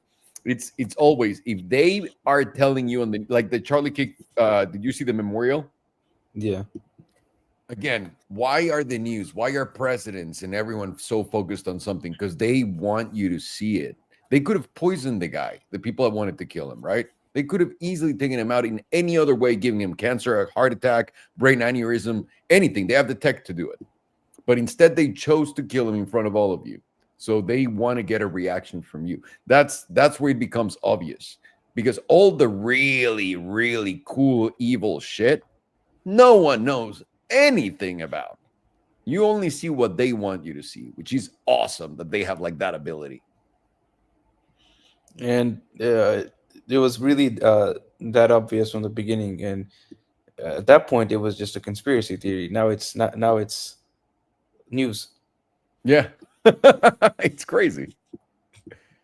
And on the monthly, what lines up with reclaiming that 21 EMA is that we're forming another drive of a bullish divergence in a series of multiple drives of bullish divergence. That would be, let's zoom in, 1, 2, 3, 4, 5 drives of bullish divergence if confirmed, and that will confirm with any close over about $13.89. Oh, That'll wow. give you an easy target. Let's see how much higher we are from that point now. I'm curious. I drew it wrong. We're like almost 15% away from there right now. We got about 6 days left to go, so the bulls have to keep the price up above there before close. And on confirmation, the easy target will be that bullish control zone, which right now that sits at about $22.36. That 200 SMA was at $23. Very interesting. Lines right up. And monthly is now giving you fresh volatility expansion from the lowest level you've ever had, with bullish divergence appearing. Looks like Rivian might be getting ready to put in some busting action. Maybe the bottom is the end in of the month, though, to confirm. Oh yeah, you still got 6 days left to go though. And there's not even interesting. It's making higher highs, so there's not a possibility for bearish divergence yet. 2 week also has 3 drives of hidden bullish divergence. This will be active as long as you're closing over 1157.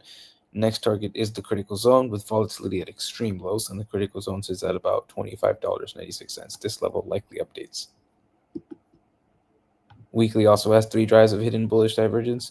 Will be active as long as you're closing over 1257. Next target is the critical zone. Volatility is now expanding from extreme lows, very close to getting back over 15%. And the critical zone sits at 2418. This 200 is right around $23 on the weekly. 5-day also has multiple drives of hidden bullish divergence, with another one possible, which will confirm with any close over about 1543. And your next target is the critical zone. That is $24, with volatility now expanding over 15% from extreme lows. Okay. Nothing. Nothing.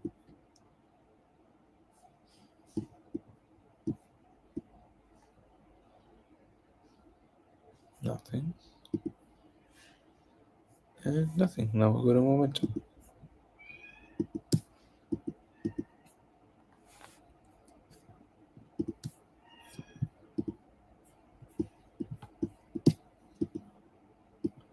Monthly momentum is pointed to the upside, with volatility now expanding from the lowest point ever.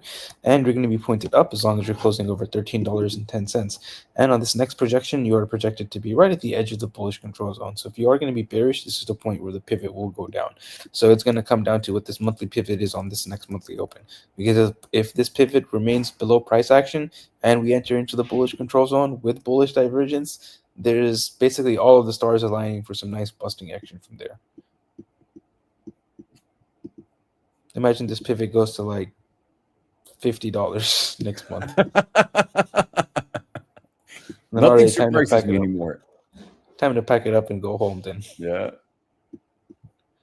2 week, now getting that volatility expansion at extreme lows, with momentum freshly flipping to the upside, rejecting the bearish control zone, and it is going to be flipped up as long as you're closing over 1348. Weekly also flipped up with volatility expansion from extreme lows with that silver cross, and you're going to be flipped up as long as you're closing over 1251. 5-day also flipped up with volatility expansion as long as you're closing over 1251. 2-day also flipped up with volatility expansion and going to be flipped up as long as you're closing over 1456. Daily also flipped up with volatility expansion as long as you're closing over 1470. And 4 hours freshly flipped up as long as you're closing over $15.33. So on the high time frames, this is starting to shift into a lot more bullish than it was previously, where it was just going down mid lower highs and lower lows. Now you are starting to reclaim significant areas like this 21 EMA.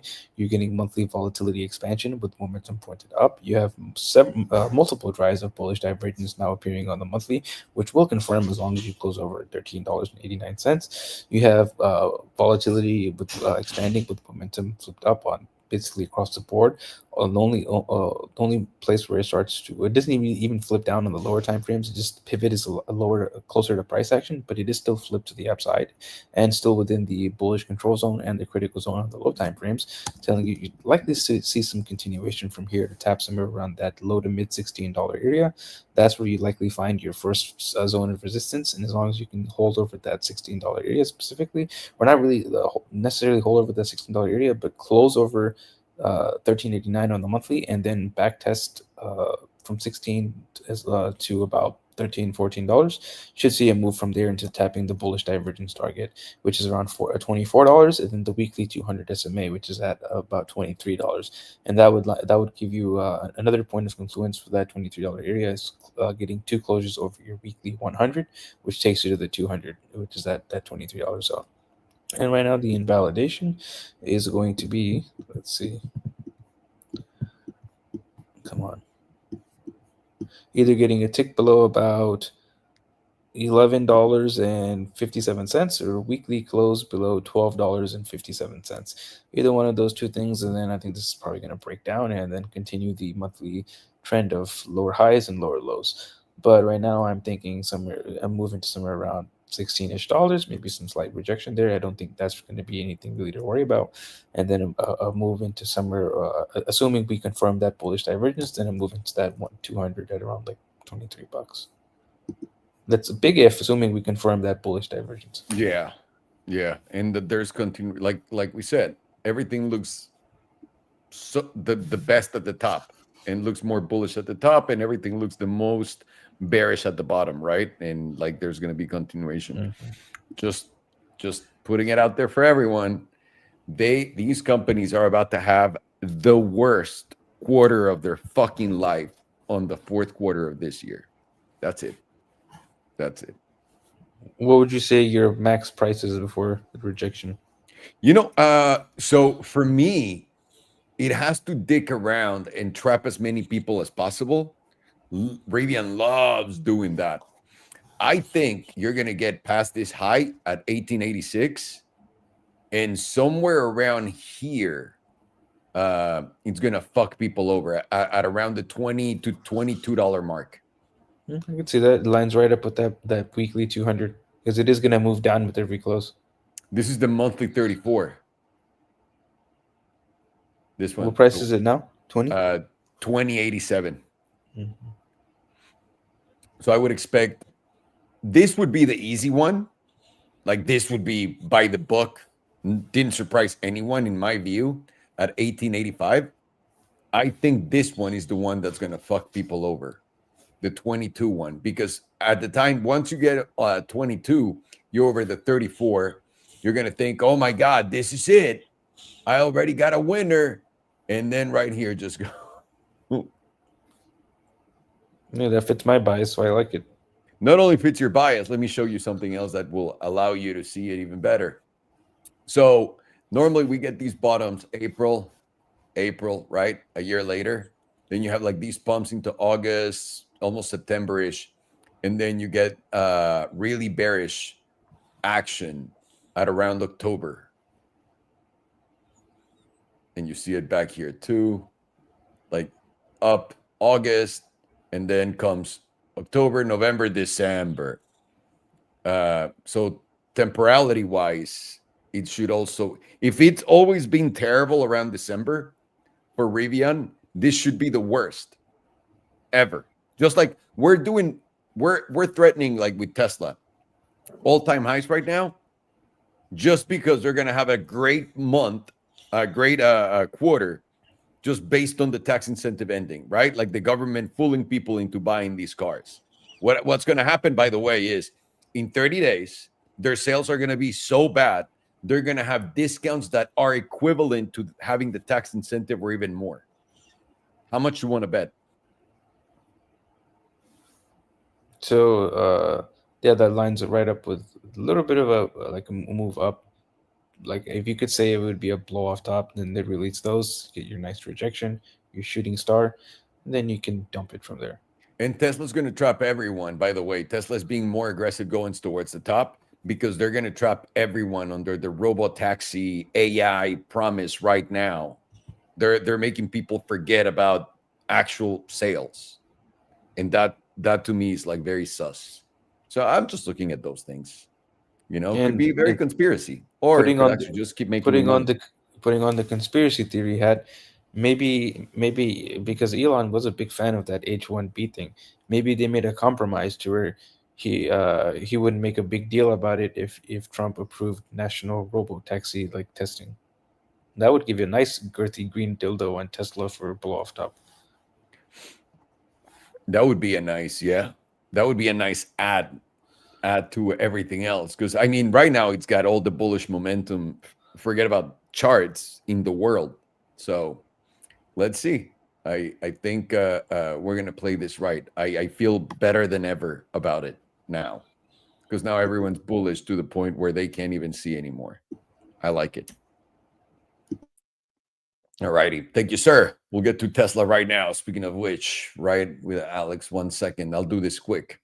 Estamos viendo Rivian en la trimestral, digo, en la mensual. La trimestral no tiene tantos datos, pero quiero ver la trimestral por una cosa. Volatilidad está cayendo. Yo sé que no es nada del 92% al 80%. Voy a mantener un ojo acá a ver cuándo se va a empezar a dar la vuelta a esta volatilidad a la alza. Yo voy a tomar esto como si fuera la volatilidad de Bitcoin, por ejemplo. Y Bitcoin tuvo este movimiento primero y luego este. Este fue el fondo del mercado bajista de Bitcoin en el primer ciclo. Luego lo volvió a hacer. Y este fue el octubre 23 tan famoso, ¿no? Tanto por lo de jamás, pero en realidad fue porque Bitcoin también hizo fondo ahí. Entonces voy a mantener un ojo acá en Rivian. Parece que las volatilidades trimestrales tienen una buena pinta. Estamos viendo la mensual y lo traigo a la mensual porque tenemos el setup de volatilidad más potente de toda la historia en esta tabla. Está empezando a pintar como si fuera a darse, o sea, ya está por encima del promedio, pero tíos, faltan 6 días para cerrar esto. Esto tiene que cerrar tal cual para poder confirmar. Y ahora tienes que esperarte otro mes para ver si no te va a hacer esta gatada, que ya la hizo. Tuviste el breakout e instantáneamente la doblada para abajo. Entonces, ojo acá, esto podría ser una súper trampa. ¿Por qué es importante saber esto? Porque Rivian, Tesla y Lucid están entrando en una parte muy importante en su calendario. Esto fue lo que había yo dicho, esto es lo que iba a pasar. No, de nuevo, no estoy leyendo el futuro, no es porque soy inteligente, es porque estoy viendo lo que está pasando. Y lo que está pasando es, el gobierno está haciendo que todo el mundo vaya a comprar coches eléctricos en este momento, quitando los créditos, ¿ok? Y ahora van a decir, pero eso no es el gobierno, Alejandro. El gobierno nos está jodiendo. Vamos a comprarlos porque somos más listos y queremos descuentos. Esto es lo que va a pasar. Y apúntenlo para poder reírse de mí en un mes. Un mes después de que se acaben los créditos, el 30 de septiembre, las ventas en Tesla, Lucid y Rivian van a estar tan en el culo, que van a empezar en los siguientes de 30 a 60 días a dar descuentos equivalentes o mayores a cuando estaban los incentivos. Márquenlo para que puedan hacerme un clipsillo y reírse de mí un rato. Van a ver, porque es literalmente lo que ha pasado con todo. Una vez más, no estoy intentando predecir nada. Ya vi lo que pasó con todo lo demás. No tiene nada diferente. Antes de que fuera el rush de los coches eléctricos ahorita por el fin del incentivo, estaba nadie comprándolos. Nadie. Estaban dando descuentos, incentivos. ¿Entienden cómo están haciendo que todo el mundo gaste? Son unos cracks estos tíos. Con eso dicho y hecho, Rivian ha topado en 180 y desde entonces había estado en una tendencia bajista hasta acá, en abril del 2024, que fue cuando decidimos comprar este fondo. Después tuvimos este gran pop hasta los 18.77. Nos fue muy bien. De ahí nos salimos y entramos un poco tarde otra vez en abril del 2025 en esta zona, ¿no? Esto fue lo que nos incentivó a entrar, ya era un buen descuento, estamos siendo bajos más altos, no nos llevamos estos mínimos, continuamos siendo bajos, bajos más altos, bajos más altos, bajos más altos, pero no estamos siendo altos más altos, ¿ok? Este es el promedio del 21 que viene por acá, nunca hemos estado por encima, esta va a ser la primera vela que lo logre. Tienes el flashazo por acá por primera vez, ¿ok? Solamente para que lo vean de cerca, puedes ver que esta vela lo fue a tocar. y tuvo el rechazo. Ahora, aquí estás justo ante el promedio del 21, estás por encima de, y quieres cerrar esta vela mensual en 6 días y varias horas por encima de. Personalmente, yo creo que esto es lo que vamos a ver. Yo no creo que te vaya a rechazar aquí en los 16.70, todo el mundo lo está esperando. Yo no creo que te va a rechazar los 18.80, todo el mundo lo está esperando. Yo creo que esto puede ir más o menos por acá, entre los 20 a 22, y aquí tener el rechazo. Porque, ¿qué es lo que busca Rivian? Atrapar a la mayor cantidad de gente posible en una zona donde va a tomar tiempo volver a regresar a ese nivel. ¿Ok? Y ahora, algo que tenemos que tener en mente es los 16.64 que están acá, tienen que ser una zona mamona de resistencia. Si lo rompemos rápido, eso me va a decir que sí tenemos para venir acá. ¿Por qué digo esto? Porque esto fue lo que atrapó a toda la gente cuando cayó a $8, los 16. Me acuerdo, pero perfecto. Entonces, lo que estoy viendo con el setup de volatilidad en la mensual, 2 semanas. Me quito esto. No me interesa si juega tal cual. 2 semanas, tenemos nuestro promedio del 55 justamente bajando acá y el del 100 aquí arriba en los 23.97, $24. Atentos, faltan 2 días y 3 horas para cerrar esto y tenemos el setup más potente de volatilidad en toda la historia en la tabla. Está empezando a pintar para arriba, pero no cuenta hasta que suba del 15%, es lo que estamos esperando. Entonces, vamos a mantener un ojo bien pelado aquí y les voy a poner el HPDR ya en la de 2 semanas. En la de 2 semanas pueden ver que estamos yendo al 50% y podríamos tranquilamente venir al 61.8%, que coincide con mis 16.50, más o menos esta zona. Y el 78% coincide con esta zona también en los 18.85. Les digo, el 88.3% está en los 21.68. Para mí esta es la región del rechazo grande. Aquí o por encimita de esta línea. Y una vez más, la razón por qué es porque tienes que atrapar a la mayor de cantidad de gente en esta movida. Ahora, estoy mal, pierdes esta línea meme en los 15-10 y después pierdes los 14, empezaría a haber más objetivos a la baja. Semanal, tienes el promedio del 100 semanal justamente acá, tienes volatilidad comenzando a dar la amenaza de la expansión sobre el 15%, está nada del punto más bajo en toda la historia, eso quiere decir que viene un movimiento fortísimo para Rivian. Tienes el promedio, el S&P 200 justamente en el 100% acá, en los $22 con 90 centavos. Está dado toda la confluencia y no es la que te da porque fuiste al mercado en China, güey, esa es influenza. Pendejo soy. En fin, estamos justamente acá. Esta expansión de volatilidad con el precio a la alza definitivamente nos podría correr hasta el 100% en los 22.90 y de ahí darnos la vuelta. Ahora, semanal no es tan fuerte como la mensual o la de 2 semanas. Puede detenerse antes de eso. Vamos a ver cómo está la diaria. Diaria nos cuenta un poco de la misma historia. En la diaria tienes todos tus promedios aquí abajo en orden perfectamente. Hemos estado subiendo hasta el 88.3% y has tenido expansión ya de volatilidad. Y raro que con toda esta expansión de volatilidad, ninguno de las altas temporalidades está volteando a la alza. 95% está en los 16.80, 97 está en los 17.90 y tantos. El 100% y el final total del 100% está en los 24, lo que me da aún más confluencia que podemos llegar a esta zona culera. Pero aquí lo tienen. Rivian va a topar de 2 formas, pero va a topar. A menos de que esté completamente mal en lo que les estoy diciendo. Y ahí puede que pase, ¿no? Me encantaría, no tengo nada que perder, pero me gustaría ganar más de lo que voy a ganar. Primera zona, 16.60. Segunda zona, 18. Estos son posibilidades de tope, 18.85. La que yo creo nadie se espera es esta. En los $22, cerca de los 22. Yo diría entre 21 y $22 es donde va a estar ese tope. Porque ya que estés por encima de los 18, acá todo analista técnico te va a decir, güey, pues el siguiente alto a testear está en los 25. Vamos a los 25. Y acá ya puedo poner una de estas líneas. No, no era esa, güey. Espérame. Era esta.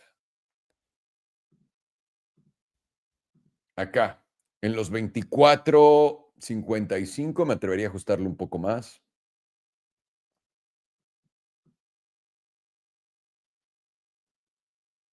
Aquí, 24.30. Todo el mundo, una vez que rompas estos 18, van a decir, güey, vamos a ir a los 24. Y aquí es donde es el chop acá, es lo que va a mandar a todo el mundo a la verga. Porque se van a atrapar todos acá pensando que van a 28 y de ahí a 40 y la chingada, y aquí es donde se va a dar la vuelta. O puede que el mercado no le importe para nada que esta empresa va a empezar a perder un chingo de dinero el próximo cuarto. Puede ser, pero esto es lo que yo estoy viendo. Y estoy equivocado si en este subidón simplemente te llevas los 13.30 para abajo. Primero son los 15, pero luego los 13.30 para abajo y olvídalo. No tienes ni que esperar a los 12.50 ni nada. Ahí con que te lleves 15 y después los 12.33, estoy equivocado, ya no vas a tener más alto y este fue el alto. Punto. Así que ahí lo tienen. Vamos a ver a Tesla. All right, I'm bringing you back in, sir. And taking this out, putting this back in. Were you muted? Yeah, my StreamYard crashed, so it just took me out. Of course, of course. Yeah, perfect. And actually, it's interesting to see that this quarterly is closing at this spot. You can see it's a pretty big spot here, just per the HBDR. You can also see getting back above that $436 region's pretty massive. So if you're not positioned, just a good case to kind of just sit on your hands and wait. It's only 6 days to go. It's really not that long. Depending on what occurs here, really could dictate in October potentially making a new high or not. You want to see $436 continue to hold, and actually, if it can continue to hold on the daily, you'll actually bleed into a good quarterly. Now, closing above not last, but January's quarterly wick high will be a really good sign that, in October you can get continuation and possibly reach that $490 region. If you reach this zone, it's definitely worth paying attention, because when I go and cycle back to the monthly, you can see here that this region did provide massive sell-offs. So you're now just creeping up into it. This isn't the spot to be pre-positioning or even front-running the monthly close, because, well, as it's shown here, you can have pretty nasty wicks before the close happens. 17% wick high rejection. So for me now, I'm just kind of waiting on my hands. The $415 region is still the spot. On the daily, you need to continue to hold that in order to see expansion. We have a mid-range at $436 to, we see we're breaking up, right into that region, but you still haven't tested the daily 9. And so that's still where I'm watching for Tesla. If I'm going to position, that's the spot I actually want to watch to actually do so. For me, the daily 9, we haven't really been hitting that. You've been front running it, and you've just been slowly grinding up. This is good and actually making a good case for maybe in October you get that throwback. If bulls can actually close above $450, then I would like to just see this simply get tested before possibly trekking up all the way up into that $490 region. I don't think you're going to reach that before this monthly candle closure. So, there's really no reason to be longing here. You can just see how big of a spot this is visually. The massive zone, and even in the midst of this green dildo, you still have BBWP resetting. That's bullish. That's good. That's exactly what you'd want if you need to see a major move up. Let's see here. Oh, here it is. Yeah. It's like, why do I have that $436? But that was just the last major wick high rejection before you essentially capitulated on the 15-day. And then going on lower time frames, it starts you can see it more clearly, right? If I go to like the 5-day, you can see it. This was like the last major lower high spot before coming down. So it's just, the flip side now. It just seems like bulls are trying to reclaim that and simply hold that. This region that was volatile, this 5-day, you wicked all the way down. You almost hit that $415 region. But as long as you're just staying above specifically that mid-range, you're going to have a shot at going all the way up to the $480 region. It's a big zone because that's really just a separation from an all-time high. And also, if you go to a monthly, from this point, you had a massive sell-off. You can see here from this last major higher low, the low is $212.11. This was 214, so ever so slightly higher low, more evident on like the bi-monthly. So if this is going to be a higher low in this region, really, you're just gearing up for a new all-time high for Tesla. Now, that doesn't mean it's going to happen this month. Rather, I'd like to see it happen in October. It seems like everything's gearing up for a big move in October, at least just on the EV side of things.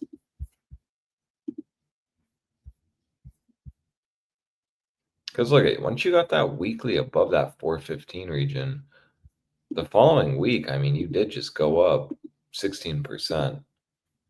So the more weekly candle closures you get above this region, the stronger and the more confident you'll get of a new all-time high. Because you got this breakout off just one reclaim. Simply, that was it. Couldn't get the throwback, should have done that. So rather now you're just kind of consolidating here. It's good. So for me now, moving forward, you're just still watching that weekly BBWP setup, still expanding, still firing off. And this was the argument on, well, if we're going to get a shallow pullback, it's going to really just be off the weekly, and you're going to just keep seeing continuation. So far, that has just been what's occurring. And today, it's going to be interesting because you're potentially going to see $436 get reclaimed again. You can see that get reclaimed. You can make an argument to then start seeing Tesla reach 490 and possibly even higher. Let's see here. Wow. What a chart.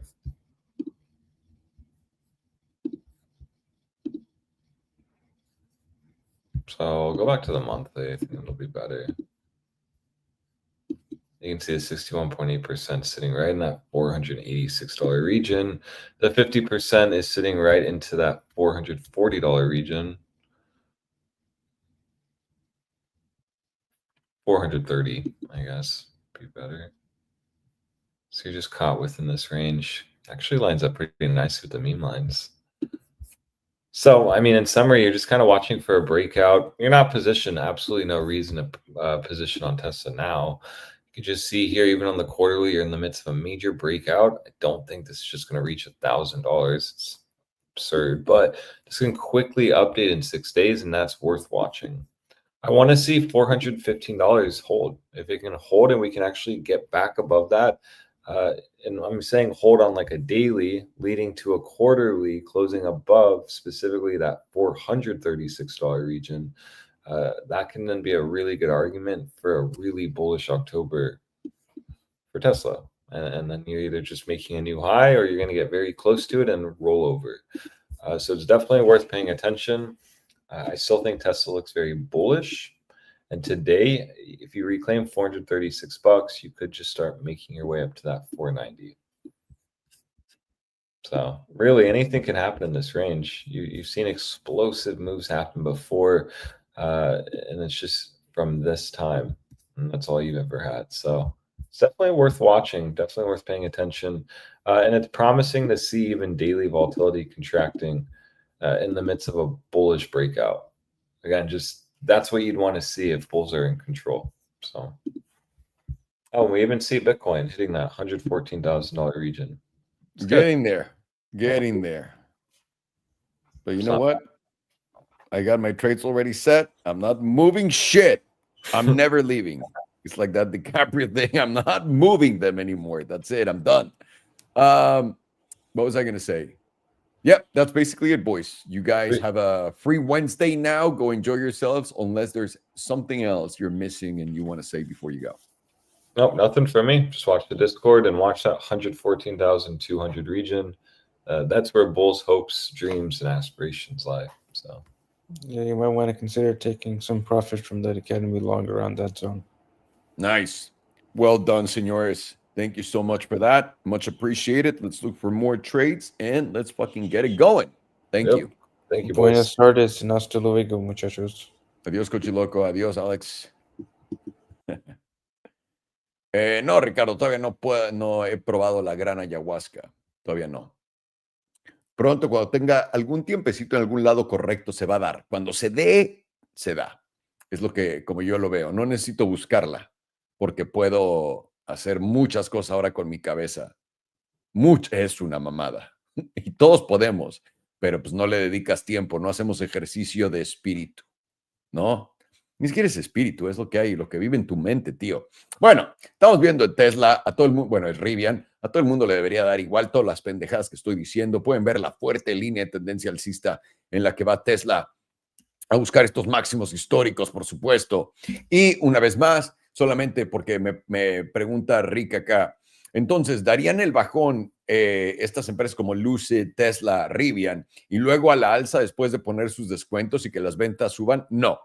Las ventas no van a subir, como todo lo demás en la economía, a menos de que bajen los intereses agresivamente o impriman un chingo de dinero o ambas soluciones.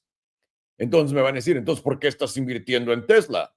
Porque lo primero que va a subir, lo primero y explosivamente van a ser este tipo de empresas, porque venden directo al consumidor. Por eso literalmente. Entonces lo que estoy esperando es el fin del gran cuarto, donde todo el mundo está siguiendo todas las narrativas locas. La de Tesla tiene muchísimo sentido, ¿no? Güey, viene los robotaxis, le van a dar más licencias de robotaxis a Tesla, van a estar probándolos en todas las ciudades, ya viene FSD 14, se va a manejar solo el coche, al mismo tiempo viene el Roadster y además vamos a tener los mejores resultados en este trimestre que hemos visto en mucho tiempo. Pero quiero que se pregunten esto todos ustedes. ¿Qué pasa cuando la empresa que acaba de tener uno de los mejores cuartos de toda su historia fue porque le dijeron, hay 100 potenciales clientes? 100. Y a todos les dijeron, güey, si no vienes mañana a comprar esto, no lo vas a poder comprar por un año.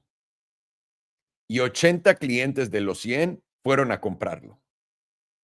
Y ahora el próximo año entero solamente tienes 20 clientes, que se les sigue haciendo caro y se están esperando. ¿Pueden entender eso? Eso es lo que está a punto de pasar ahora a los coches eléctricos.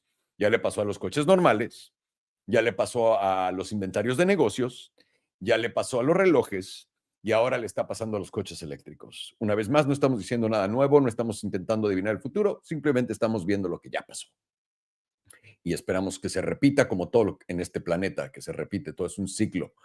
En fin, Tesla ha estado desde los bajos de los aranceles subiendo como loco. Ya tenemos una subida de más de 100%, estoy casi seguro de ello. 102%, efectivamente, lo que había visto en la mañana, qué locura. Y Tesla está cotizando en 4.39. Lo que estamos buscando son cierres por encima de esta línea meme. Básicamente, si somos alcistas, me voy a acercar más ya que vieron la estructura de lejos. Te di una vela topera, te hizo el engaño más o menos con una vela que parecía envolvente bajista, pero pues no llegó a tomar la parte alta y instantáneamente veniste y retomaste esto.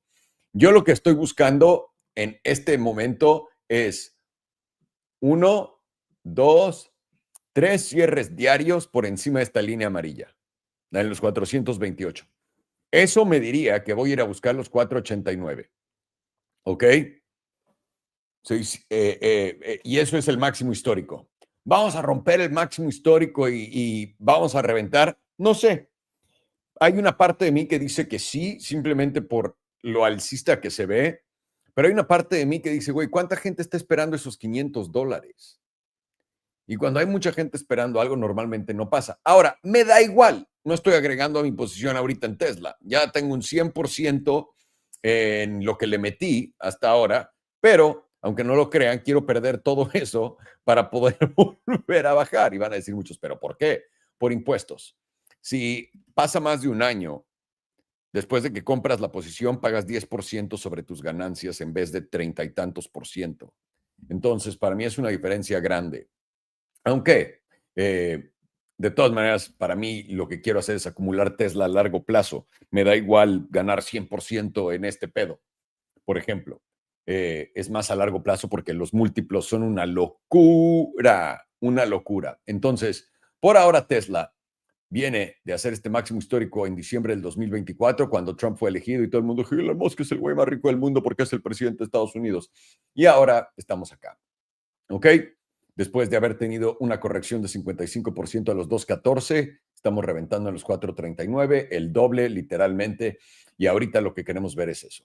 Voy a ponerlos rápido en la mensual para que vean esto. Este sería el cierre mensual más potente en toda la historia de Tesla. El cierre más potente que habíamos visto hasta ahora en la historia de Tesla eran $404. Estamos cotizando básicamente casi $35 por encima, más o menos, acá. Todavía faltan 6 días y 3 horas para cerrar esto. Volatilidad está contrayendo, pero empieza a darse la vuelta a la derecha. Interesante. Nada que nos diga algo absoluto. Lo que sí es, les voy a poner el HPDR para que vean esto. Estamos justamente, no estamos nada sobrevendidos en esta tabla. Podemos llegar tranquilamente al 61.8%, que son máximos históricos, casi. Y de ahí, el siguiente objetivo serían 690. Si podemos empezar a consolidar por encima de 485, es lo que estaríamos viendo. 2 semanas tienes el setup de volatilidad con expansión y esta expansión ya se está dando, ya estás en el 50%. Atento. Esta para mí va a ser la expansión de volatilidad que voy a estar poniendo atención a. Si continuamos y podemos romper los 450, básicamente 448, nuestro siguiente objetivo debería ser los 516. Y ya ahí estamos hablando de los $600. Semanal, tienes también volatilidad expandiendo después de periodos de nula volatilidad y esta expansión está empujando el precio a la alza. Normalmente esto nos lleva a extremos. El primer extremo está en el 88.3%, en casi $500, en 4.99. Y el segundo estaría en 587, que ya pues platicamos de dónde está nuestro objetivo a fin de cuentas, 728, que es todavía abajo del 100%. Interesante. Diaria ya tuviste tu expansión de volatilidad, pero claramente este movimiento a la alza viene separado de los demás. Ahora tienes volatilidad contrayendo.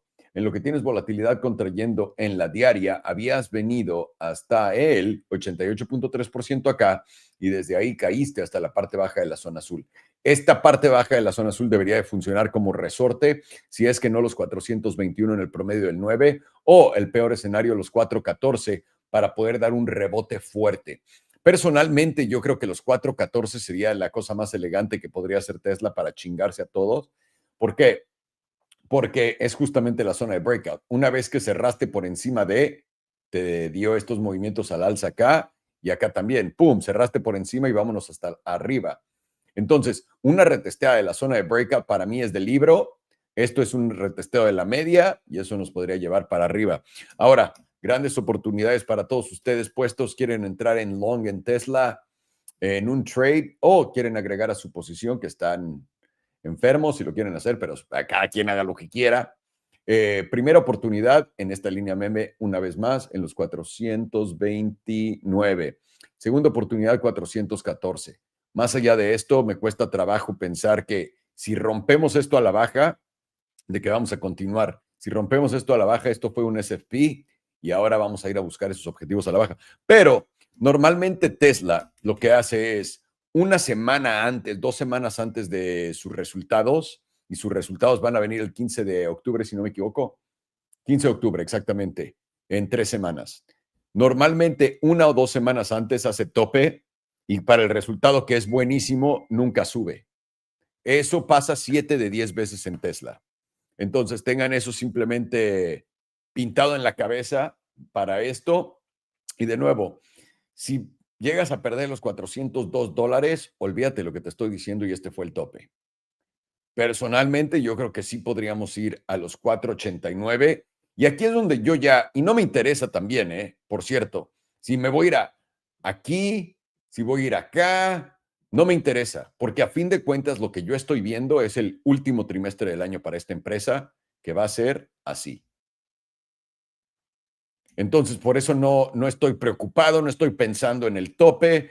Para la gente que ya está metida acá, que ya le sacaste 100% a tu lana desde abril, tienes que preguntarte, ¿estás dispuesto a darte un round trip y agregar más cuando baje o te va a frustrar? Porque si te va a frustrar, ya tienes 100%, tienes el doble de lo que metiste en Tesla. Cuando escuchaste al pendejo, el tío salió a decir que era una buena oportunidad para comprar, ya tienes el doble de lana. Solamente quiero que no caigamos en errores de mercados alcistas, ¿ok? Es todo. Así que ahí lo tienen, bastante sencillo todo esto.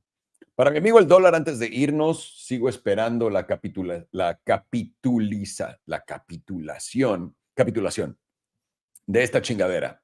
Y ahora, ¿va a ser acá abajo? ¿Va a ser acá? ¿Este fue el final de esto? No sé, pero estoy esperando todavía. Y de nuevo, la apuesta siempre ha sido al último cuarto de este año, primer cuarto del siguiente. Y esto, cuando se dé la vuelta, aquí tienen que tener el ojo bien pelado. Cuando esto se dé la vuelta y rompas, esta es la zona crítica para mí, los 102, 140. Una vez que estés por encima de eso, esto va a ser un mercado bajista agresivo en la bolsa y en cripto. ¿Ok? Y yo sé, les estoy diciendo esto porque se está alineando con lo que les digo. La otra cosa que me gusta y que estoy viendo es los bonos del tesoro. ¿Les pongo la de 2 semanas en chinga o es la semanal la que les quiero poner? Déjame ver. Ah, no, la semanal. Porque la semanal ya tuvo un cruce plateado acá, a la baja. Y cuando tienes un cruce plateado a la baja, vienes a retestear el 9. El 9 está aquí arriba, tío. La media está acá, también puedes venir a retestearlo. Yo estoy esperando a que tengamos esto. Y ahora sí el breakdown oficial. Ya tienes 1, 2, 3 y esta sería la cuarta vela en 2 días y 4 horas si cierras debajo del EMA 100 y eso sería brutal. Brutal en esto. Yo creo que los intereses iban a bajar, nada más no creo que tan rápido como todo el mundo piensa. Creo que básicamente en mi timeline, al final de mi timeline. Y la razón por qué creo eso es porque están diciéndole a todo el mundo, una vez más, son de esas cosas que, déjeme prendo la pinche cámara para explicarlo, porque tienen que ver mi hermosa cara cuando hago estas caras, ¿no? Es, ¿qué? Básicamente lo que yo creo y lo que veo de aquí a fin de año, bueno, para empezar, lo que les estaba diciendo. Lo que les estaba diciendo es, cuando te cuentan una historia que ya pasó y todo el mundo está enterado de dicha historia, es mentira. Cuando no te la cuentan al principio y te la vuelven a contar. Ejemplo, cuando te contaron el año pasado que bajaron los tipos, nadie habló de que los tipos reales subieron. Nadie. Una vez más, cuando tuvimos la primera impresión de dinero en el 2020, junto con los tipos bajos, nadie quería hablar de inflación. Nadie. Por 2 años, cuando todo estaba subiendo literalmente de precio como loco, la gente decía, no va a haber inflación, esto va a pasar rápido. Enfrente de sus ojos. Y una vez que se acaba el subidón de inflación y ya empezamos a ver precios para abajo, todo el mundo está preocupado por la inflación. ¿Y qué ocurrió con la nueva inflación que no llegó? No llegó. Y ahora del otro lado. Ahora, el otro lado es sencillo.